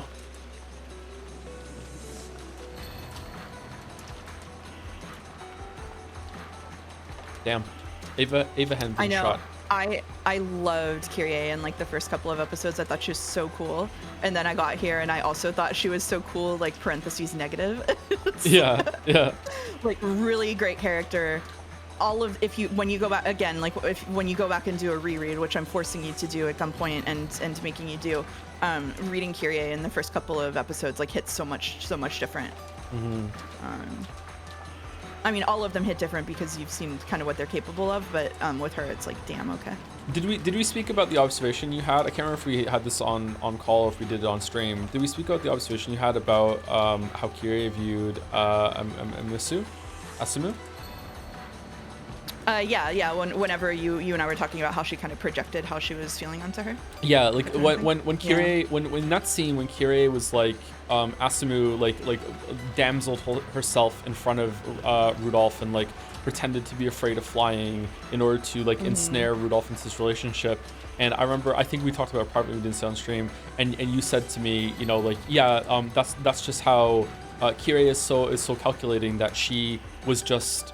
Like she saw that as a facade, and that was like Asumu's way of entrapping like Rudolph, but no, maybe Asumu was just like that. Maybe Asumu was like legitimately was just that kind of person. And I remember just when I heard that, I was like, oh shit, I had just completely been bought into Kyrie's perception there. That like I didn't even consider that Asumu might have actually legitimately that might have just been how she was, and Rudolph just liked her for how she was genuine and sincere like in that way. Yeah, she's written, when you read her, like, even in this scene, right, like, she might be right about Ava, but the way that she's like, well, anybody would just, like, if you kept going, you would have gotten as cold and calculating as me, and, like, maybe Ava feels that way in this moment, but, like, still, again, she has just, like, a giant gap in her perceptions of other people and their motivations and stuff. Again, also when she's talking about why women have children, right? She's like, of course people have children for this. It's like, no, Kyrie, I think like not a lot of people have children for that reason, right? You know what I mean? Like, you can like the more Kyrie talks, you can hear the gap in her perception of the world between someone with empathy, which is really cool, I think. Didn't you call Kyrie crazy like 4 episodes ago? I think you kind of read her somewhat recently. Oh, I in episode 4, I think I was like, whoa,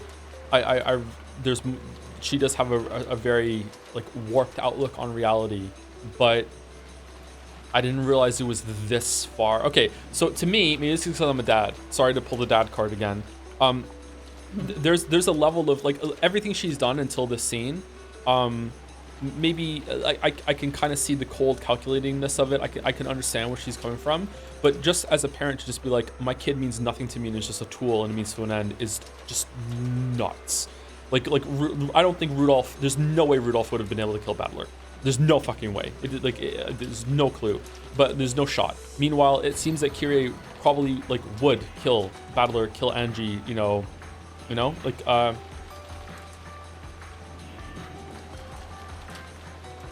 Man, I don't know. I feel like I want to give some tentative criticism to this section so far. I feel like maybe if you view it that Rudolph is trying to play the role and is trying to impress Kyrie here, I feel like Rudolph's change into being like a killer and the way he's like almost like acting like a villain is a little too sudden. Like I would like a little too brash. I wish there was like just a little more hesitation shown in, here and there maybe. Now that I know more about Kyrie, I feel like her turn makes a lot of sense. I was gonna criticize Kyrie's turn as well, but now that I've seen more of it, I feel like maybe Kyrie, this is on brand for Kyrie. This is real, and she's been like fully masking this whole entire time. Yeah. Yeah. It kind of goes to show you. Someone in chat said that this is what psychopaths are really good at masking. It kind of goes to show you that sometimes like realistic writing can actually be bad, because this, to some extent, this feels really sudden and it's coming out of a bit out of nowhere. Just a little bit, not completely out of nowhere, a bit out of nowhere, but that's like true to what this kind of person would be like, you know? It's also like Burton Castell is trying to get Angie's ass here, so like it's not necessarily the case that Kyrie is this cartoonishly evil, but it is absolutely the case that she might be this cold-hearted without, you know, literally laughing as she beats Jessica to death or whatever. Who knows? Who knows? Yeah, still a cat box. That was kind of crazy. Yeah. Yeah. Anyway, sorry. Kyrie's intensity had made her fall backwards, but the bullet had once again slipped right past her. Ava cursed her good luck. What could this luck have saved her husband or her son? Die there, for Angie Chan's sake as well. You'll be killed in the explosion accident. Until the moment of your death, you worried about the daughter you left behind. Yes, I'll write that into the lid of the cat box. When Kyrie heard this, blood dripped from her grinning mouth, and she seemed to say something in response. However, her voice came out only as globs of blood from the hole in her throat, not words. She's probably trying to say Sumari. Mom. It's a lie. It's all a lie. Angie, please, calm down. This is just a game.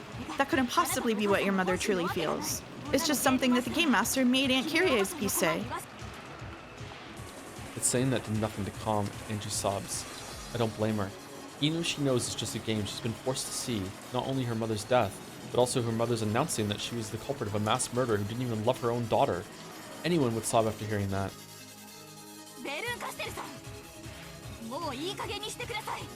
Burton Castell-san, enough of this. I don't care who the game master is. Stop this pointless game right now.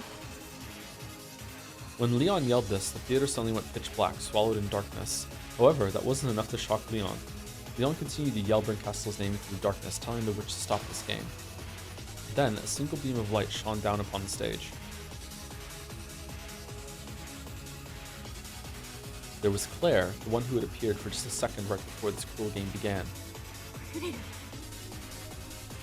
Claire, so you were the game master after all? I don't get it. Why? Claire didn't answer. In fact, it looked as though she hadn't even heard. Her eyes were blank, and you couldn't tell what she was looking at. In fact, she was even forgetting to blink. She looked just like a doll.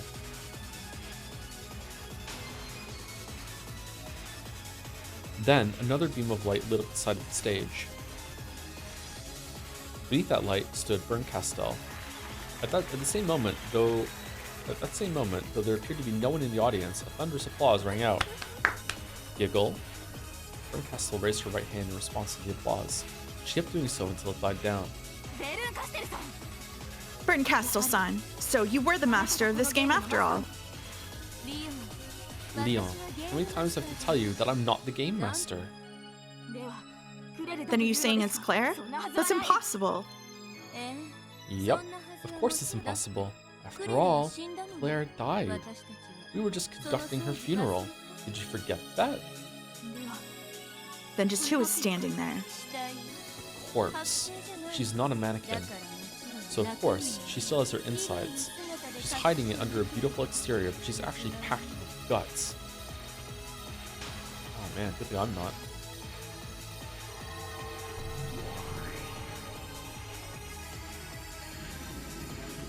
What are you packed full of? Cookie. Cookie. When Just Bern cookie. Castell raised her right hand, a light fell on it, and a black shining side appeared there. It was a cold, merciless, and cruel object, like something a classic Grim Reaper might hold. What are you planning to do?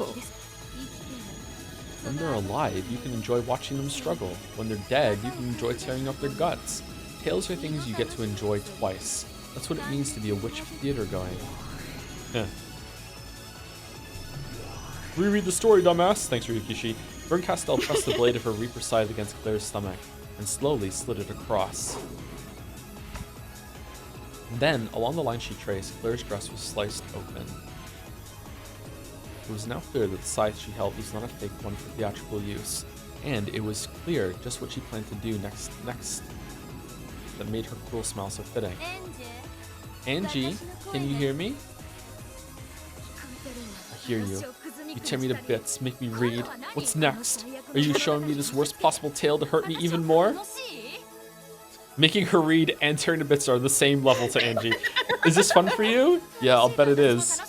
I had a blast too. You think that I'd give up after that? Do you think I'll just sit around crying any longer because of a disgusting game of yours?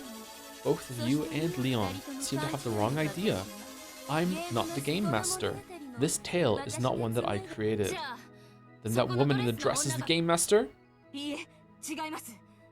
No, she isn't. That can't be. Then who is the game master? Who wove this disgusting tale? God. You still don't understand. Press X. What don't we understand? Angie, you gambled everything on a fate chance of a miracle, throwing yourself forward. I invited you to October 4th and 5th in 1986 out of respect for your courage. What was your goal? To take your family back. That would be a very difficult thing, and without the blessing of a miracle, a thoroughly impossible one. You were prepared for that, weren't you? Yes, I prepared. And I still haven't given up on Uni-chan, Mom, and Dad. Whether you give up or not is not your choice. Sorry, give or not is your choice. That's your own game after all. I won't support you, and I won't even watch. I've already enjoyed my fill of games that use the PCUR, and so I have no need for you any longer. Glad to hear it. Then why am I here? Aren't you the one who invited me? Yes, that's right. I invited you here to thank you for entertaining me for a while as my piece. To thank me? Huh, so this is how witches show gratitude? Sure, this has been loads of fun, you beast. How could you make this kind of game and do that to Dad and Mom? Angie, you made a wish hoping to take your family back. However, you also made another wish, remember? No, I don't. You wanted to know what happened on that day. What happened on Rekenjin on October 4th and 5th, 1986? Didn't Angie leave on her journey with Amakusa because she longed to answer that question? That's right. So what's your point? You don't mean... Leon realized what Berncastle was getting at. Realized and was unable to say any more. The game master is neither Berncastle nor Claire. Then who is it? That's the wrong question. There is no game master. Well, Ryukishi, that could mean only one thing. Angie, you still don't understand. What? This is the truth. The insides of the cat box on October 4th and 5th, 1986.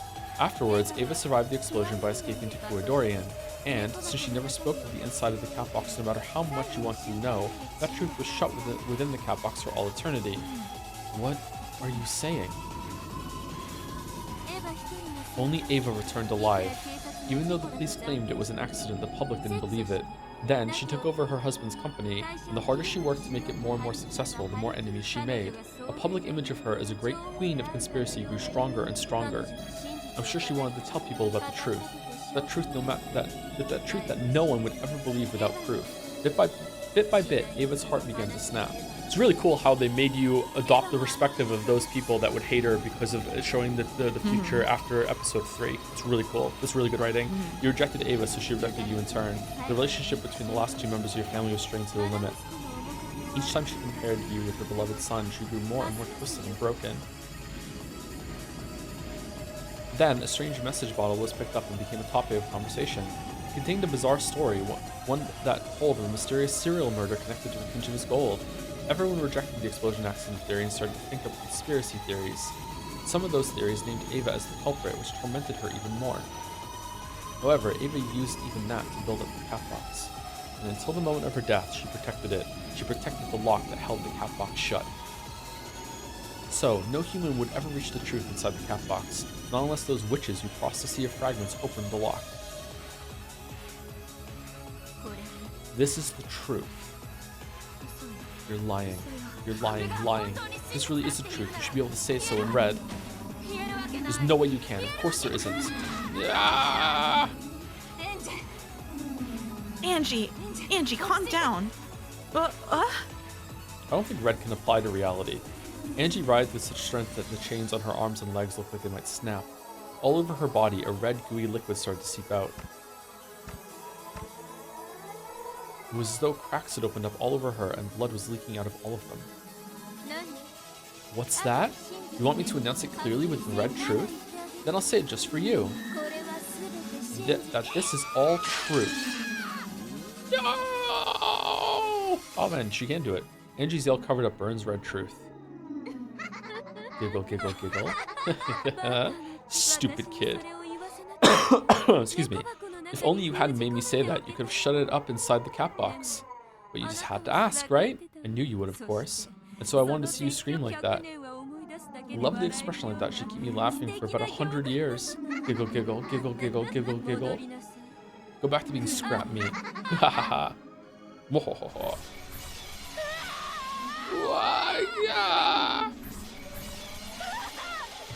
Mom, Dad, it's a lie, right? Lies, lies. Yeah. Angie? As Angie held her head and screamed, the blood dripping from her finally grew so thick that it started scattering all over the place. Then, bit by bit, her body began to melt. No, to fall apart.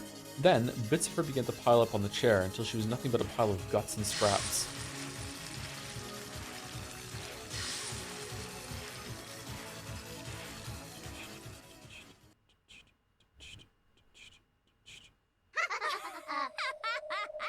Wah! Is the truth really that sacred?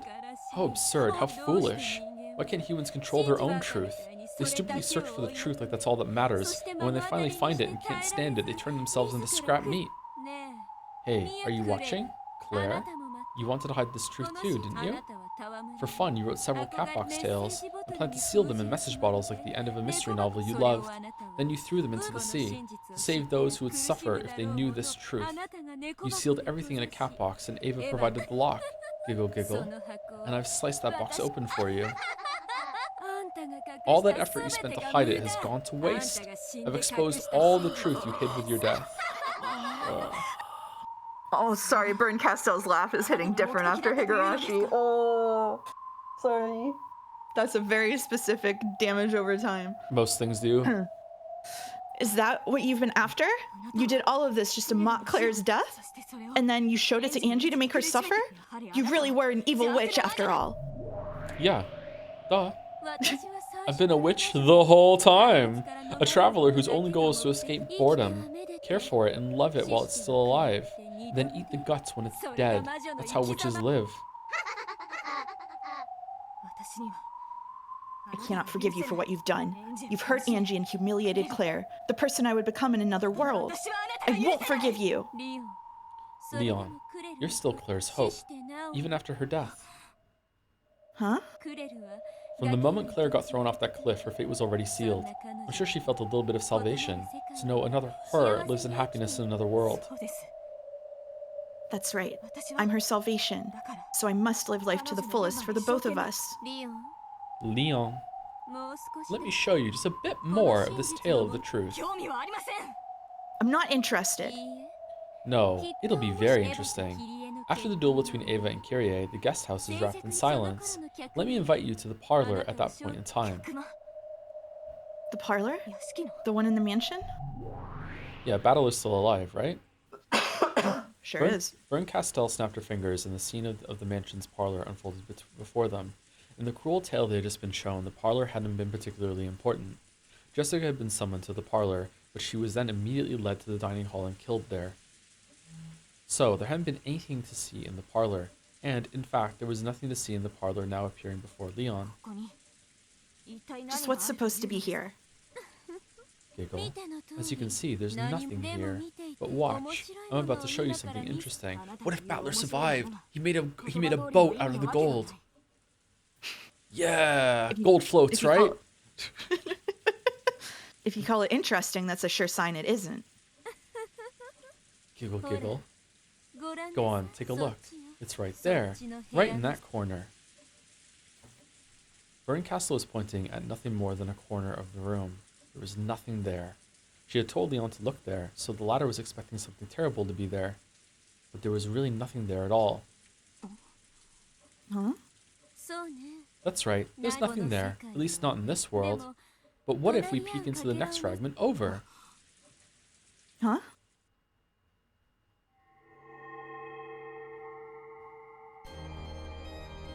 On the white blank wall, bit by bit, a splash of blood seeped into view. Creepy shot. Then, right there, a corpse appeared. But that couldn't be. This Sorry. is... me? It was Leon, lying dead against the wall. Ushumi Leon's corpse lay there exposed. What's going on here? Why am I here? This is supposed to be Claire's world, not mine. Claire and I can't exist at the same time, right? Yes, that's right. That's because I just switched worlds, switched fragments. Switched to your world, that is. I don't understand. It's very simple. They both end the same way. Oh. I don't get it. Why should I be dead here? In your world, on October 4th, 1986, Beatrice's funeral was held just before the family conference. Yes, I know that. And for me, that happened today, a short while ago. I wonder what will happen between that time and late that night. Nothing at all. The cousins will all play together, and the whole family will have dinner together. Then comes the family conference after night falls. You were going to succeed the headship when you turned 20, right? Was the entire family satisfied with that, I wonder? I don't know if they were satisfied, but the decision had been made. The head made it himself. Looks like even you don't really believe they were satisfied. That's it right there. Kinzo adored you more than anything, so he tried to make an exception and have you succeed the headship directly. Of course, his children wouldn't have been happy with that. The siblings objected to having Leon succeed the headship. Even Kraus joined in, saying that Leon was still too young. Then, on the night of the family conference, Kinzo tried proposing a difficult riddle. Could it be? That's right, the riddle of the epitaph. As you can tell by the mechanism set into the chapel, Kinzo thought of the epitaph trick near the beginning, when the mansion on Kinjimo was being built. He had the romantic idea of someday using it as a test to select his successor. I really didn't think they would go back over to Leon's fragment, but now it makes sense. That's why they're in this scene. Huh? It was so idyllic too. Fuck. Kinzo decided to present the riddle at the family conference. Did he plan to give the position of successor to the person who solved it? Or did he promise to reconsider Leon's position as the successor if it was solved?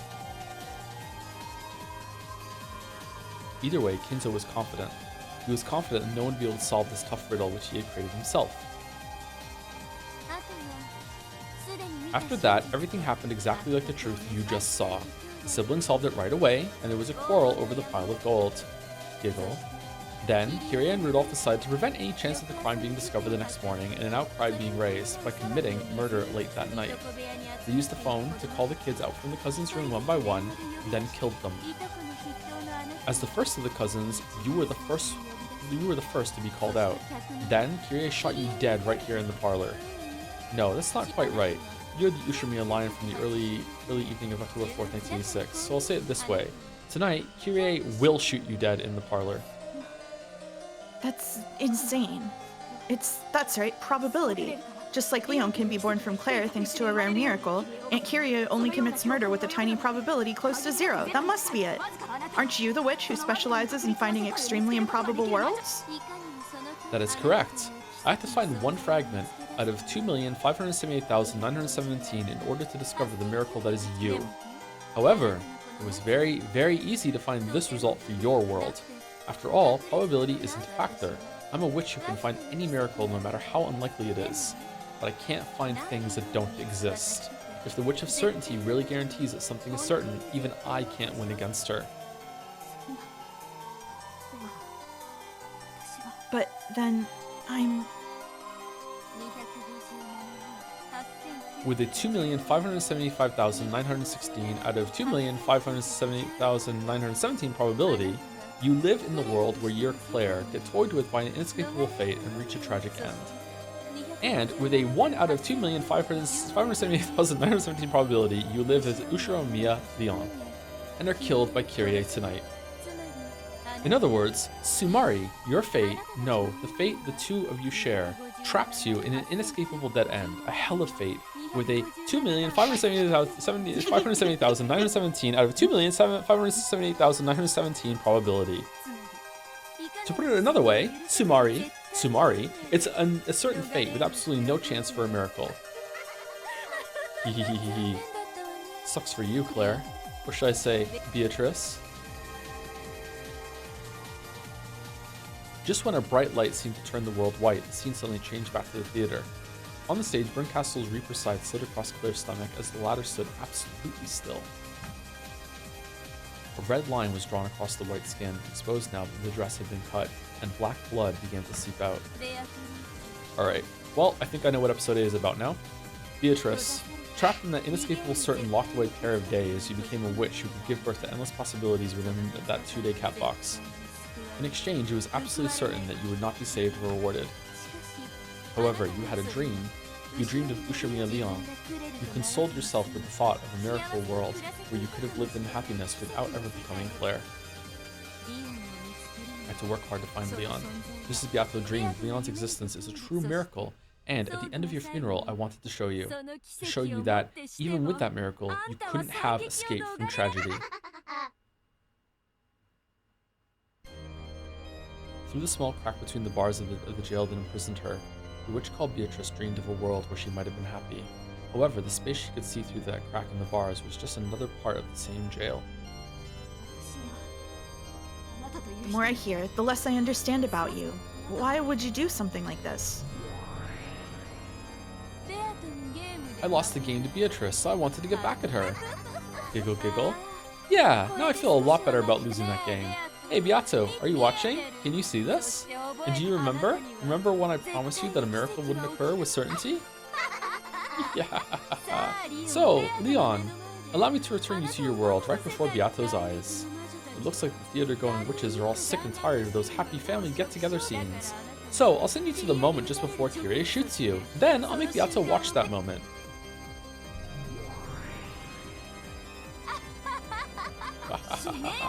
Die, scum Leon. The last hope of that scum Beato. Mwahaha! Berncastle raised her Reaper scythe, swung it down with gusto, and plunged it deep into Claire's stomach. Did you think you'd get an easy death? But humiliating and tearing out a corpse's guts is my specialty. She took the blade end of the scythe and heartlessly, ruthlessly, brutally raised it up into the air. Along a vertical line from Claire's stomach to her chest, the blade cut deeply, slicing Claire open. The red blackened sides jutted out, then burst like a dam breaking, covering the world with dark red entrails. See, if it was me, it'd just be Cookie. You're different, Yeah, for sure. different, yeah. Whoa! Steal the Italians' gold, you say? You coward, you're sure me, and you call yourself a soldier of the Empire.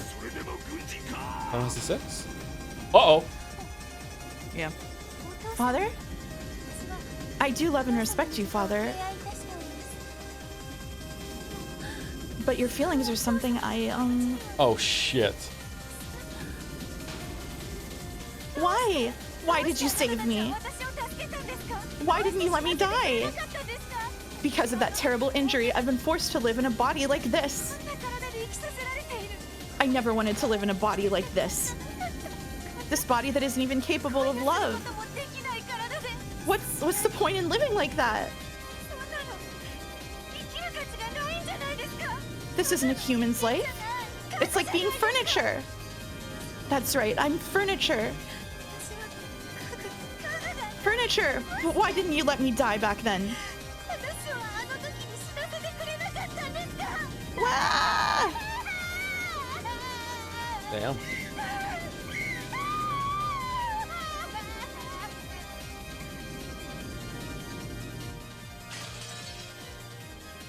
Huh.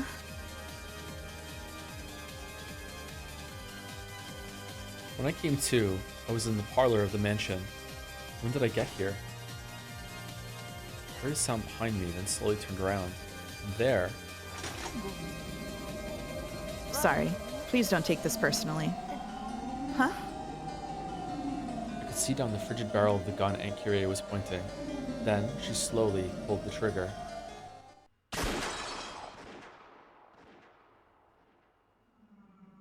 I could feel a razor-sharp wind pass through my body like a knife slicing through butter.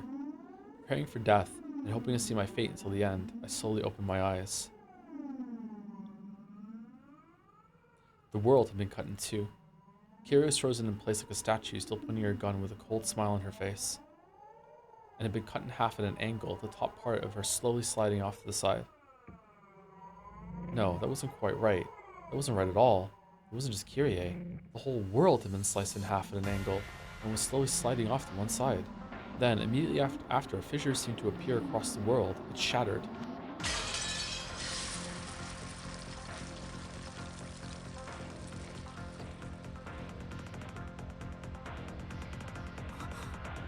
Huh?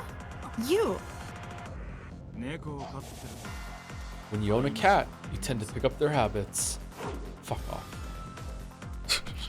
You pointed at Berncastle with the tip of the pitch black sword that had sliced the world, glaring at her. Giggle, giggle. What's this? Are you saying you came back here on a whim? There was no way you'd end things on a happy note. Do you really hate Beatrice so much? Think I'd let her win and get away? I have to pay her back in full for the humiliation she caused me. When I hold a grudge, a mere century isn't long enough for me to forget it. You're a gloomy person. Come on, you mustn't neglect my heart. Giggle, giggle. Are you okay, Leon? Hey, what's wrong? Leon had suddenly doubled over, groaning. My chest hurts. It's... Will roughly grabbed the hand that was pressed against Leon's chest and tore it away. Blood was seeping out from where Leon's hand had been. It was the place that the bullet would have entered if Kyrie had shot Leon. Giggle. Looks like Leon's body is almost ready to accept its fate. Leon, hang in there! Damn, these chains.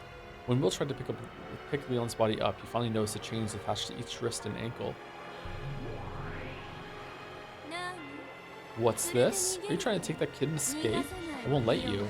I'm about to let everyone watch as Leon coughs up blood, despairing at the fact that there's no hope in any of the many worlds, before finally dying in agony. Leon isn't a show. Will swung his pitch black sword and destroyed the chains binding Leon. The chains and shackles shattered into little bits like glass and vanished. You intend to get in the way of my fun? You aren't God. All you can do is sneer at fate. Leon's fate is going to be decided by Leon. You can't treat a human's fate like a toy. Giggle, giggle. You got guts saying that to the great Berncastle, witch of the Senate. I have no more use for you either, get it?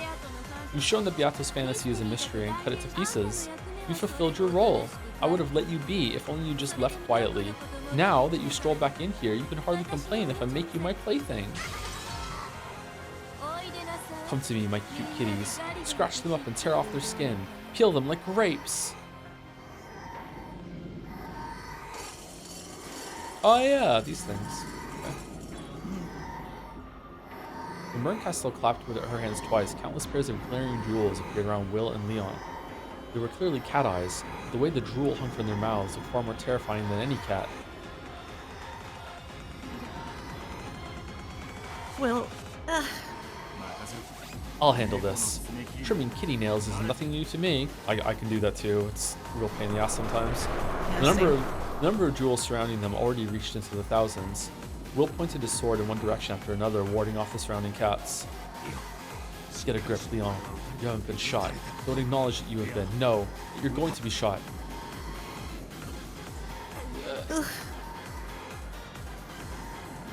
Don't get confused, Will. Leon is a cat. Leon tried to fight the incredible tearing pain. No, it was a fight against the promised future the Burn Castle had shown. However, the stake of that future, which was the Witch of Miracles had guaranteed, would contain no miracle, was firm and merciless. Bit by bit, and yet unceasingly, it continued to pierce into Leon's chest. Listen up. I'm going to break through their perimeter for just a second. When I do, you need to run with all you've got. Doesn't matter where. Just make sure you get far away from this place. Keep on running no matter what happens. I'll try to the best of my ability. If I can't do it, please forgive me. If you can't do it, enough whining. I won't forgive you. Neither will Claire. Did you forget that you're Claire's 1 in 2,578,917 chance? If you give up, you're betraying all the other yous in countless worlds. So don't lose heart, keep on struggling and struggling.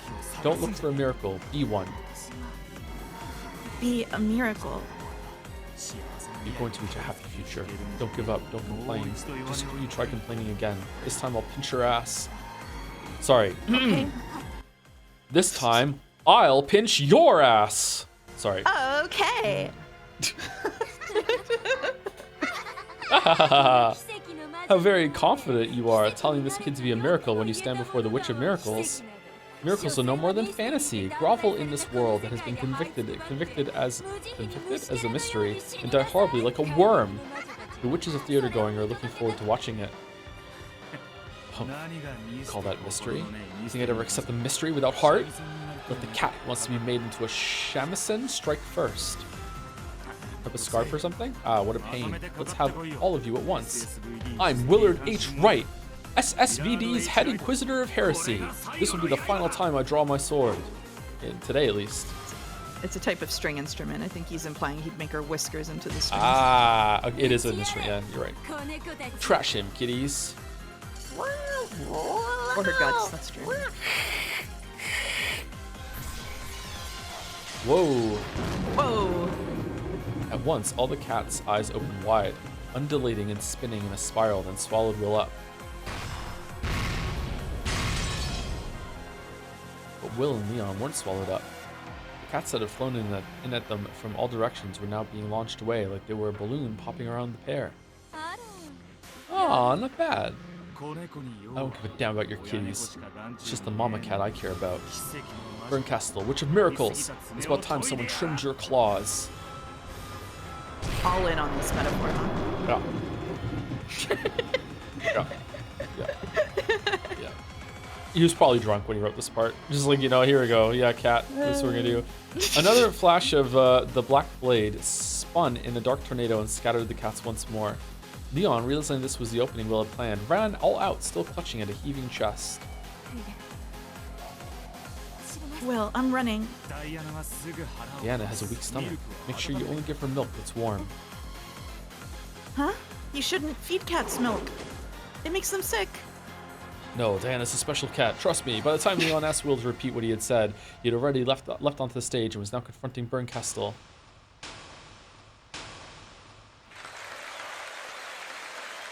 It was at the climax of the show. Loud cheers erupted from the pitch-black audience seating. On either side of Claire, who lay with her insides exposed, stood Will with his pitch-black sword, and Burn Castle with a scythe that could harvest miracles from fate. Kyrie and Rudolph were the culprits, and they massacred the people on the island. They called Leon out to the parlor, then shot Leon to death. Sorry, but I can't acknowledge this truth of yours as a mystery. This is all fantasy. Fantasy. You're calling it that to try and let Leon escape fate? By all means, try. Cackle, cackle, giggle, giggle, giggle.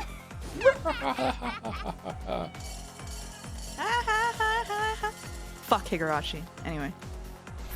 I'm so fine. You good? You good? You're good? Yeah? Yeah. Cucumber? Really? We're doing red? Okay, rule number 1. It is forbidden to have a crime without all clues presented. Surely, Will's black sword must have cut through Berncastle's body. However, it had no effect, like cutting the reflection of the moon on the water. I feel like we're kind of past this, actually. I'm surprised. What's this? What do you mean by clues? I won't accept your mystery with Kiria and Rudolph as the culprits. You won't find clues showing that they're the culprits no matter which game you look at. Of course you won't. Even if they did exist at one point, the whole island blew up. Which means there aren't any clues. And that means this is no mystery. It's fantasy. Huh? It's impossible for an unprovable truth to become truth in the human world. In other words, Samari, even the actual truth cannot cross the boundary of the cat box. Are you trying to shut the truth inside the cat box? Giggle giggle, is this how the mystery genre is supposed to fight? With a laugh like the howl of a wild animal from Higurashi, Berncastle carelessly tossed her side to side. Fighting itself is a waste of time. Get over here, scum. Try and cut me all you like. I'll listen to all you've got to say. 20 wedges will pierce every part of your heartless mystery. Here it comes. And when you realize you can't defeat me with those 20 wedges, you'll know what'll happen next, right? Giggle, come on. I'll play with you if that's what you want.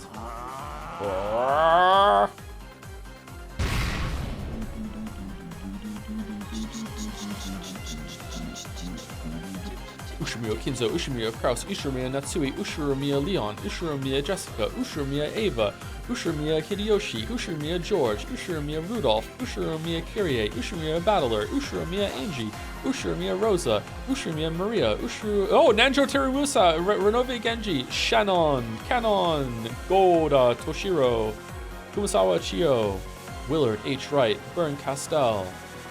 7th game, Requiem of the Golden Witch. All of the goats. All of the goats. We haven't seen a goat in a while. I haven't seen a goat in a while.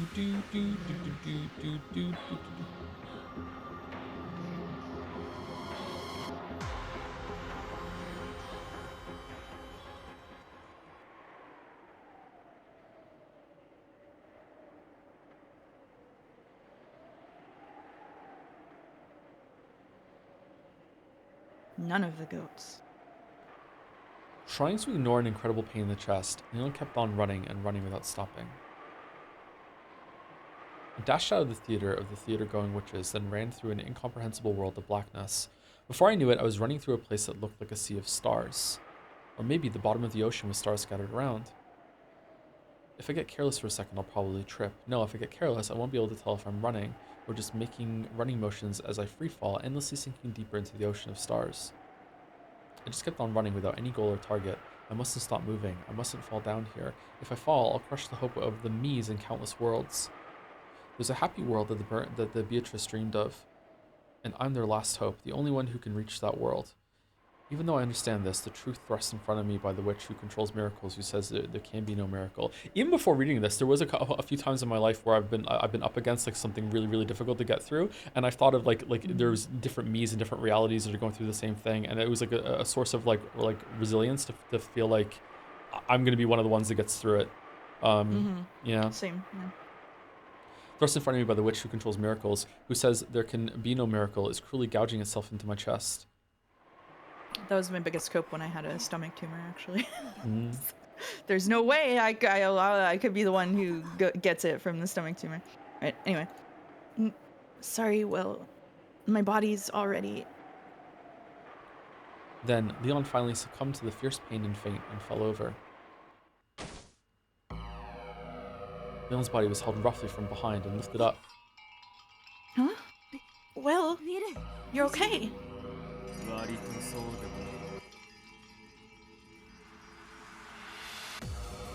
Is Will meant to be like an idealized battler?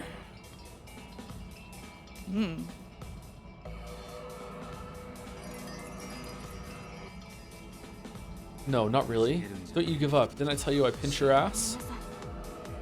Sorry. I'm really sorry, but on that day, in that place, I was fated to be killed. That's right. All humans are fated to die in the end. Does that mean their lives are meaningless? Of course not. What a person's life means, what it's worth, what it is, these are things each person decides for themselves, no matter what sort of fate is forced upon them. Don't accept it. Create your own world for yourself. Will, your left arm.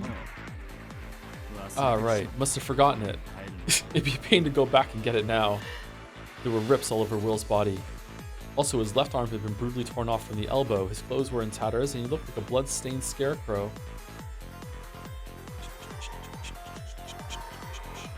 Then, Leon noticed. Though this place had once felt like a sea filled with stars, both above and below them, those stars had now gathered together and were surrounding them. It was a huge, even number of stars, all glaring at the two of them. Will, holding Leon with one arm, didn't take his sword out. However, he didn't let go. Also, he said it was the last time he was going to draw it. He was determined to let Leon escape from here, to lead Leon towards the happy tale that the Beatrice had dreamed of. Behind the cats, whose eyes glowed out of the empty darkness, the queen of cats who committed no miracles appeared.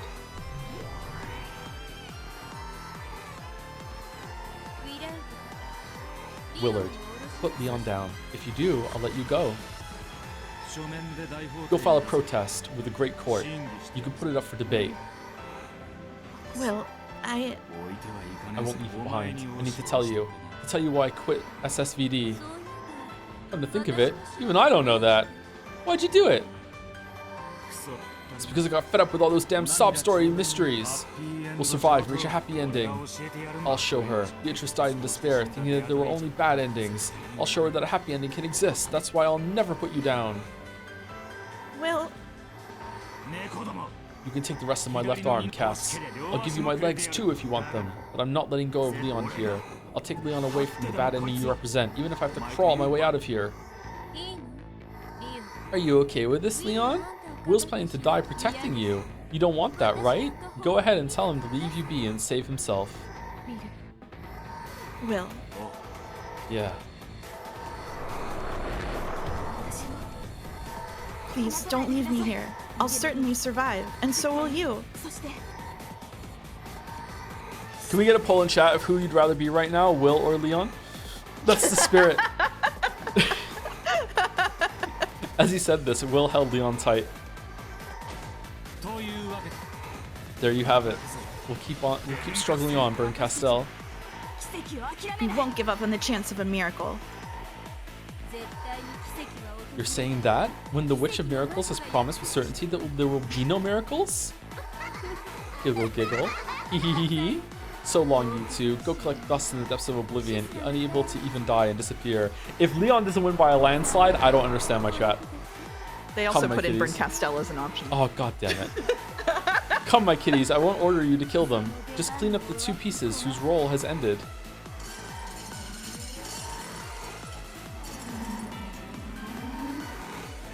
$100 million, $1 trillion, 10 quadrillion cats all bared their fangs.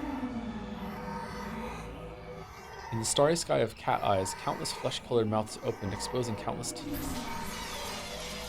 Ooh. The world was wrapped in flesh and blood and fangs.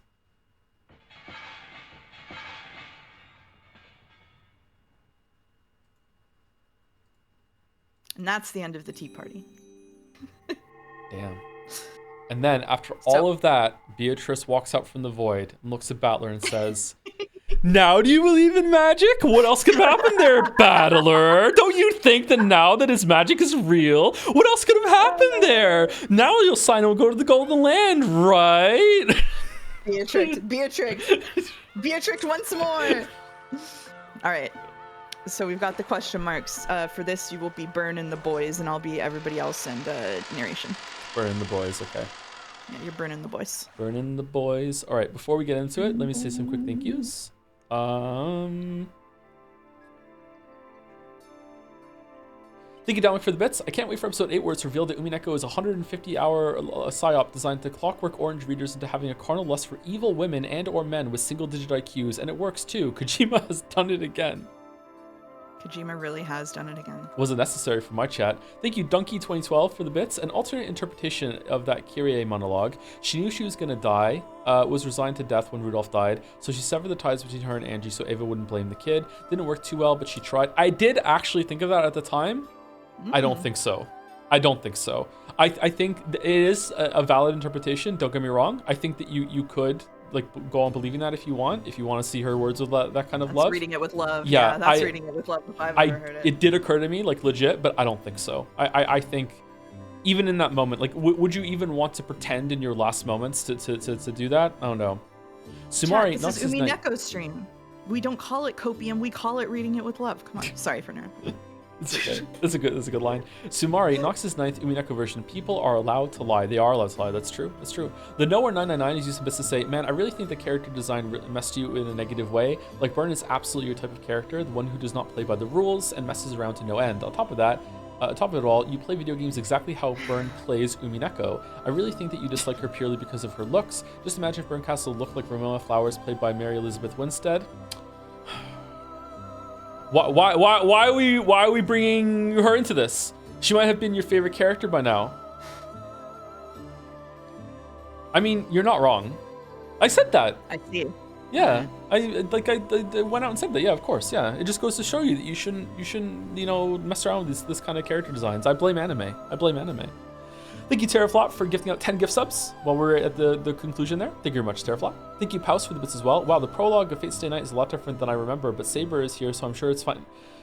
Thank you to Lamp TD as well for the resub. Episode 7 tea party is kind of cool. Yeah, there was no tea, there was no party. Yeah, pretty good. Pretty good. 0 out of 10. 0 out of 10. All right. So you say Okay. I was burning the boys? Burning the boys, and I'll Burning take the everyone else's boys. narration. Okay, go for it. All right. 2 white pieces were set on the chessboard. The countless black pieces surrounding them were now just packed together, not even placed on the squares. Berncastel tipped the 2 white pieces over and took them off the board.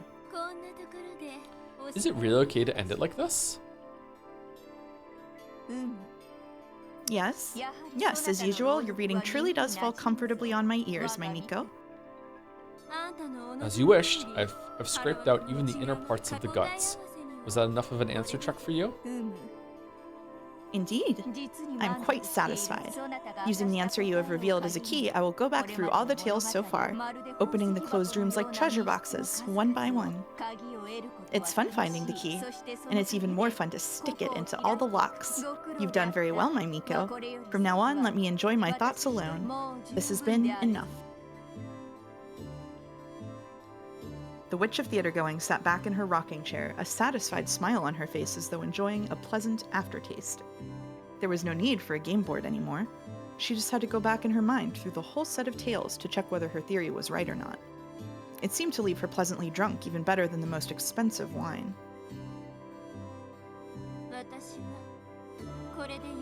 Are you done with me now? You have done well, my Miko. I absolve you of your duty. I will return to my slumber. I'd like to enjoy this pleasant dream for a few more centuries. And when I grow tired of that, you will find yet another tale to keep me entertained. We'll call it Caconia. For those centuries, which will pass in the blink of an eye, I grant you your freedom. Splendidly done, Berncastel, my cute Miko. It's not like I care. Babaka, go ahead, dry up and die. So long for the rest of time. You call a few mere centuries for the rest of time? Featherine's consciousness slowly faded away.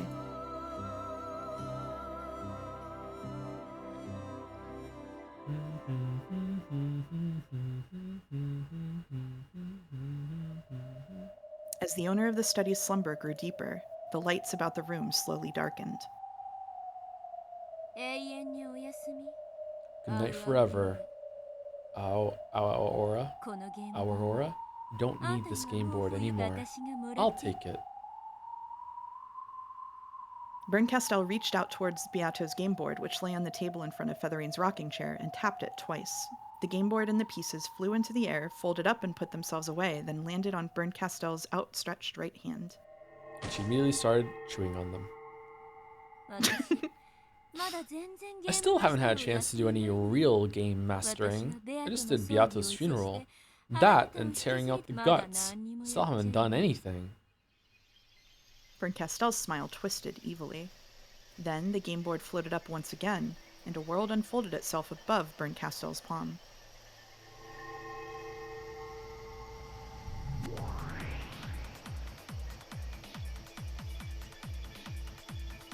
Fucking Chad is gonna judge Bernkastel right now like they haven't just murdered people in The Sims before.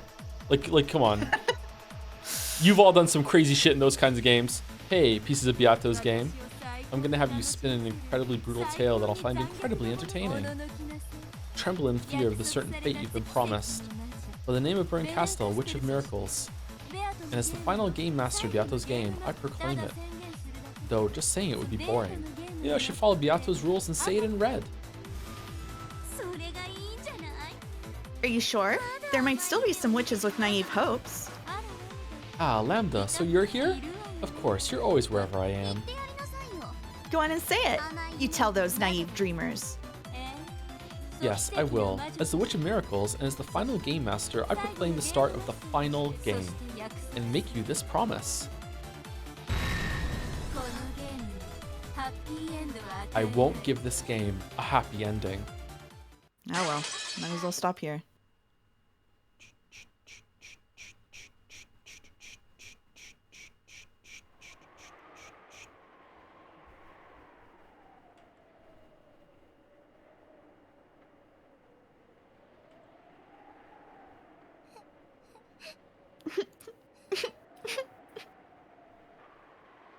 A single girl was crying in a desolate, quiet chapel. She was a small girl, only 6 years old. The girl who would, for 12 years starting now, lament the fact that she wasn't on this island during October 4th and 5th, 1986.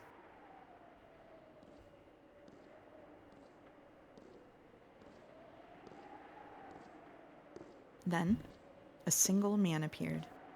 Can't be George. The man noticed the girl, walked up to her quietly, trying not to scare her, and put his arms gently around her shoulders. Oni-chan? I've been looking for you, Angie. The girl jumped into her big brother's chest and started crying again. What's wrong? Why are you so sad?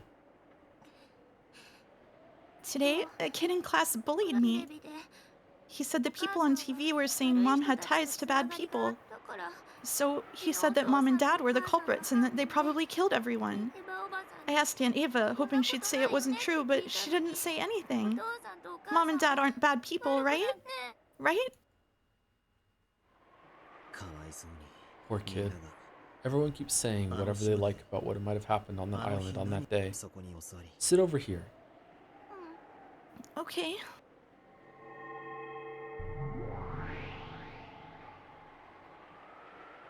When the man pointed to the floor, a cloud of gold butterflies gathered there and created a chair. The girl obediently sat down on it. You know, don't you, Oni-chan? You know that Mom and Dad aren't bad people, right? Yeah, of course I know that. I know that none of them were bad people. Then tell me, what happened that day? What happened on Rikkenjima? Okay, I'll tell you. This is what happened on that day. Is it a scary story? Of course not. Is it a sad story? Not at all. Then what kind of story is it? You can decide that for yourself when you hear it. It definitely isn't a painful story, so listen up. Okay, Battler Oni-chan. On that day, we all went to Rikkenjima. There were a lot of us, and it was an important day, the day of the family conference. Where should I begin? This is... Oh, this is you. This is the final game made just for Angie. Listen, Angie. This is what happened on Rikkenjima on that day. It isn't sad or painful at all.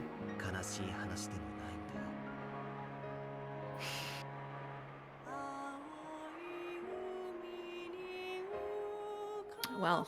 That hits, man. That hits. Yeah, that actually got me a little bit. Yeah. Got me a little bit too, yeah. Well, now you know what Chapter 8 is. Episode 8. Yep. Yeah.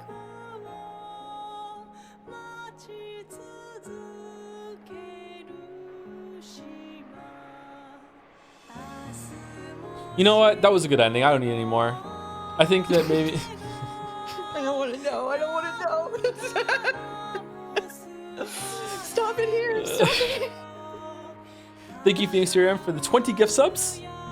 Sending us off with a crap ton of gift subs. Thank you much, Phoenix Uriam. Thank you again, Terraflop, for 10 gift subs as well. Thank you very much, everyone.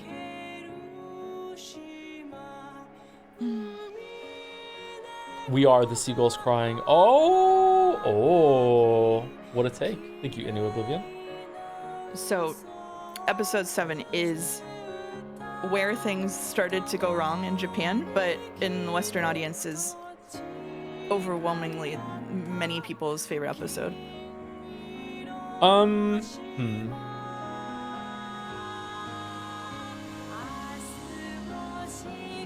don't know if it's my favorite.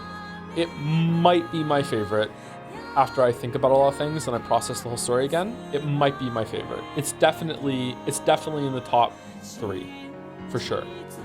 It's definitely in the top 3. It might be number 1. I don't know. I feel like it's probably the best paced. It had really good presentation. It flowed really well. A lot was revealed. Almost all of it made sense. So like I'm nitpicking some stuff that doesn't make sense. Like at this point I'm in a different place in the story, so I have different expectations. So even the bomb thing doesn't really bother me.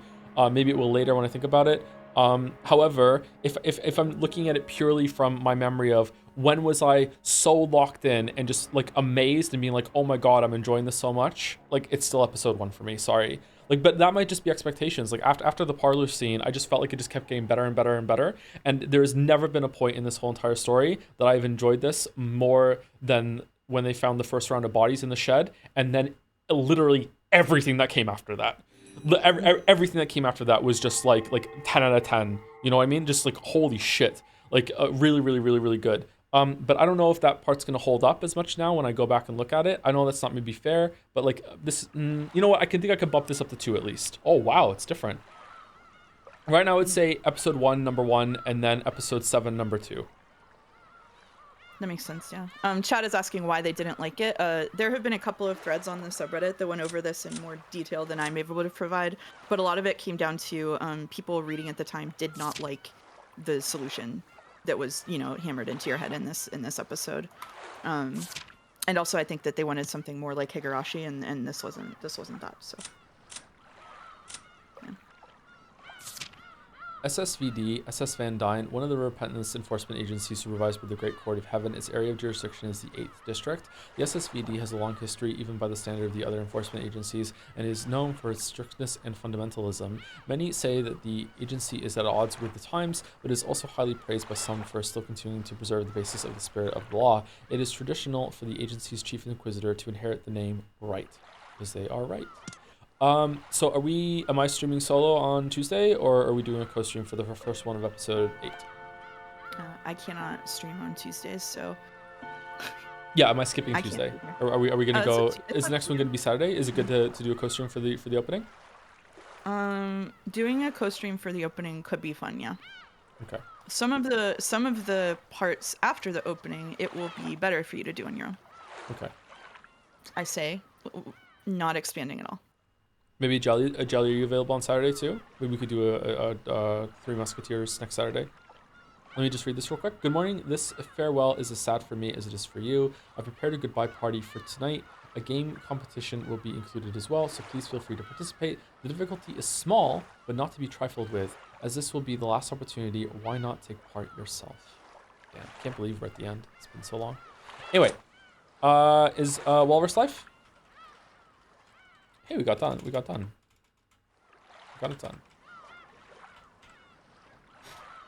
We did get it done. We got it done in time for my funny little plans. Yeah. Hypothetical Walrus. Okay. Hypothetical raid going out. I think Walrus has Umi news. Maybe it's time for Umi news. Okay, why don't we start next Saturday then, since Jelly is available, and then I think we'll pretty much get exactly enough done next Saturday before it goes into a section it'll be good for you to do by yourself. Okay, we can do that. Sure. That sounds good. Checking the timing. We'll check with Jelly at some point in the week. Sorry. Okay. So there's not going to be a Umineko stream on Tuesday. I'll probably just be Final Fantasy 6 into Expedition 33. With the pace I'm going on Final Fantasy 6, we might be able to start Expedition 33 on Thursday. if I stream Nice. on Monday. So that'd be good. Because now we have to play the fucking Donkey Kong game. So, yeah, we need to make some time. And I'm so cool about it. I'm so cool about it. There's absolutely nothing wrong with the Donkey Kong.